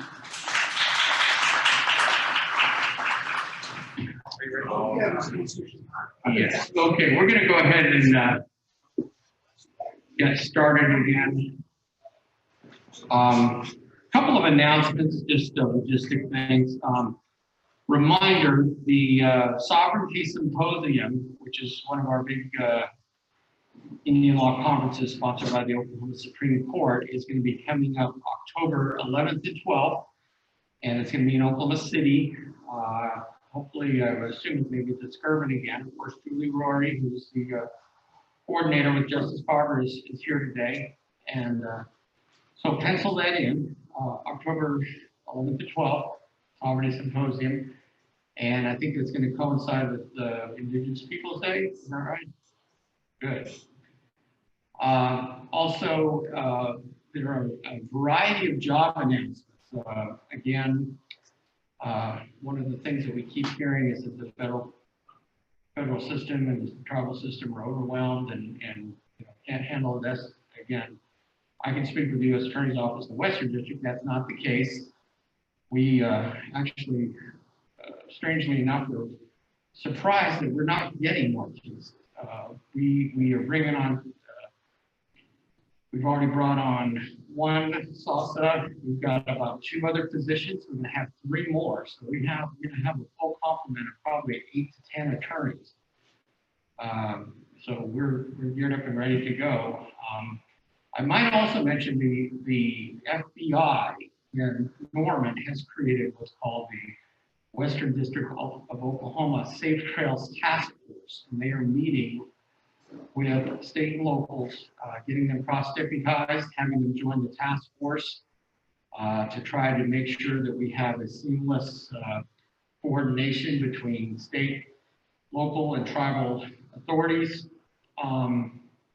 So the notion that, again, that things are falling through the cracks, it may change from county to county. Of course, that depends upon the district attorney in that county. It depends upon what district you're in. But I would say overall, we're communicating, we're working very closely. And where there are areas where there isn't communication, certainly, there needs to be. So if you're hearing things like that, anything in the Western District, you're hearing, cases are not being forwarded to us, or something is amiss, let us know and we will get to the bottom of that. Because again, public safety is the most important thing. We don't want anybody, non-Indian, Indian, whoever it might be, to be in more of a unsafe situation because of the legalities of McGirt, or because certain parties don't like the decision, or certain parties want to push the decision beyond where it goes, or wherever they're coming from. We all need to work together. And that's really the spirit of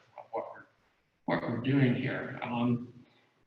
Now, those of you that don't know, of course, each Indian tribe has its own jurisdiction and its own situation. If a tribe doesn't want its jurisdiction under McGirt, of course, that's up to the tribe. We can't impose a blanket rule for every tribe in the state.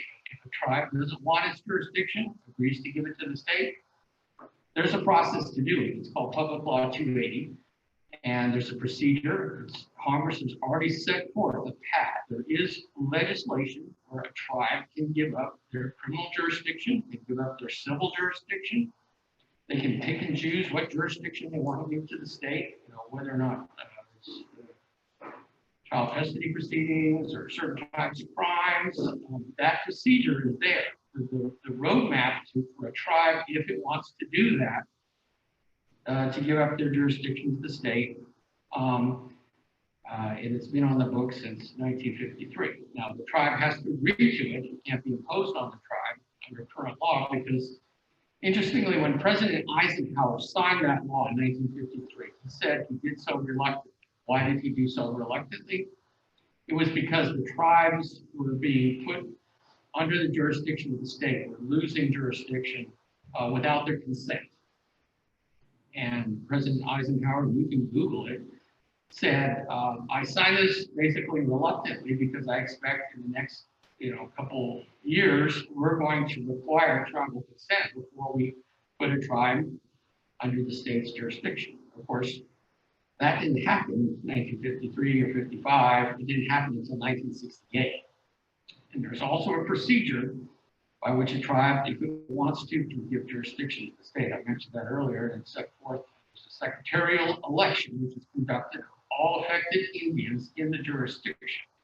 And would that be all affected tribal members or all affected Indians? It says Indians, so I don't know that that's ever happened, but the mechanism is there. And of course, many of you know that the Chickasaw Nation and the Cherokee Nation have talked with congressional representatives about turning over certain aspects of their jurisdiction to the state, and of course the tribe can do that if they want to do it.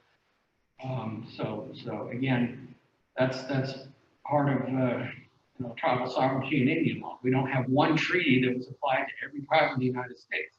Each situation is different. So if you weren't aware of that, then now you do have that understanding. All right, we're going to talk about litigation that's been going on in the state court. And those of you that, again, we've talked about the McGirt tracker. We've, thank you, Stephanie Mosher Goins, we have a comprehensive database, and we sent the link out. If you don't have it, we're going to send it out again. Basically, it's a user built spreadsheet that has cases all throughout the state that are related to McGirt. There are hyperlinks, so if you click on the link, it'll take you to the case. If you want to, it's kind of like Wikipedia. You can build onto it and add to it. We're actually saving it every so often in case somebody goes in and, you know, takes it all down or, you know, does something nefarious to it. But so hopefully that's a tool for you as well. There's been litigation all over the state. Again, some places things have run very smoothly. Other places, you know, it's been a bumpy ride. But Don Gifford has been, I know that he's been testifying in some state court proceedings as an expert. He's also former assistant U.S. attorney in Nevada, and also formerly was an assistant U.S. attorney in Oklahoma City, in the Western District. He's a tribal court judge for quite a number of the tribes, and has been helping keep track of a lot of these McGirt cases. And I know he just came in from Muskogee just moments ago. So I'm going to go ahead and Don is in private practice. He's a tribal court judge for the Kansas Kickapoos, the Cause, 3 or 4 other tribes. I think Sac-a-Fox, maybe. You might mention what all those are. And I know there's quite a number of tribes that you're an attorney judge for the Iowas, Seminole Nation, and Miami. So I'll turn it over to Don Gifford. All right, good afternoon, everybody. Thanks, Stephanie. Just real brief, I think I know most of you. If you don't know me, Don Gifford, Robert Don Gifford, Bobby Don, AU, I answer just about everything. I am a private attorney in Oklahoma City, been in private practice since 2016, former colleague with Arvo, doing Indian country matters, and been working in Indian country for about 20 years. My background, and I'm kind of hard to talk with the mask on, so I'll do my best here. Today, a couple of things. Number one, no PowerPoint for you to look at right now. One will be uploaded. The reason it's going to be uploaded later, it's very general. It's what I've been using to speak with. I've been speaking to the OBA solo and small section, small firm, solo and small firm section, the FBA and a few other organizations as well. This group is a little bit different. You guys, I don't need to explain what McGirt is. You guys know what McGirt is. So a lot of those basics I'm not going to spend a lot of time on. Let's step away for a second. What I want to talk about is kind of what's happening generally in the litigation. I think most of you have already heard my statement. I just came in from Muskogee back in, say, December or so. I got a call from the Federal Public Defender's Office in Tulsa. They said, hey, can you take the McGirt cases coming out of the northern eastern districts? And I was like, sure. I said, okay, here's 15. So I'm spending more time in Tulsa and Muskogee than I am in Oklahoma City and pretty much anywhere else in the state. I was in Muskogee this morning, so it's a bit of a hike getting over there. So forgive me for rushing in a little bit late. What I want to talk about is some of the general litigation and strategies that I am seeing across the state. I'm talking some of the Post-Conviction Act, the PCAs, PCRs, and the state court on McGirt issues, how the courts are handling them. One of the things I want to point out, and I just answered this question the other day, someone asked me this about 30 minutes ago, how are the courts handling McGirt with the stay and bossing?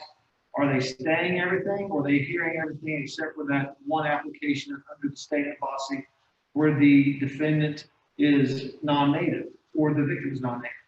And my answer is, it depends on the county. And,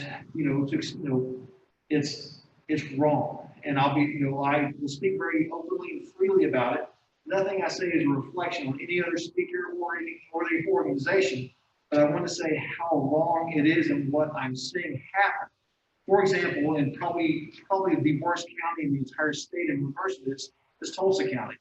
Tulsa County is flat out ignoring McGirt, Sizemore, Bossy, every holding by the Oklahoma Court of Criminal Appeals, and they're just issuing orders. For example, I got 3 orders last week on a case in 3 different cases out of Tulsa County. Got no notice of a hearing. They had no hearing. The judge just issued an order, dropped it in the mail. And of course, I didn't, of course, if I didn't pick up the mail one day, then I'm a day late, and denied everything and said, denied, latches, waive jurisdiction. Completely opposite of what we know from common law, Supreme Court law, and even the Oklahoma Court of Criminal Appeals and Sizemore. You can't waive jurisdiction. Tulsa County is still taking that position as well. Tulsa, the city attorney's office in Tulsa is also rejecting McGirt as well. I don't know how they can be so wrong and why they continue to do it and why the Oklahoma Court of Criminal Appeals won't do anything. I mean, I can state why I believe they are, but it's not very flattering, but it's flat out wrong. Pre-McGirt, the far majority of tribes had a good, decent relationship in working with the locals, whether it's sheriff's office, police department, BIA, FBI, had a fairly good relationship. And it is true that it does vary. Pre-McGirt, and Arvo could probably can give some stories on this. Pre-McGirt, there was really only 2 counties in Oklahoma where we had a lot of problems with the counties and the tribes. And no problem with the tribes, but the counties. Comanche County. Comanche County, their phrase was, it's just an Indian problem, not our problem whatsoever. There was even stories of where if somebody even looked Indian, they may have been Hispanic, but they looked Indian and they were public intox, they just picked them up, dropped them off at the front door of the Lawton Indian Hospital. That was how things were being handled in Comanche County. The reason behind that was the DA. The DA at the time, and historically for the last 20 years, will not do anything with the tribes or Indian country. Will not work with them and still has not. That DA retired, another DA who had that same view, he just retired. I'm not sure, I'm hoping that there's going to be a change. I don't have a lot of hope. Second county that was not very good to work with was Hay County. And that goes back to the sheriff's office. And the district attorney up there has been pretty open-minded to working with the tribes, but he's going back to sheriff. The sheriff's department up there, again, they had a bad issue with the Tonka laws. And for the last 25 years, will not work with any of the tribes up there. Will not work with the Tonka law, the Ponca, the Oto, or the Kaw. And that's not fair to the tribal members. They will not cross-deputize, no cross-designation. They will not work together. Again, as Arvo will probably tell you a story up there. Right there on the Tonkawa tribe, there's a little neighborhood, little circular neighborhood called Toski Drive. There's been, at least in that area, there's been at least 4 deaths that have occurred there. So my understanding is one person got beat to death. There's been a couple DUIs where someone got killed. And the feds have no jurisdiction, the tribe has no jurisdiction, and the state says it's an Indian problem, not our problem. That's been the practice with Kay County and Comanche County. That's pre-McGirt. Post-McGirt, we're seeing issues where we go into court as attorneys representing someone who is native, either to challenge a conviction or to challenge a case to say it belongs in a different court. And some, they're working great hand in hand. Seminole counties, for one, district attorney's office, I was just speaking about this, they're working great with the tribal prosecutor there. Several of the counties are working hand in hand, some are not. Arvo mentioned that we're not really seeing the cases yet in the Western District of Oklahoma. I keep thinking that they're going to be coming, they're going to be coming, they're going to be coming. I just had a conversation with the Chickasaw Nation's General Counsel's office yesterday, and they're furious at Carter County. What happened there is somebody McGirt, they got out, they didn't notify the tribe, they didn't notify the U.S. Attorney's Office, they were DUI, they killed a 10-year-old kid. Chickasaw Nation said we would have picked him up and moved and kept him in custody, we would have proceeded with the prosecution. They gave no notice to the tribe or the U.S. Attorney's Office, yet what does the DA's office do? It's McGirt's fault. See what McGirt's doing? The problem here is the lack of cooperation from the state with the tribes. And I have yet to see a tribe who is not working with the state. I've been doing several cases in the Muskogee Creek Nation this past year, a lot of the McGirt cases. Judge Bigler up there is doing a fantastic job. The prosecutors up there have been top notch. The defense bar, the public defender's office up there have been great. And I am seeing a continuation of what I see in tribal courts, and where the more of a healing court. They're addressing people's personal needs. If it's an alcohol issue, a drug issue, if it's someone who's never been in trouble before, they're going in there, they're getting the time and attention that they need, and they're being addressed. It's not just a number, check the block, take it deferred, or take it to trial, or take it suspended and take it to trial. I see a lot of great things happening. Now, are they swimming? Yes, they're slanting, they're underwater. So I see some great things happening in the Muskogee Creek Nation. They're still growing, they're still developing, there's still a lot of changes there. What does the future hold? And I think there was probably already an announcement that was already made in regards to Bossy and the filing by the new Oklahoma Attorney General. Procedurally, I have questions on how that works, questions on how that's going to play out in the future. And third, as was discussed, the tribes do have some options. If they don't want to take on this massive responsibility, they do have some options. And maybe they can be creative about it. But the problem is, there has to be cooperation. This past year, I've been giving a variety of presentations. A lot of people call me to ask this question. They've asked me to testify as an expert witness, or some reporter may ask me to explain something. And I always point out the one obvious thing. Every time I turn on the news and I see the Attorney General or the former Attorney General being on TV talking about McGirt, we're talking about how we're doing this and how we're doing that. I don't see anybody up there with the Attorney General from the U.S. Attorney's Office or the tribes. Unilateralism doesn't work. It doesn't work whatsoever. If the federal government and the tribes haven't worked out, I see the Northern District they've got a long history of working with the tribes up there. They are getting it worked out. Why the state of Oklahoma is refusing? I understand they don't like it and they would like it to change, but by sticking their head in the sand and pretending there's not another option is doing a disservice to not only tribal members, but to victims themselves. And the representations that I'm seeing in the press is a flat out lie. And I mean that bluntly, and I would be afraid to say it to anyone else's face. It's a flat out lie. The Attorney General's office is representing in the press what I'm seeing from the District Attorney's Council and from the District Attorney's office. It's flat out wrong. Are there holes? Are there people who are going to slip through the system? Are there those few cases in which maybe the statute of limitations has run and maybe there might be an injustice that is done? Yes, that is possible. Is it going to happen? Yes. Has it already happened? Yes. But is it in every case? Absolutely not. Is it the majority of the cases? Absolutely not. Is it in half of the cases? Absolutely not. And that's what I find infuriating. Southeastern Oklahoma, Choctaw Nation, District Attorney's Office. Their argument was, he doesn't look Indian. He shouldn't apply. I don't care if he has an Indian card. He doesn't look Indian. And that was their argument. District Attorney's offices and Tulsa City Attorney's Office don't understand it's not a racial qualification. Being Indian is a political status. It is not a racial status. And that's probably the biggest thing I've seen in Indian country. If you're a lawyer in practicing in Indian country, whether you're a baby lawyer or an old dog like Arvo, this is the best time to ever to practice law in Indian country. That's where we are. That's where we've always been, but now it looks a little bit different. So if you're a lawyer practicing Indian law and you've been studying it, and you've known it for a long time, guess what? You're way ahead of the curve than most of the state. Far majority of the district attorney's offices, far majority of the attorney general's office. We understand it. We've known it for a long time. Everyone else is just now getting caught up. I think I've always said, I think we can take a look at my PowerPoint and receive it. One of my slides is, I think it's time to put an Indian law question on the bar exam. It is that time. We are definitely there, because if you don't know Indian law, if you don't understand it, it applies across the board. And I've been focusing mostly on criminal law in the criminal aspect. I mean, we've got the 5 tribes. That's settled. There's some other tribes that are coming. I predict. I'm going to put a guarantee. Osage Nation will be getting their reservation back. The 10th Circuit law on that doesn't survive. Irby is the 10th Circuit case.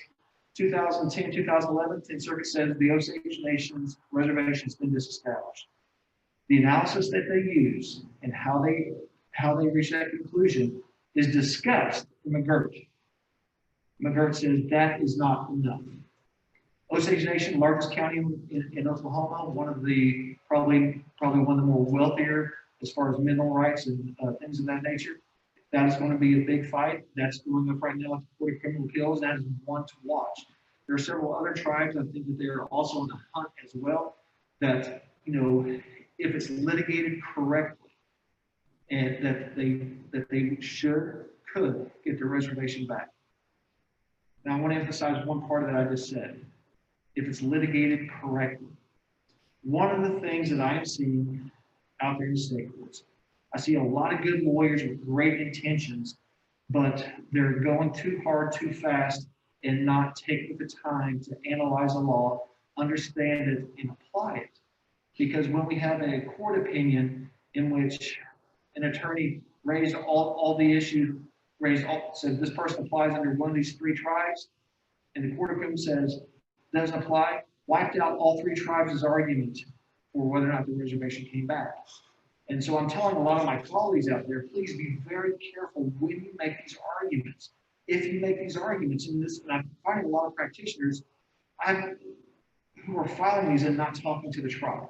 Now, I think enough time has passed, the tribes are jumping in, but I know I think you guys have already had a discussion on northeastern Oklahoma, up around Miami, up there.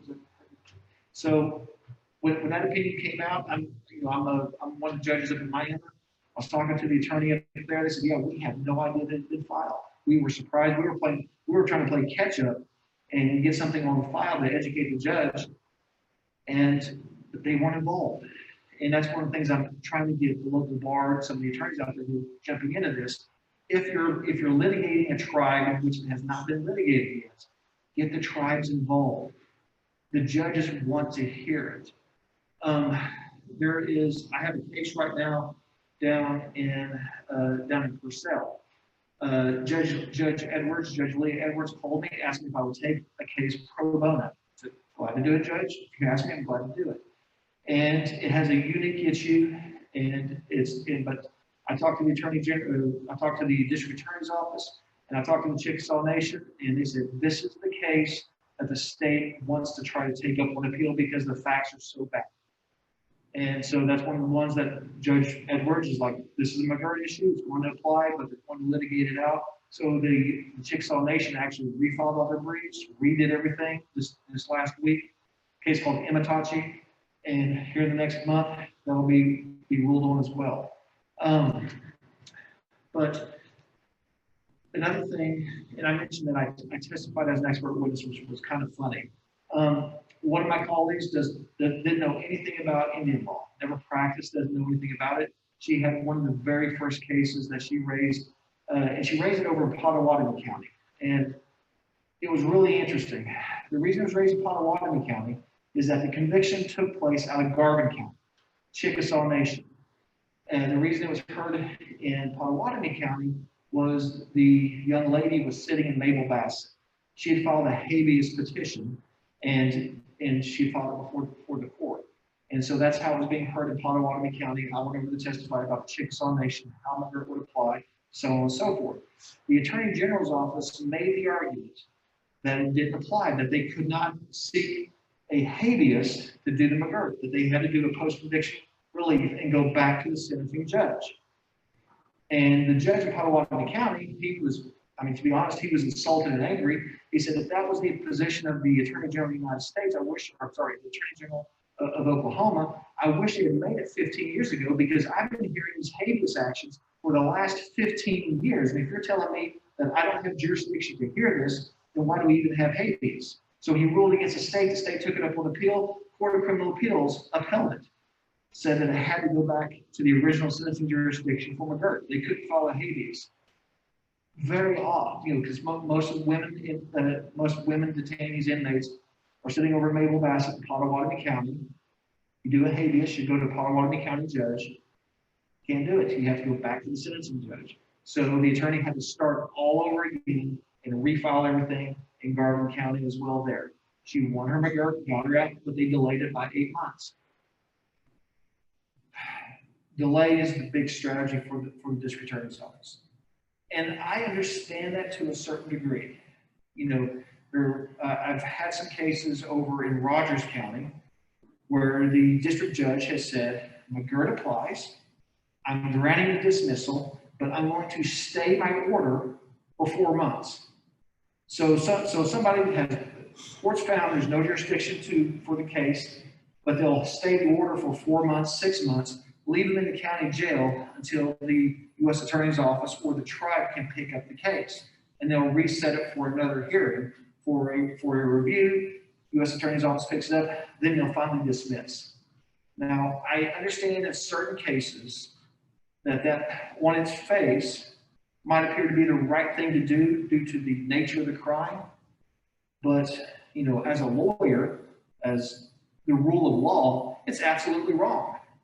You don't have jurisdiction, you don't have jurisdiction. You don't keep somebody locked up for 4 to 6 months just waiting for someone else to get their, to get their stuff together. It's just not right.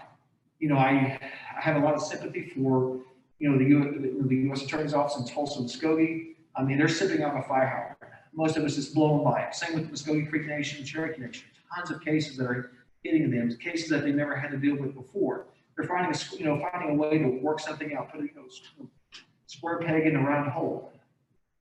But it doesn't mean that you have to ignore someone's constitutional rights if you leave them in jail for 6 months when there's no jurisdiction. And what are you supposed to do? We can file a writ, take it to the Oklahoma Court of Criminal Appeals. They're delaying as well. If they don't respond, you can file a habeas petition to the Northern District of Oklahoma. I did it as well. I filed that habeas petition in federal court. You know what they said? They said, well, the judge hasn't ruled yet, denied. So, next step would have been to file a 10th Circuit appeal. But at that point, I'm already at 6 months and the judge is dismissing and they're ruling over to federal court or over to the tribal court. There's a civil side of this. I think, I haven't been here today. My apologies. I was more girded up in Muskogee today. The civil issues on this have yet to be fully explored and, figured out. Civil litigation in tribal court is different. It's not like criminal jurisdiction. You can have civil litigation, you can have a civil jurisdiction over non-native, possibly, but it's still hard to get. Comanche Nation, they write speeding tickets down there, or they were. They still write speeding tickets to natives and non-natives, but they use a civil code.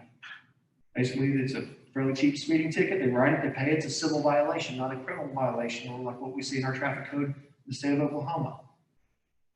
Civil jurisdiction, and I represent individuals who are native and non-native, or non-native and trying to get out of a contract that they had with the tribe, and I'm fighting for jurisdiction. Do they have jurisdiction or not? Well, that's what we have right now in the eastern 1/3 of Oklahoma. And I think many of you probably already heard, you either have followed it, tracked it, and discussed probably a little bit today about the taxation issues, whether or not Oklahoma can tax individuals, Native American living and working on a reservation. They should be able to tax their income, but the Oklahoma Tax Commission is taking a different position, even though the United States Supreme Court says otherwise. My presentation is about what I'm seeing across the state of Oklahoma and strategies that are being played out there. I could have stand up here and said one word. They're delaying everything, civil, criminal, whatever. It's all just it's a delay game. And it's really hard to get people to do anything when the state isn't willing to be a willing partner with the tribes or the federal government. Federal government and tribes have always been working great together. Do they bat 1,000? No one ever bats 1,000.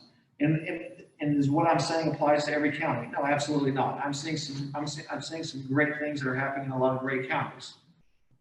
It's also interesting to see a lot of good attorneys are leaving district attorney's office or leaving public defender's offices to go work for the Cherokee Nation, to go work for the Muskogee Creek Nation, because there's different litigation, there's good litigation, and they're getting paid better by the tribes than they do through the district attorney's office or public defender's office.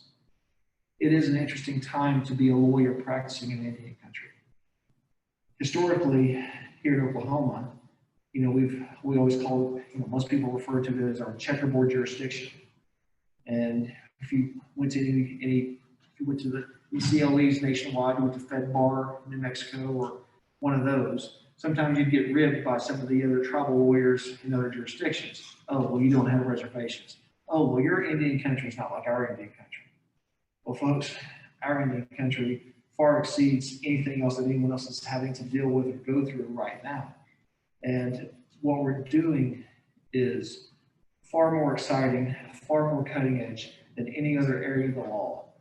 It's getting a lot of attention. Unfortunately, we're not getting all the attention that we're supposed to be having. We're getting a lot of the negative attention that isn't necessarily being truthful and honest. I know that there's one news reporter in Tulsa, I think at Channel 8 at the ABC station there. She's very, very much anti-McGirt, anti-tribes, and anything that's negative on McGirt or the tribes, she runs with her heart. I imagine she does so because she garners favor from the district attorney's office or other prosecutorial offices. As tribal attorneys working in Indian country, we do have an obligation to try to set the record straight. And I know at some points, like, okay, I can't fix everybody. I don't have that much time in the day, but don't hesitate to send that email to a news director to say you got it wrong. Don't hesitate to call, send a letter to the editor, if you work for somebody in private capacity or whatever, to say your reporting was wrong.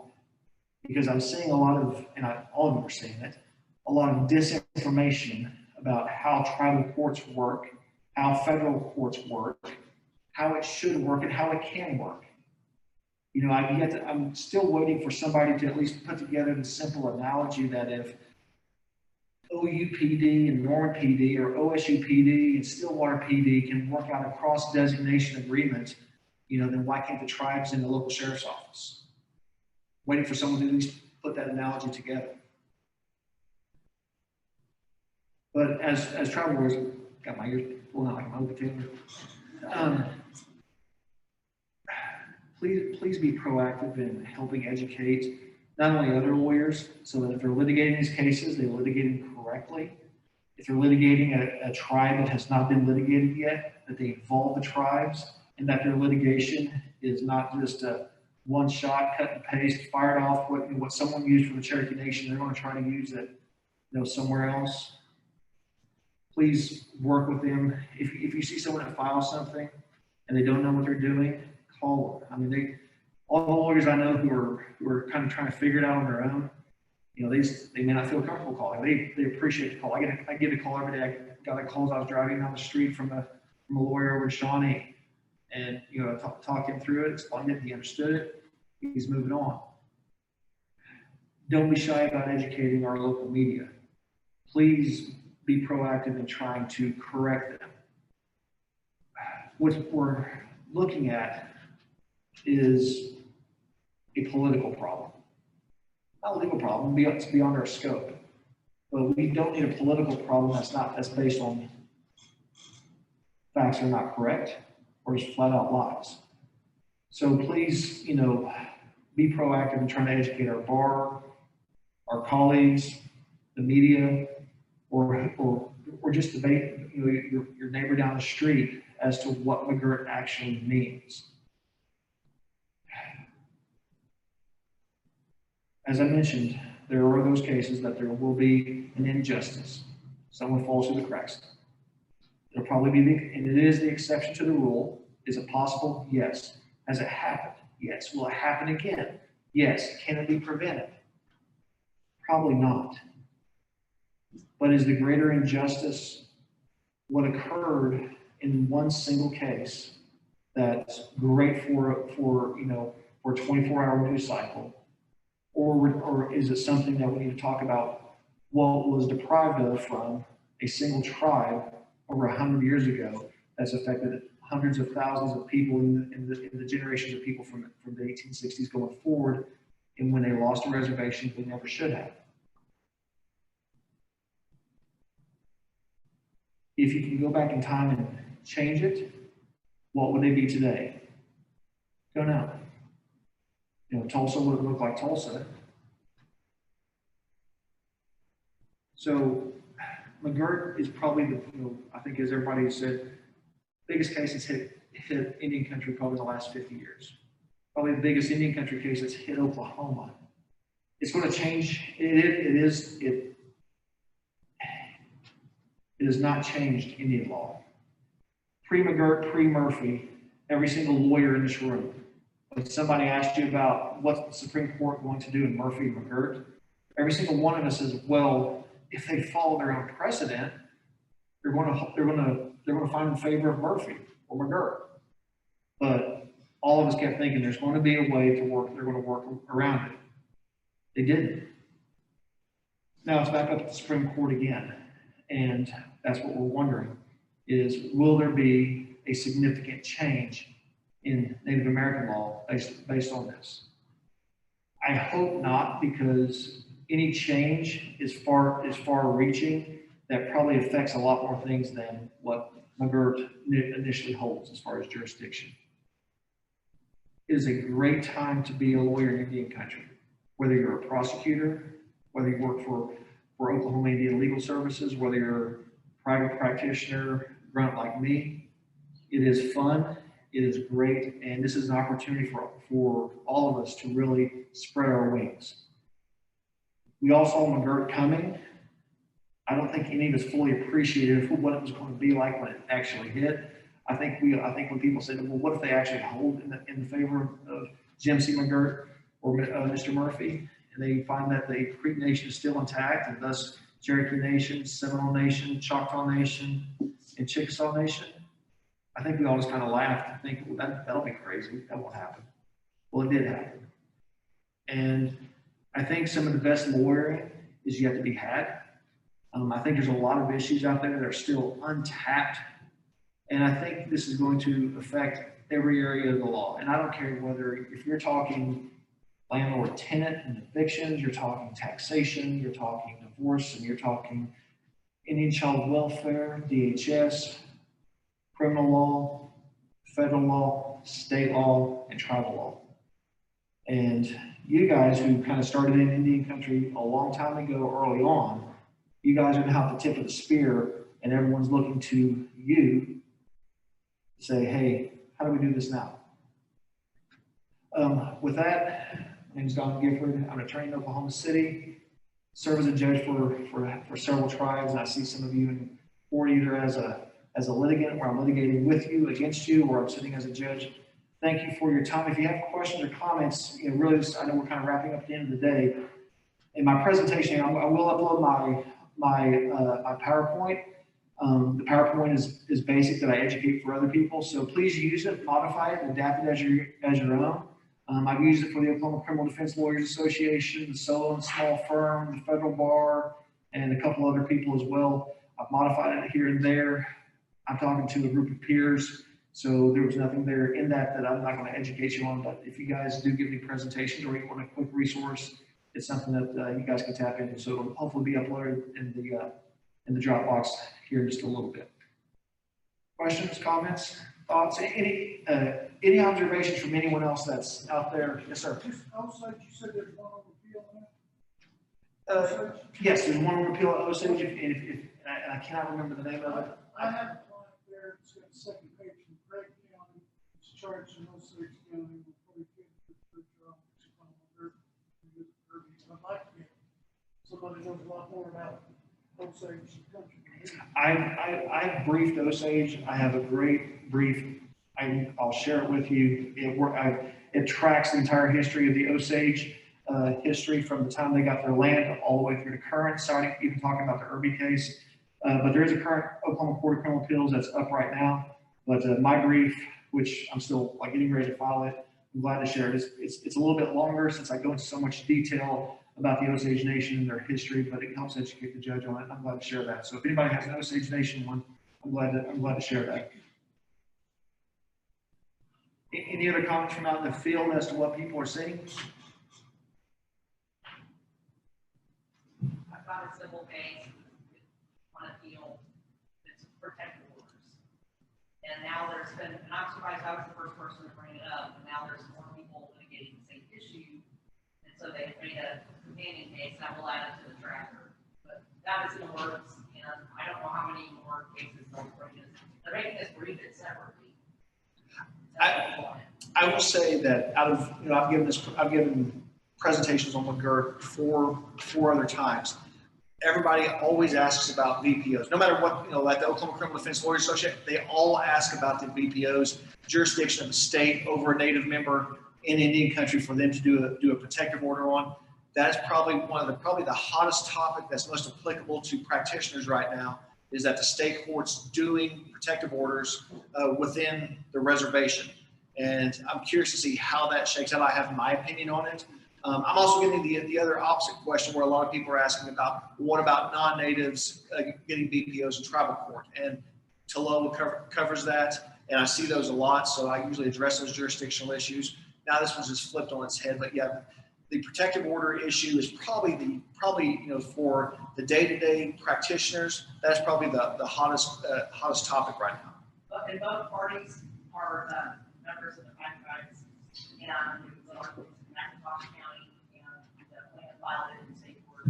Argument, I remember the defendant, the argument we made was there was other things that came out. The BPO also gave rise to criminal charges.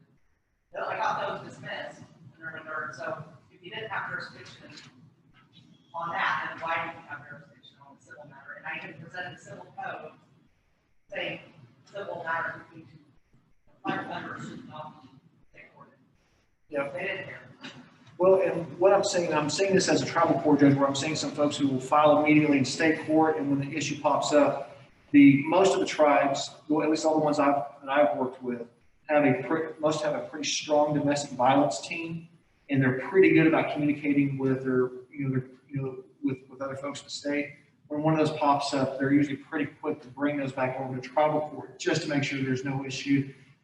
Those are the folks who are doing it smart. Or if an attorney's representing somebody, of course the issue is when you got two people who are pro se and they're going in by themselves, which if you've ever sat in a DV docket, that is 95% or 99% of those dockets where they're pro se. So that is one thing. I haven't seen. I have made a suggestion to a state court judge who does this docket that if he has that issue, that it would be wise for him to just continue the temporary order and notify somebody so that they might have an opportunity to transfer it. Obviously it's harder for a judge because they can't be a lawyer, can't be an advocate, but just as an officer of the court or a member of the bar, pass along that information for jurisdiction purposes. But yeah, the BPO issue is probably in the state court is probably the hot topic right now. A lot of people are asking that question, and it's interesting. I haven't heard, pretty much everybody who practices locally knows what their judge is going to do, but it's a great legal issue.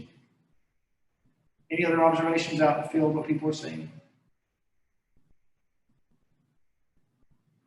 Well, look, I don't know how much time I have left. I don't know if I've gone too short or too long. Arlo says I'm just perfect. Please tell my wife that. Thank you very much for the work that you guys do. Please be proactive. Greatest time that you will have in your career practicing in Indian country is right now. And it's a great opportunity for you to seize the bull by the horns, educate, promote, and help build. I think this is, a lot of people see McGirt as, as a crisis. Other people see this McGirt as a great opportunity. I think it's both. And I think, I think as Winston Churchill who once said, never let a good crisis go to waste.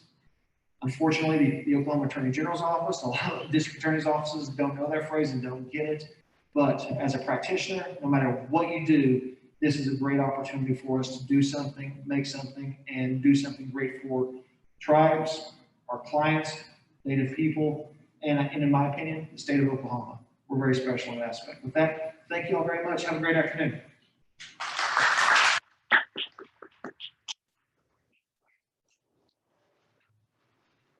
I just want to touch on a couple of things that Don brought up that I think are very important, and thank you again for. I know we've been traveling the turnpikes and the roads quite a bit, like most of us recently. One of the things is this, and this is why we titled this program the way we did. As a lawyer, we're taught to respect the law. To respect the law, not necessarily undermine it or go around it, or of course we challenge it. That's how our system works. But we have a decision, and again, no matter what side you fall on, we certainly need to work together. I was on a radio show 3 days ago called Talk Jive Radio. You can look on Facebook and look at the interview. And a lot of the public, not just the public, non-Indians, but a lot of the Indians don't understand what the word means. So I was trying to explain it in layman's terms. And some of you who know me, like most of you do, I like to talk in terms of analogies. And the analogy here is if we look at crime, and we're looking solely at the criminal aspect, as a forest fire or a fire, we had primarily one team fighting this fire, okay? We have the state. Now we have 3 teams fighting the fire, and the fire hasn't changed, okay? The fire of crime, the amount of crime hasn't changed, the number of criminal acts haven't changed. And so now instead of one team fighting the fire, we have 3 teams fighting the fire. But again, if we're going to be, successful in making our communities safe, the 3 teams that are fighting the fire have to work together. We can't be doing our own thing, not communicating, not working together. And that's the whole idea here. Is, we have to respect the law, and we want to work together. So I think that some of the things that Don brought up, some of them certainly are very concerning.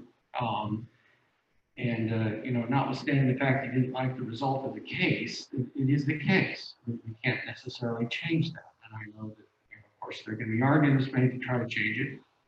There are going to be arguments made to ignore it. And as attorneys, we all have to sit down and look at it. Is this a viable argument that you're making? City of Tulsa, are you arguing that the municipalities in the state of Oklahoma have more power than the state of Oklahoma under the Curtis Act? The same arguments that were being brought up in McGirt. Why is that rationale taking traction? Why is the rationale that somebody, if their CDIB card says it was issued on this date, why are you saying, well, if the crime happened before you weren't an Indian? Why is that happening? So I think what Don said is important to, call out other members of the bar and say, okay, we've got to work together here. We have, if we're going to be on the field, we have to have a common playbook. Otherwise, there's going to be confusion. And the playbook is pretty clear as it stands right now. One other thing that he touched on is the importance of analyzing the law. Again, McGirt had to do with the interpretation of whether or not boundaries remained intact or disappeared. On the one hand, you have silence, and Congress hasn't erased boundaries that were established. On the other hand, like I mentioned before, the Pongas and Otos, you have Congress said the boundaries are erased. And then you have a lot of the other tribes, and that's our next section, in the middle. We have allotment agreements that say the tribes cede and convey their interest in land, and then they're paid a sum certain, et cetera, et cetera. Go back to those original opinions. Go back to Dakota versus District Court. That's one of the very first opinions. What was going on in Dakota? Okay, take a look at that. Take a look at Solomon versus Bartlett. Take a look at Rosebud Sioux versus Knight. What was happening in Dakota versus District Court was there was an allotment agreement that said the tribe ceded and conveyed, et cetera, and there's a lot of boilerplate language. But then the court didn't say, okay, that erased the boundaries, because it didn't erase the boundaries. It doesn't say that. The court said, okay, we're going to look at what the tribe thought, okay? How do you do that? You go back to the allotment agreements and negotiations. It said the tribe said they thought they were going to lose the reservation. And they cooperated. They were not objecting to allotment. And then some of you, if you've read the opinion, the Supreme Court, in finding congressional interpretation of the allotment agreement, looks at a newspaper from 1889 or whenever it was. A banker said, oh, well, everybody thought the reservation was gone. Now, I don't know that we can look to a newspaper today and say that that's congressional intent. I mean, that just seems very strange to me. But That's what the court did. So, and then the court also looked at, well, there's a whole lot more non-Indians than there are Indians. Well, of course, that's always going to be the case because that's right at the end of all the smallpox pandemics and whatnot. So there are always more non-Indians. Now, the thing that's going to be interesting, are the courts going to continue to adhere and rely upon those kind of facts, which have been discredited by McGirt? Because if you look at Dakota versus District Court, they relied very heavily on the fact that the tribal court wasn't established until 1962 or something like that. They relied very heavily on the fact that the tribe had agreed to the allotment. Well, what if a tribe doesn't agree to the allotment? What if the tribe fought the allotment?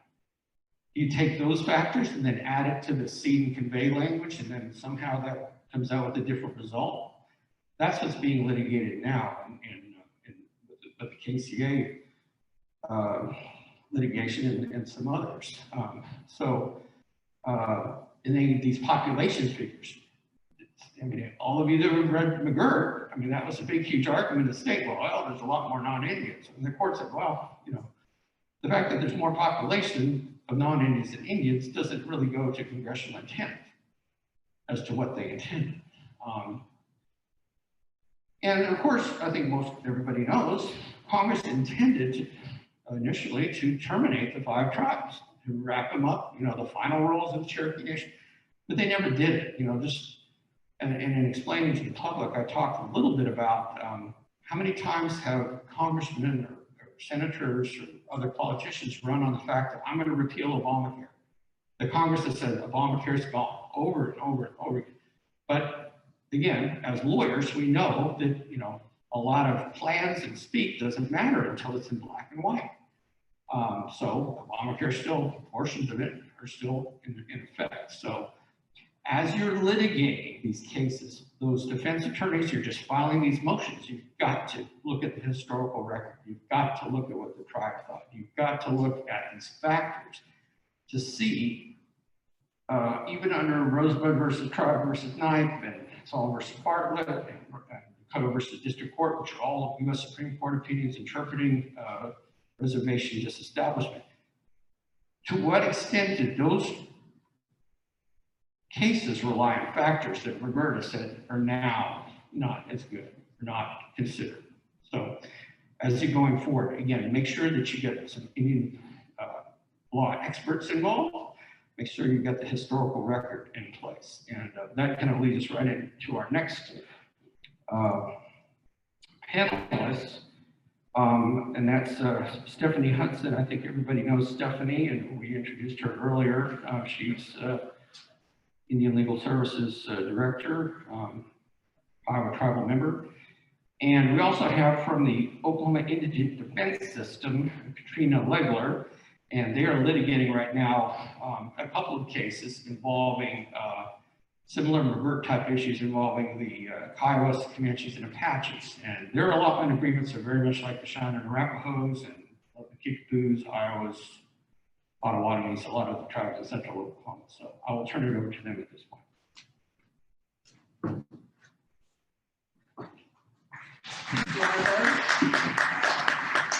Okay, how do I get to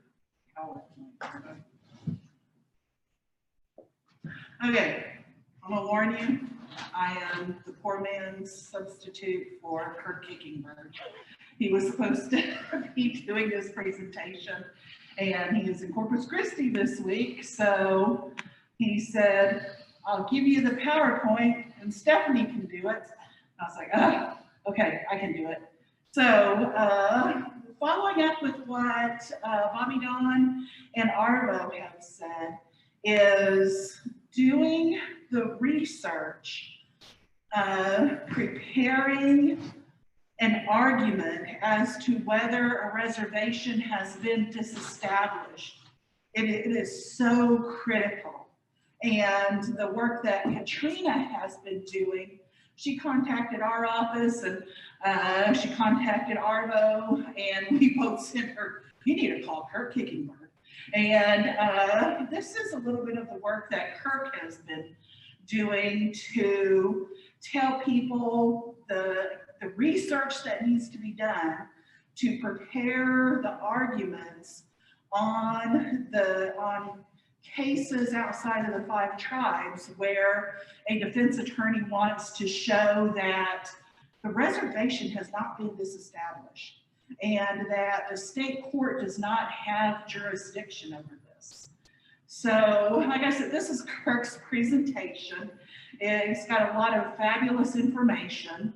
Kirk, I was joking with some of the oils attorneys at lunchtime that, hey, we got some of the old school bigwigs here today. Well, Kirk is like the old school bigwig around. And, he was in law school before I was born. I always tell the interns at our office, I'm old. Well, don't tell anybody that I said Kirk is really old. So he was in law school before I was born. And what he did was he was working with the National Congress of American Indians. And what they wanted to do was they wanted to start a treaty project. And the idea was to review 800 treaties and agreements between the U.S. and Indian tribes and nations. And the concept was to review 400 treaties and agreements and assist whether treaties could be used to assert tribal government rights and powers today. And they wanted to explore how treaties could be used to protect tribal interests today. And when he's saying today, he means in the 1960s. And the preliminary assessment was to be done in the summer of 1968. Well, the treaty project, Kirk worked on it. And what he found was that, there's no law courses at the University of Oklahoma. There were not really any Indian law courses, not too many anywhere in the United States. And what he did was he went, he was a student at the University of Oklahoma. He went into the attic of Monet Hall that houses the Western History Collection. And he just kind of started wandering around and trying to find what information he could to be able to develop this compilation of information about treaties and laws that existed for the Indian tribes here in Oklahoma. And he found Cohen's Handbook of Federal Indian Law. He found Kapler's laws and treaties. Okay, when I was listening to Kirk talk about this and everything, I was like, okay, I know where the Cohen's is in our oils office. And then I thought, oh, wait a minute. Where are all those Kapler's laws and treaties in our office? So I went wandering around the oils office and all the bookcases, and I found all of ours. So oils attorneys, they're all in my office. So on my bookshelves and everything, if you're looking. So he spent a lot of time reading Cohen's and Kapler's and Indian Claims Commission materials. And what he did was the project was just trying to find what was out there. And Kirk always tells me, he says, I've forgotten more Indian law than you'll ever know in your lifetime. Well, after seeing what he has read through, I think it's true, is if he's read all of this and everything, he really does understand federal Indian law, treaties, laws, the laws that govern tribes in Oklahoma. He's researched all of that. And this just kind of gives a little bit of information about, some of the work that he did. But what he did on this project was he just learned about what is out there in order to support tribal government authority in Oklahoma. Now, if none of you have read his book, 100 Million Acres, I got me a copy of it. I encourage you to get a copy of it because it has a lot of historical and legal research on not just tribes in Oklahoma, but tribes across the nation. And he talks about how Indian tribes across the nation that, there were 100 million acres there at one point. And now, it's down to, a small portion of that exists as trust Indian land and restricted Indian land in the United States. But he also talks about I forget what IDIL means, but it's an organization where Institute for the Development of Indian Law, thank you. They researched which tribes were treaty tribes, which tribes' land base was there because of a treaty that existed. So that organization was trying to understand what treaties were out there, what treaties has Congress disestablished the land base? Did they disestablish based upon a treaty? So that organization tried to understand which tribes had those treaties that were still in place. So Kirk talked about the Harjo case. Alan Harjo wanted to file a suit to enforce the 1866 Creek Treaty right to self-government, and he worked on that. A lawsuit was filed in 1975, and the Department of Interior recognized the principal chief as the sole embodiment of the Creek government. In that, there's some discussion about whether there was an intent to terminate the Creek government. In that case, the judge said the nation survived statutory dismemberment. The DOI ignored Section 28 of the 1906 that continued Creek government for all purposes until Congress said otherwise. The judge described unlawful actions of the Department of Interior as bureaucratic imperialism without statutory authority. So there you see the judge in that case trying to really analyze what had been going on with the Department of Interior, what the treaty really meant. So right there is an example of a judge really trying to analyze what was going on in a case with a tribe or a treaty. So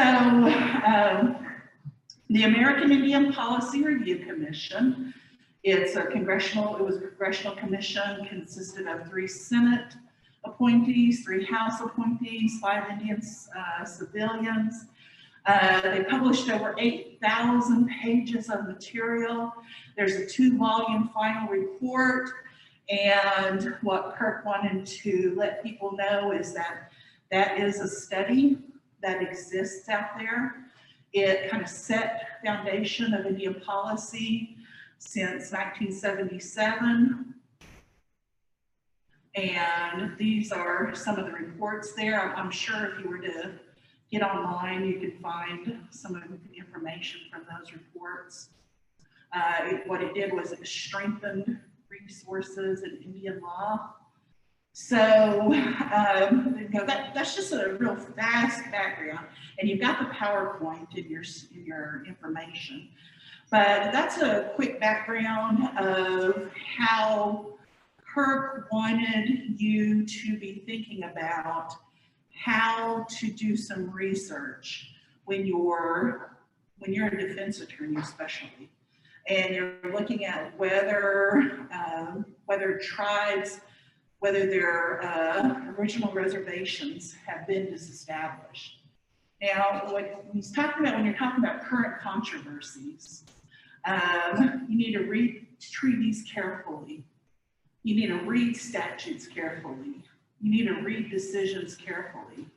And that foundations and questions have been set for decades and centuries. You can't just, scroll through OSCAM and look through cases. You can't just do a cursory research and expect to find information that you need in order to determine whether a reservation has been disestablished. It takes a lot of research. I know that Patty Gezzi, when she was working on the Murphy case, it was years and years and years of research, not just by her, but other attorneys, in trying to determine whether there was a case with Mr. Murphy and whether the Muskogee Creek Nation had been disestablished. It took years of research to do that.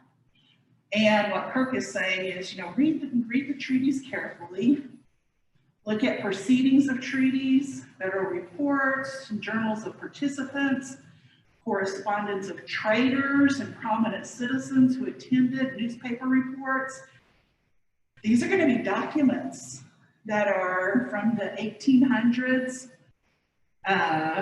So some of it's going to be in handwriting, and handwriting from the 1800s is different than it is nowadays. It's a little bit harder to read sometimes. You've got to be able to read those. You got to look in the National Archives and university collections and museum collections in order to find information about treaties.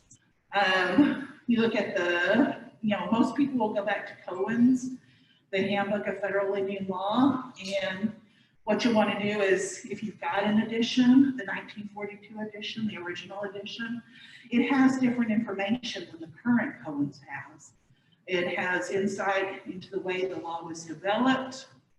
The current edition, it provides up-to-date information from which you can refine your research.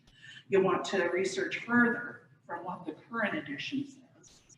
And Kirk suggests reading the Legal Conscience compilation of Cohen's writing. And there's one section called Indians' Quest for Justice. I looked it up on Amazon, and it's not, you can't buy it on Amazon right now, so I don't know where you get Legal Conscience right now. Kirk probably has one. You want to read Kapler's.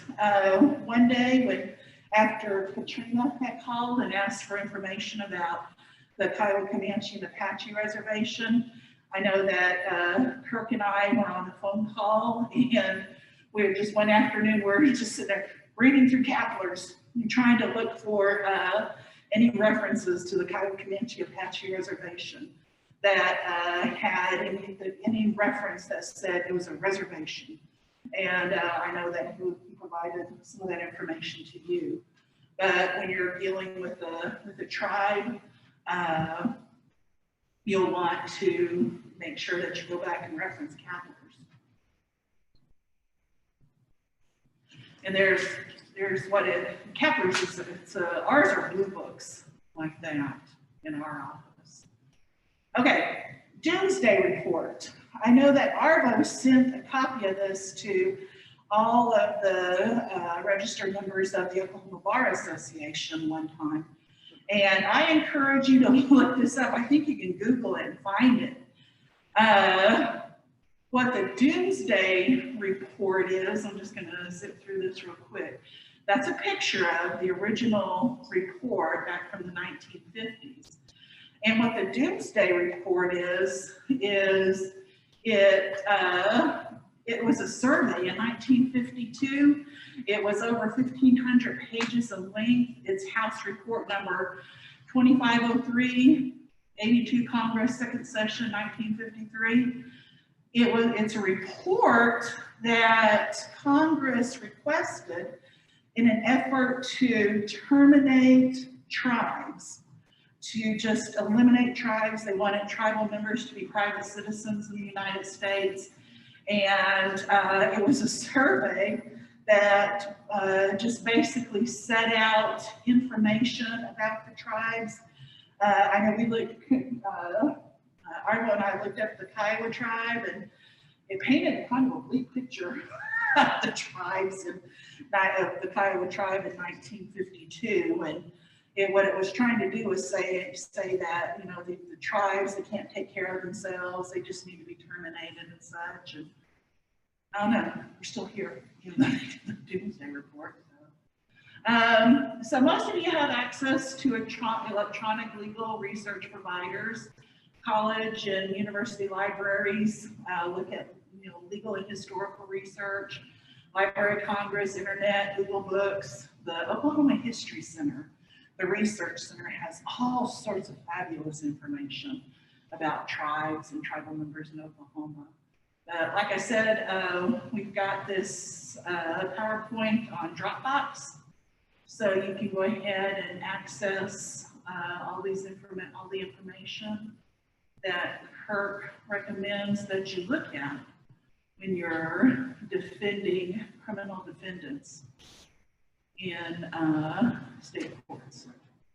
Which one? That one.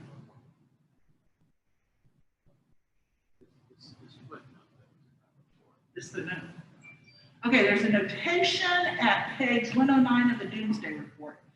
State handles all law and order problems and finances the same on county basis. The state jurisdiction exercised on the Osage Reservation and all reservations under the Southern Plains Agency is subject to court attack due to absence of congressional authority. Absence of congressional authority. That's the Doomsday Report, 1952. So I don't think there's been a whole lot of, there's not a whole lot after the Doomsday Report disestablishing reservations. So even there's a congressional report showing that there is no congressional authority. But there's information, and Kirk's always available to talk to people about cases they may have. Let me go ahead and go back here. I'm going to leave it, pass it over to Katrina.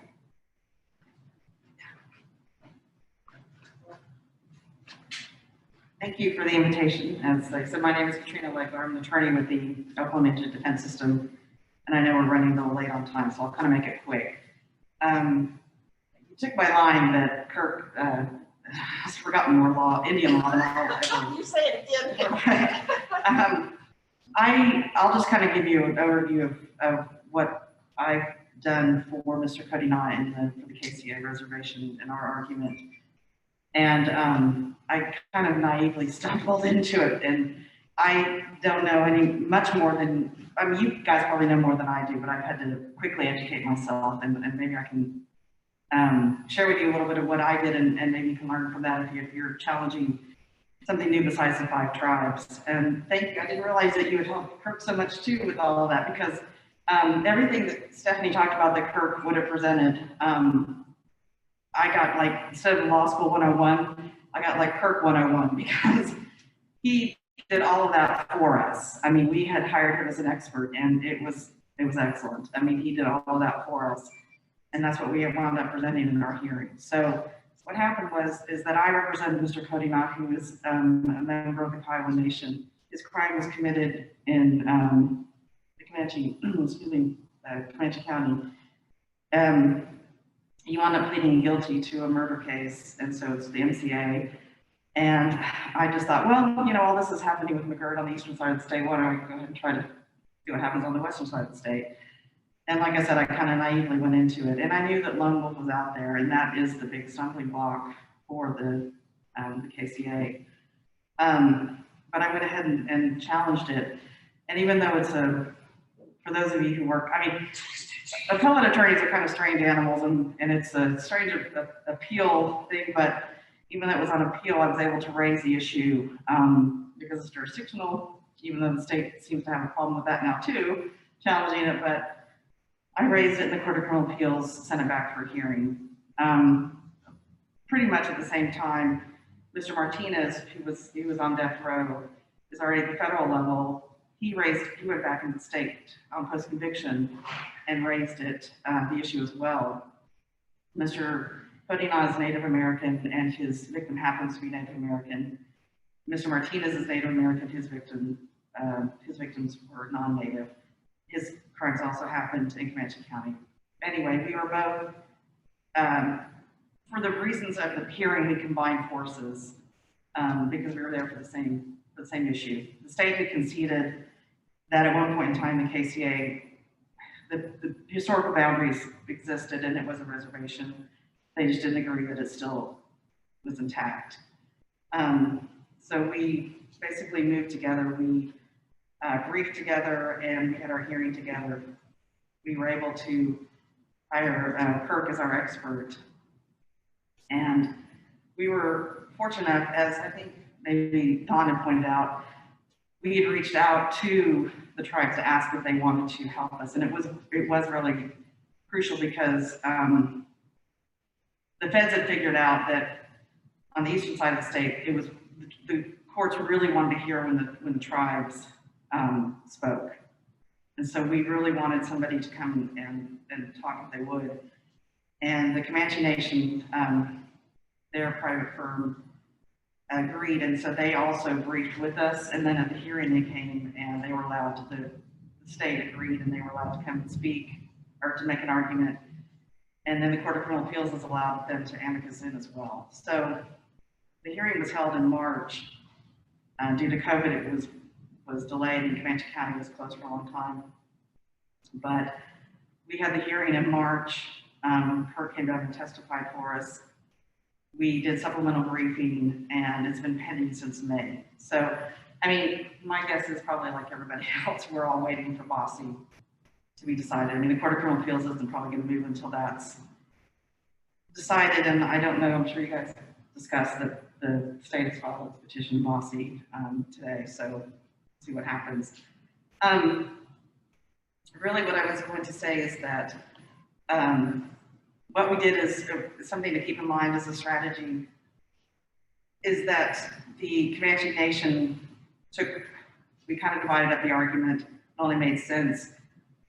As I said, the stumbling block for us is Lone Wolf and the Jerome Agreement. And so the language is really bad. I mean, when you look at it on its front about, you know, forever ceding and conveying and that language that the state just pounced all over. They're like, well, of course, you know, it no longer is intact because that was all given away in the Jerome Agreement. Well, what we tried to do was divide and conquer, and the Comanche Nation took one argument and we took another, and we wrapped it around with McGirt and tried to make the argument that the Jerome Agreement does not, it was fraudulent, basically, that, sorry if I'm repeating things that people know, that you know, that 3/4 of the males were supposed to agree to that agreement, that they did not, that they didn't know what was going on, that they didn't agree to it, and so there was fraud, basically. And so, Katrina, I think that would be helpful to explain what your argument was about the Jerome Agreement. Okay. And help them understand how you express that. Sorry, the state agreed with us that, you know, that under the treaties of Medicine Lodge 1 and 2, that the reservation was intact and was there. And that was in the 1800s. It was the 1900 and 1906. So the Jerome Agreement that came, where the government came in and said, what we're going to do is now we're going to pay you, I think it was 2.5 million. Does that sound right? To go ahead and start allotting the land. And by you coming in under the agreement of the Medicine Lodge Treaty, if 3/4 of the males agree to it, then it's all good. And they put in language of, I think I can put it here.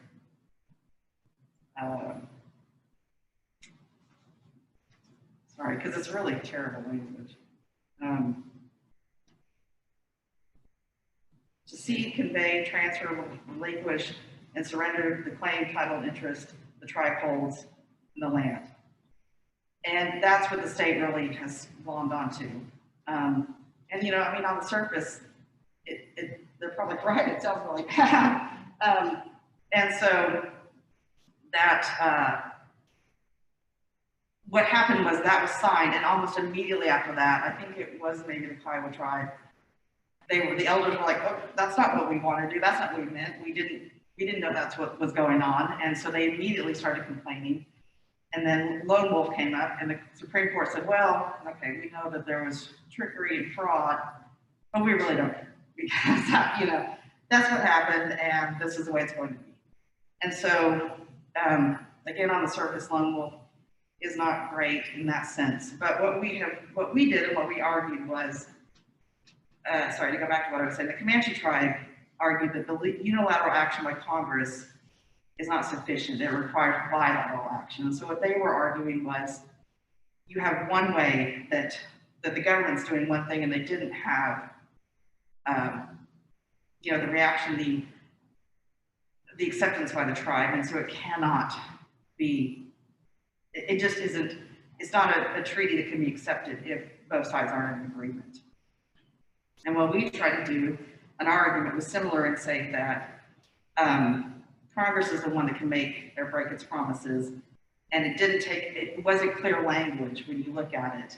And it's very murky because what happens with the Jerome Agreement and the Treaty of Medicine Lodges, they say one thing and the Jerome Agreement says another, and they're fine. Sometimes they're very fine differences, and sometimes they're large differences as far as like how much land might be transferred, how much money might be transferred. But we pointed this all out in our briefing and kind of went down and made the different points of all the things that are different, and just said simply, there's no agreement, and therefore, when you don't have the minds don't meet, you don't have an agreement, so it just simply can't stand.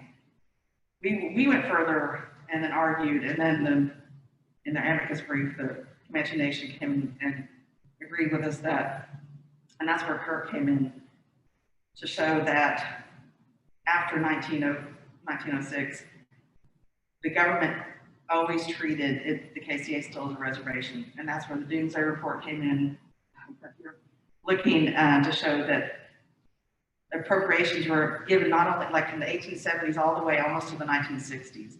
Every time it was mentioned, it was a reservation. There were things from the Secretary of the Interior. I can't remember. There were things that we pointed out that the federal government would always show, and they would always say it was a reservation, that they continued to treat the KCA as a reservation. And then I found a case from the Court of Claims where they talked about that they acknowledged that what the federal government had done was trickery and fraud, and that it should not be acknowledged. The treaty simply should not be, the Jerome Agreement, which is considered a treaty, should not be acknowledged. And so we cited all of that, and we made the argument, and Kurt did an excellent job. We didn't even have to do very much to, be acknowledged as an expert in Indian law by the court. But as was expected, the district court came down and said, I'm not looking at anything past 1906. His order was that he could stop at Lone Wolf. So that is what is pending now before the Court of Criminal Appeals. We made our supplemental argument saying that, you need to go beyond that and look. So we'll just see. I do predict that the Court of Criminal Appeals will not side with us. I just don't see that that's going to happen. But we're hoping that we've laid the groundwork for further argument in the federal courts. The Kiowa Nation and the Apache Nation expressed interest in maybe also then making an argument with us for the clients in amicus if it goes on further. So I think that can only strengthen the argument as well. That's just kind of the status of it. Anyway, that's just a short little synopsis. Probably caused more problems than it's worth as far as the government's concerned with the state of Oklahoma. But it's just kind of like what these guys have said. Definitely what Kirk has said. If you're going to challenge it, the stuff that Kirk has laid out is absolutely crucial. You've got to have that all in a row. Your ducks in a row. Lay it out, be prepared to argue because the state's not going to concede easily. They're not even conceding on the stuff that is right in front of their faces that is clear under McGirt. So these cases are tough, and I don't think that the Court of Criminal Appeals is going to roll over and give it to us, but you lay the groundwork, put it out there, and you hope that some of the court above is going to do the right thing. Anyway, that's all I have to say.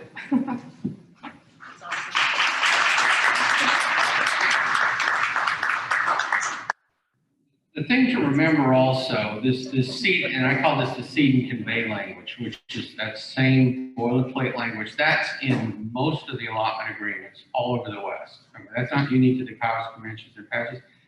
And that's the same language that was in the Dakota versus District Court case. So that same language is there. And the Supreme Court said, you don't just look at that language.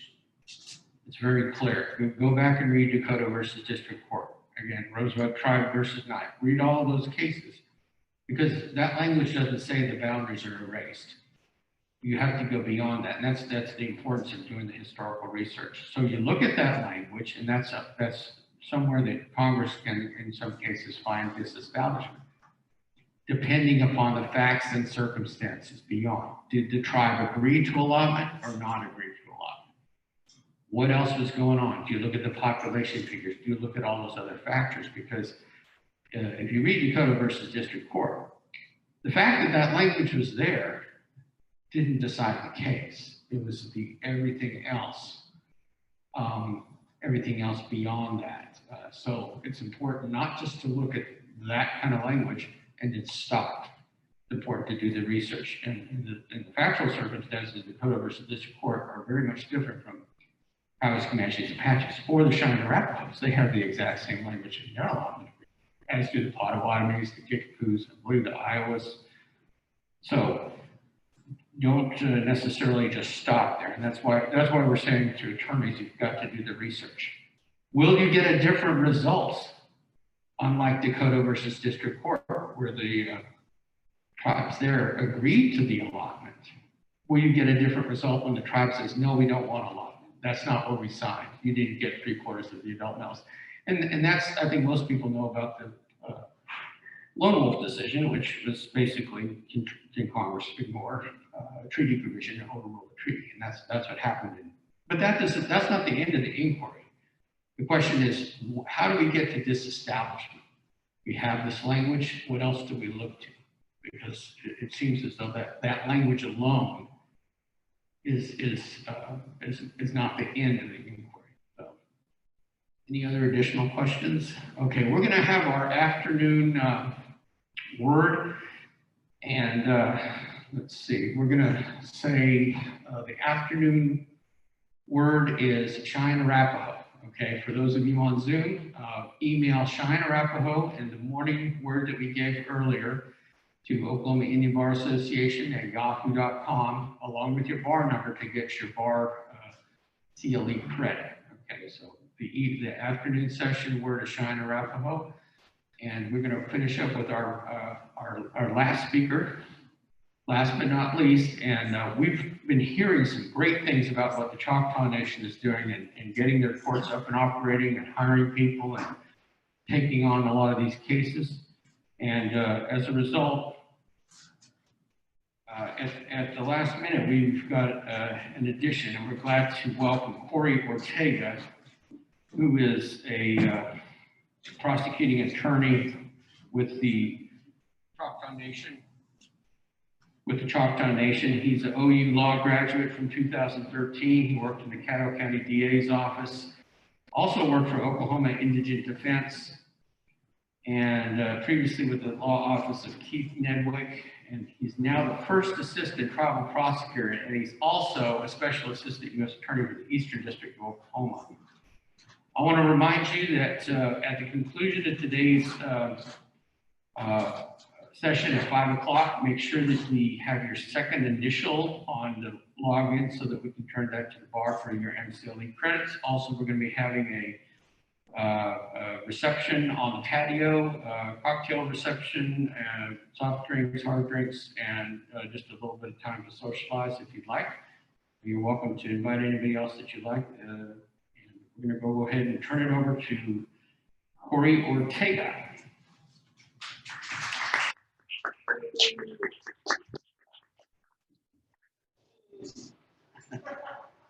Thank you. I've got a PowerPoint that I included.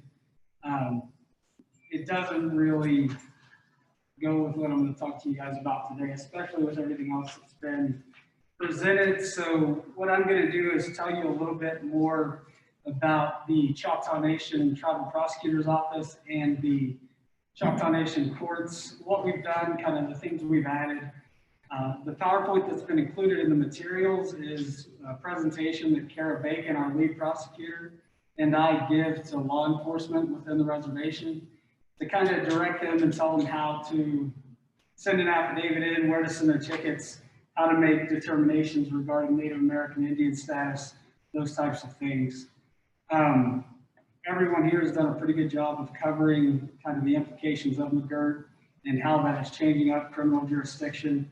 I want to talk a little bit about cross-deputization agreements. One of the things that the Choctaw Nation benefited from being able to watch the Creek Nation and the other tribes between June and April of this year was to see where the gaps were, and we kind of got to address some issues within the Choctaw Nation. So leading up to and within the past few months, the tribal police have hired 30 to 40 additional tribal officers.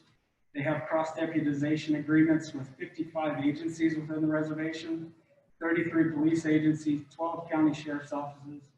We've got cross-deps with the OBN, the BIA, the Highway Patrol, fire marshals, ABLE, the Wildlife Department, Southeastern Oklahoma State University and Eastern College, and a couple of the district attorney's offices. So with that, that allows tribal police, state police to effectively police the jurisdiction within the Choctaw Nation. It is a very large area. So like we've heard here before, public safety is the main concern for the Choctaw Nation. We want to ensure that not only the tribal members, but the Oklahomans living within the reservation are protected. And I think through that cross-deputization agreement, through those agreements with the state police, we're able to ensure that if there is an emergency, either state police or the tribal police can respond and make the situation safe. Looking specifically, kind of addressing some of the issues that were raised by the state today, in that you know, the tribal courts are not prepared, not able to handle the caseload that's coming in. To look exactly at what we filed this year, we've, as of today, filed 1,194 cases in the Choctaw Nation Tribal Court since January 1st of this year. That is up from 77 cases total last year. So it is a huge jump, but the one thing that the Choctaw Nation did a great job in preparing for, Kara Bacon has been a state prosecutor for over 10 years. Part of that time, she was the first assistant district attorney in Grady County for that, the sixth district, I believe. Like you said before, I've practiced criminal defense, state prosecution. I was on the OIDS contract here, or the OIDS office here in Norman. So we handle pretty large caseloads. We've tried felony murder cases, sex offenses, you name it. If Kara hadn't done it, I probably have, and vice versa. The prosecutor's office also currently has 6 tribal prosecutors assigned, all of which handle criminal cases. And we've got some folks that are designated specifically to Indian child welfare cases. We are currently looking for another assistant prosecutor, and that job is posted on the Choctaw Jobs website. So if anybody listening today is interested in that or know someone that is, we were looking for folks that want to come down and work. The chief and the tribe have added to our office 4 legal assistants. We're currently looking to hire an investigator as well. We are currently working on funding for 2 victim witness coordinators to address the issues that we're having and that I'm sure everybody notices with having contested hearings, coordinating when those witnesses are in court, making sure they get there, making sure they're connected to services. But one thing tribal council and the chief have put out is they want to make sure those victims are addressed, taken care of, and that their needs are being met. We certainly don't want to have anybody slipping through the cracks. Related to victims, that has been kind of our focus with regard to filing those 1,194 cases. When we knew that Sizemore was coming, we specifically looked at the major crimes offenses and those folks that were incarcerated. It was unique that I had the position as Special Assistant U.S. Attorney over in the Eastern District, because I was able to work pretty closely with the U.S. Attorney's Office, with the state prosecuting agencies to get more information about which cases were coming to the Choctaw Nation, which cases were set for those dismissals, McGirt dismissals. That way, folks weren't just sitting in jail waiting, having a judge kick a ruling down the road just so that the tribe or the federal government could get something filed. The state DAs in the reservation have done a great job of cooperating with us. Ms. Bacon's been able to reach out to those DAs in the reservation, pretty open lines of communications. I know that when we have issues, she can text them, call them, and they'll get right back to us. We've got investigators running out, picking up different reports, things like that, so we can get those cases screened. With that, we do in fact have about another 1,000 cases that are in a pipeline coming to us. Those cases are out of custody cases within the last 3 years that we're going to need to screen and will likely be filed within the next 2 to 3 months. As far as our judges go, the court clerk, the judges, the judicial system, all kind of within the same group there at the Choctaw Nation. They have also done a great job of preparing for this. The court clerk, she previously worked as a state clerk. The court administrator, who's kind of a second court clerk, she was previously the court clerk in Bryan County. So they're very familiar with filing large caseloads, handling those different documents, getting those dockets set and running them efficiently. We currently have two district judges that are handling all of the dockets. Sadly, we did have one of our special judges pass away last year, Rebecca Cryer, that I'm sure a lot of you probably knew or had the opportunity to work in front of or with. So we do have 2 open positions for special district judges that will be filled in the coming months. I believe right now they're waiting. There's currently an opening for a full-time district judge, and that person will probably be picking those special judges. So I believe that posting is also up on the Choctaw Jobs website. So if anybody out there is a acting district judge or has any experience and has recommendations for who that might be, I'd encourage you to check out that because we are growing the court system. Within the next couple of months, the older courthouse for the Choctaw Nation in Talahina will be opening and we'll be having dockets there. That should be in November. We do have a very new judicial building in Durant, right next to the headquarters. We've got 3 courtrooms in there that are functioning pretty at full capacity right now.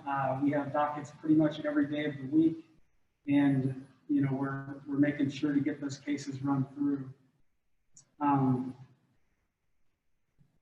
Just the thing I would point out, and the thing we've heard that's been most inaccurate out there, is that the tribes and the tribal courts, the prosecutors' offices aren't able to handle these things.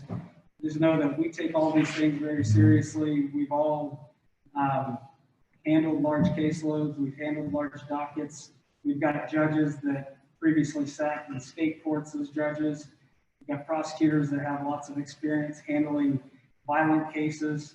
We are charging Major Crimes Act offenses at the Choctaw Nation. We are prosecuting folks under the Violence Against Women Act. I think since January, we had over 145 cases involving either domestic violence, stalking, protective orders, those types of things. 20 of those prosecutions were under the special domestic violence jurisdiction. So we are enforcing, those laws. We are practicing lots of evidence-based jurisdiction in those domestic cases because we know that, Native American women, Indigenous women are disproportionately affected by those types of cases. So we want to make sure that anyone in southeastern Oklahoma that, has a proclivity to do those types of things, they will in fact be punished by the Choctaw Nation. So, the tribe is investing significant resources in funding the prosecutor's office, funding the courts, ensuring that we have everything we need to do this effectively. And so I know the Choctaw Nation is committed to keeping southeastern Oklahoma safe, and all I can say is, at least with the state prosecutors in our areas, we've had great cooperation. We've had great cooperation with the U.S. Attorney's Office as well. I know that Arvo spoke with regard to the additions to the Western District. I know in the Eastern District, they added 20 term AUSAs and approximately 10 more surge AUSAs. So we've got about 30 additional prosecutors there to help handle those caseloads. I have done less at the U.S. Attorney's Office since the influx of cases to the Choctaw Nation. So I've primarily been in Durant, working in tribal court, just because the need there is obviously going from 77 to almost 1,200. We've got a lot to do and we've got a lot to cover. But they brought in additional judges over there in the Eastern District and make plans to hold court and ensure those trials are done. So I know that the federal government, the tribe, we're doing everything we can to ensure that these cases are filed. But with that, I know it's getting close to the end of the day, and I'll open up to any questions anybody might have.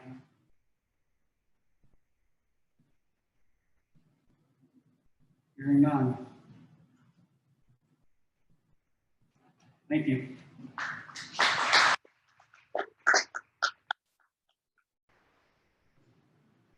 All right, somebody was asking if the afternoon word has been announced, and it has. For those of you on Zoom, it is Cheyenne Arapaho.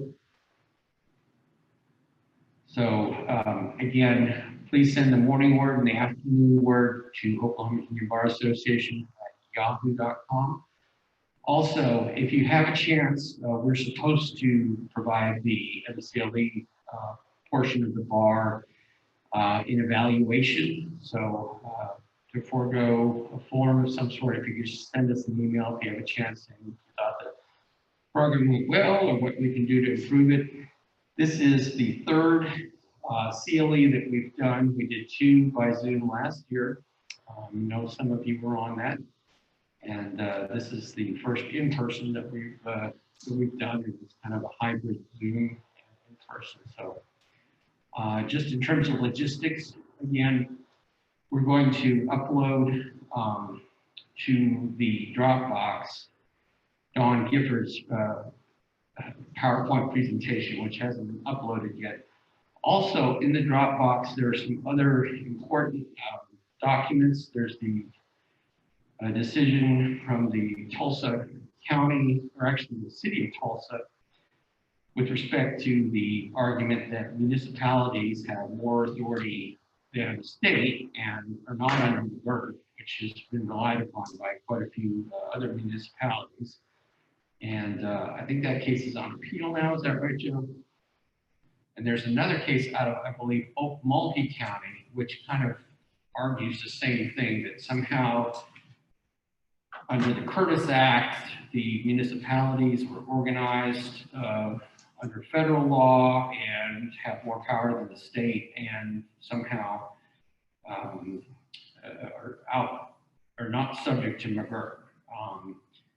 So that's an argument that we keep seeing being brought up in municipal court. Also, if you know instances where we keep hearing stories about strange things happening, somebody sees travel tags, law enforcement, and just decides to let them go, or things like that. A lot of these things are not confirmed, and they may be just vicious rumors or mistaken rumors. Let us know to try to see if we can find out what's going on. Again, the other thing that we do, we would welcome you to become a member of the Oklahoma Indian Bar Association. We have a Zoom meeting every Wednesday at noon. If you're a member, you're welcome to join in. We are going to put up on Eventbrite a new login to renew your OIBA membership. We extended them beyond, normally we go from June to June, we coincide with the Sovereignty Symposium. So your 2020, 2021 membership is now expired. We're going to put up a new page in the next couple days. So go back and log in. We'll start that again. Also, when you do that, make sure to fill out all the questions. Actually, I think you have to fill out all the questions because it has your website, your area of practice, your tribal membership if you're a tribal member. You don't have to be a tribal member to join. And we've created a directory. So if you have questions or you want to refer a case to somebody, we have a spreadsheet that is automatically generated by the Eventbrite program that we've utilized to communicate with one another. So I believe that's most of the logistical things that we need to cover today. We want to thank all of our participants for volunteering their time. Of course, this is really a service to our membership, and we've had a very, very good continuous sharing of information every week. It's been a very, very difficult time in terms of what we've had to go through. And on that note, I would like to have a moment of silence because some of you, we've been dealing with this pandemic with COVID, and I appreciate you all being here and complying with our request to be safe and wearing your N95 mask in the event center.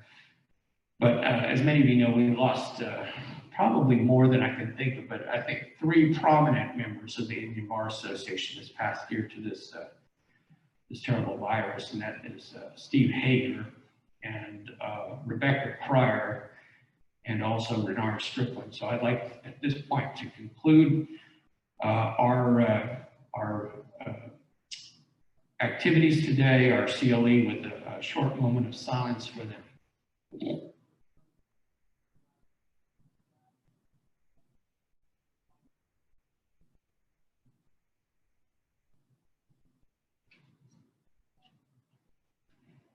All right, I'll send you off in this Kyle, which means Hege Emoya Bongta, until we meet again, until I see you again. So thank you very much, and we are dismissed.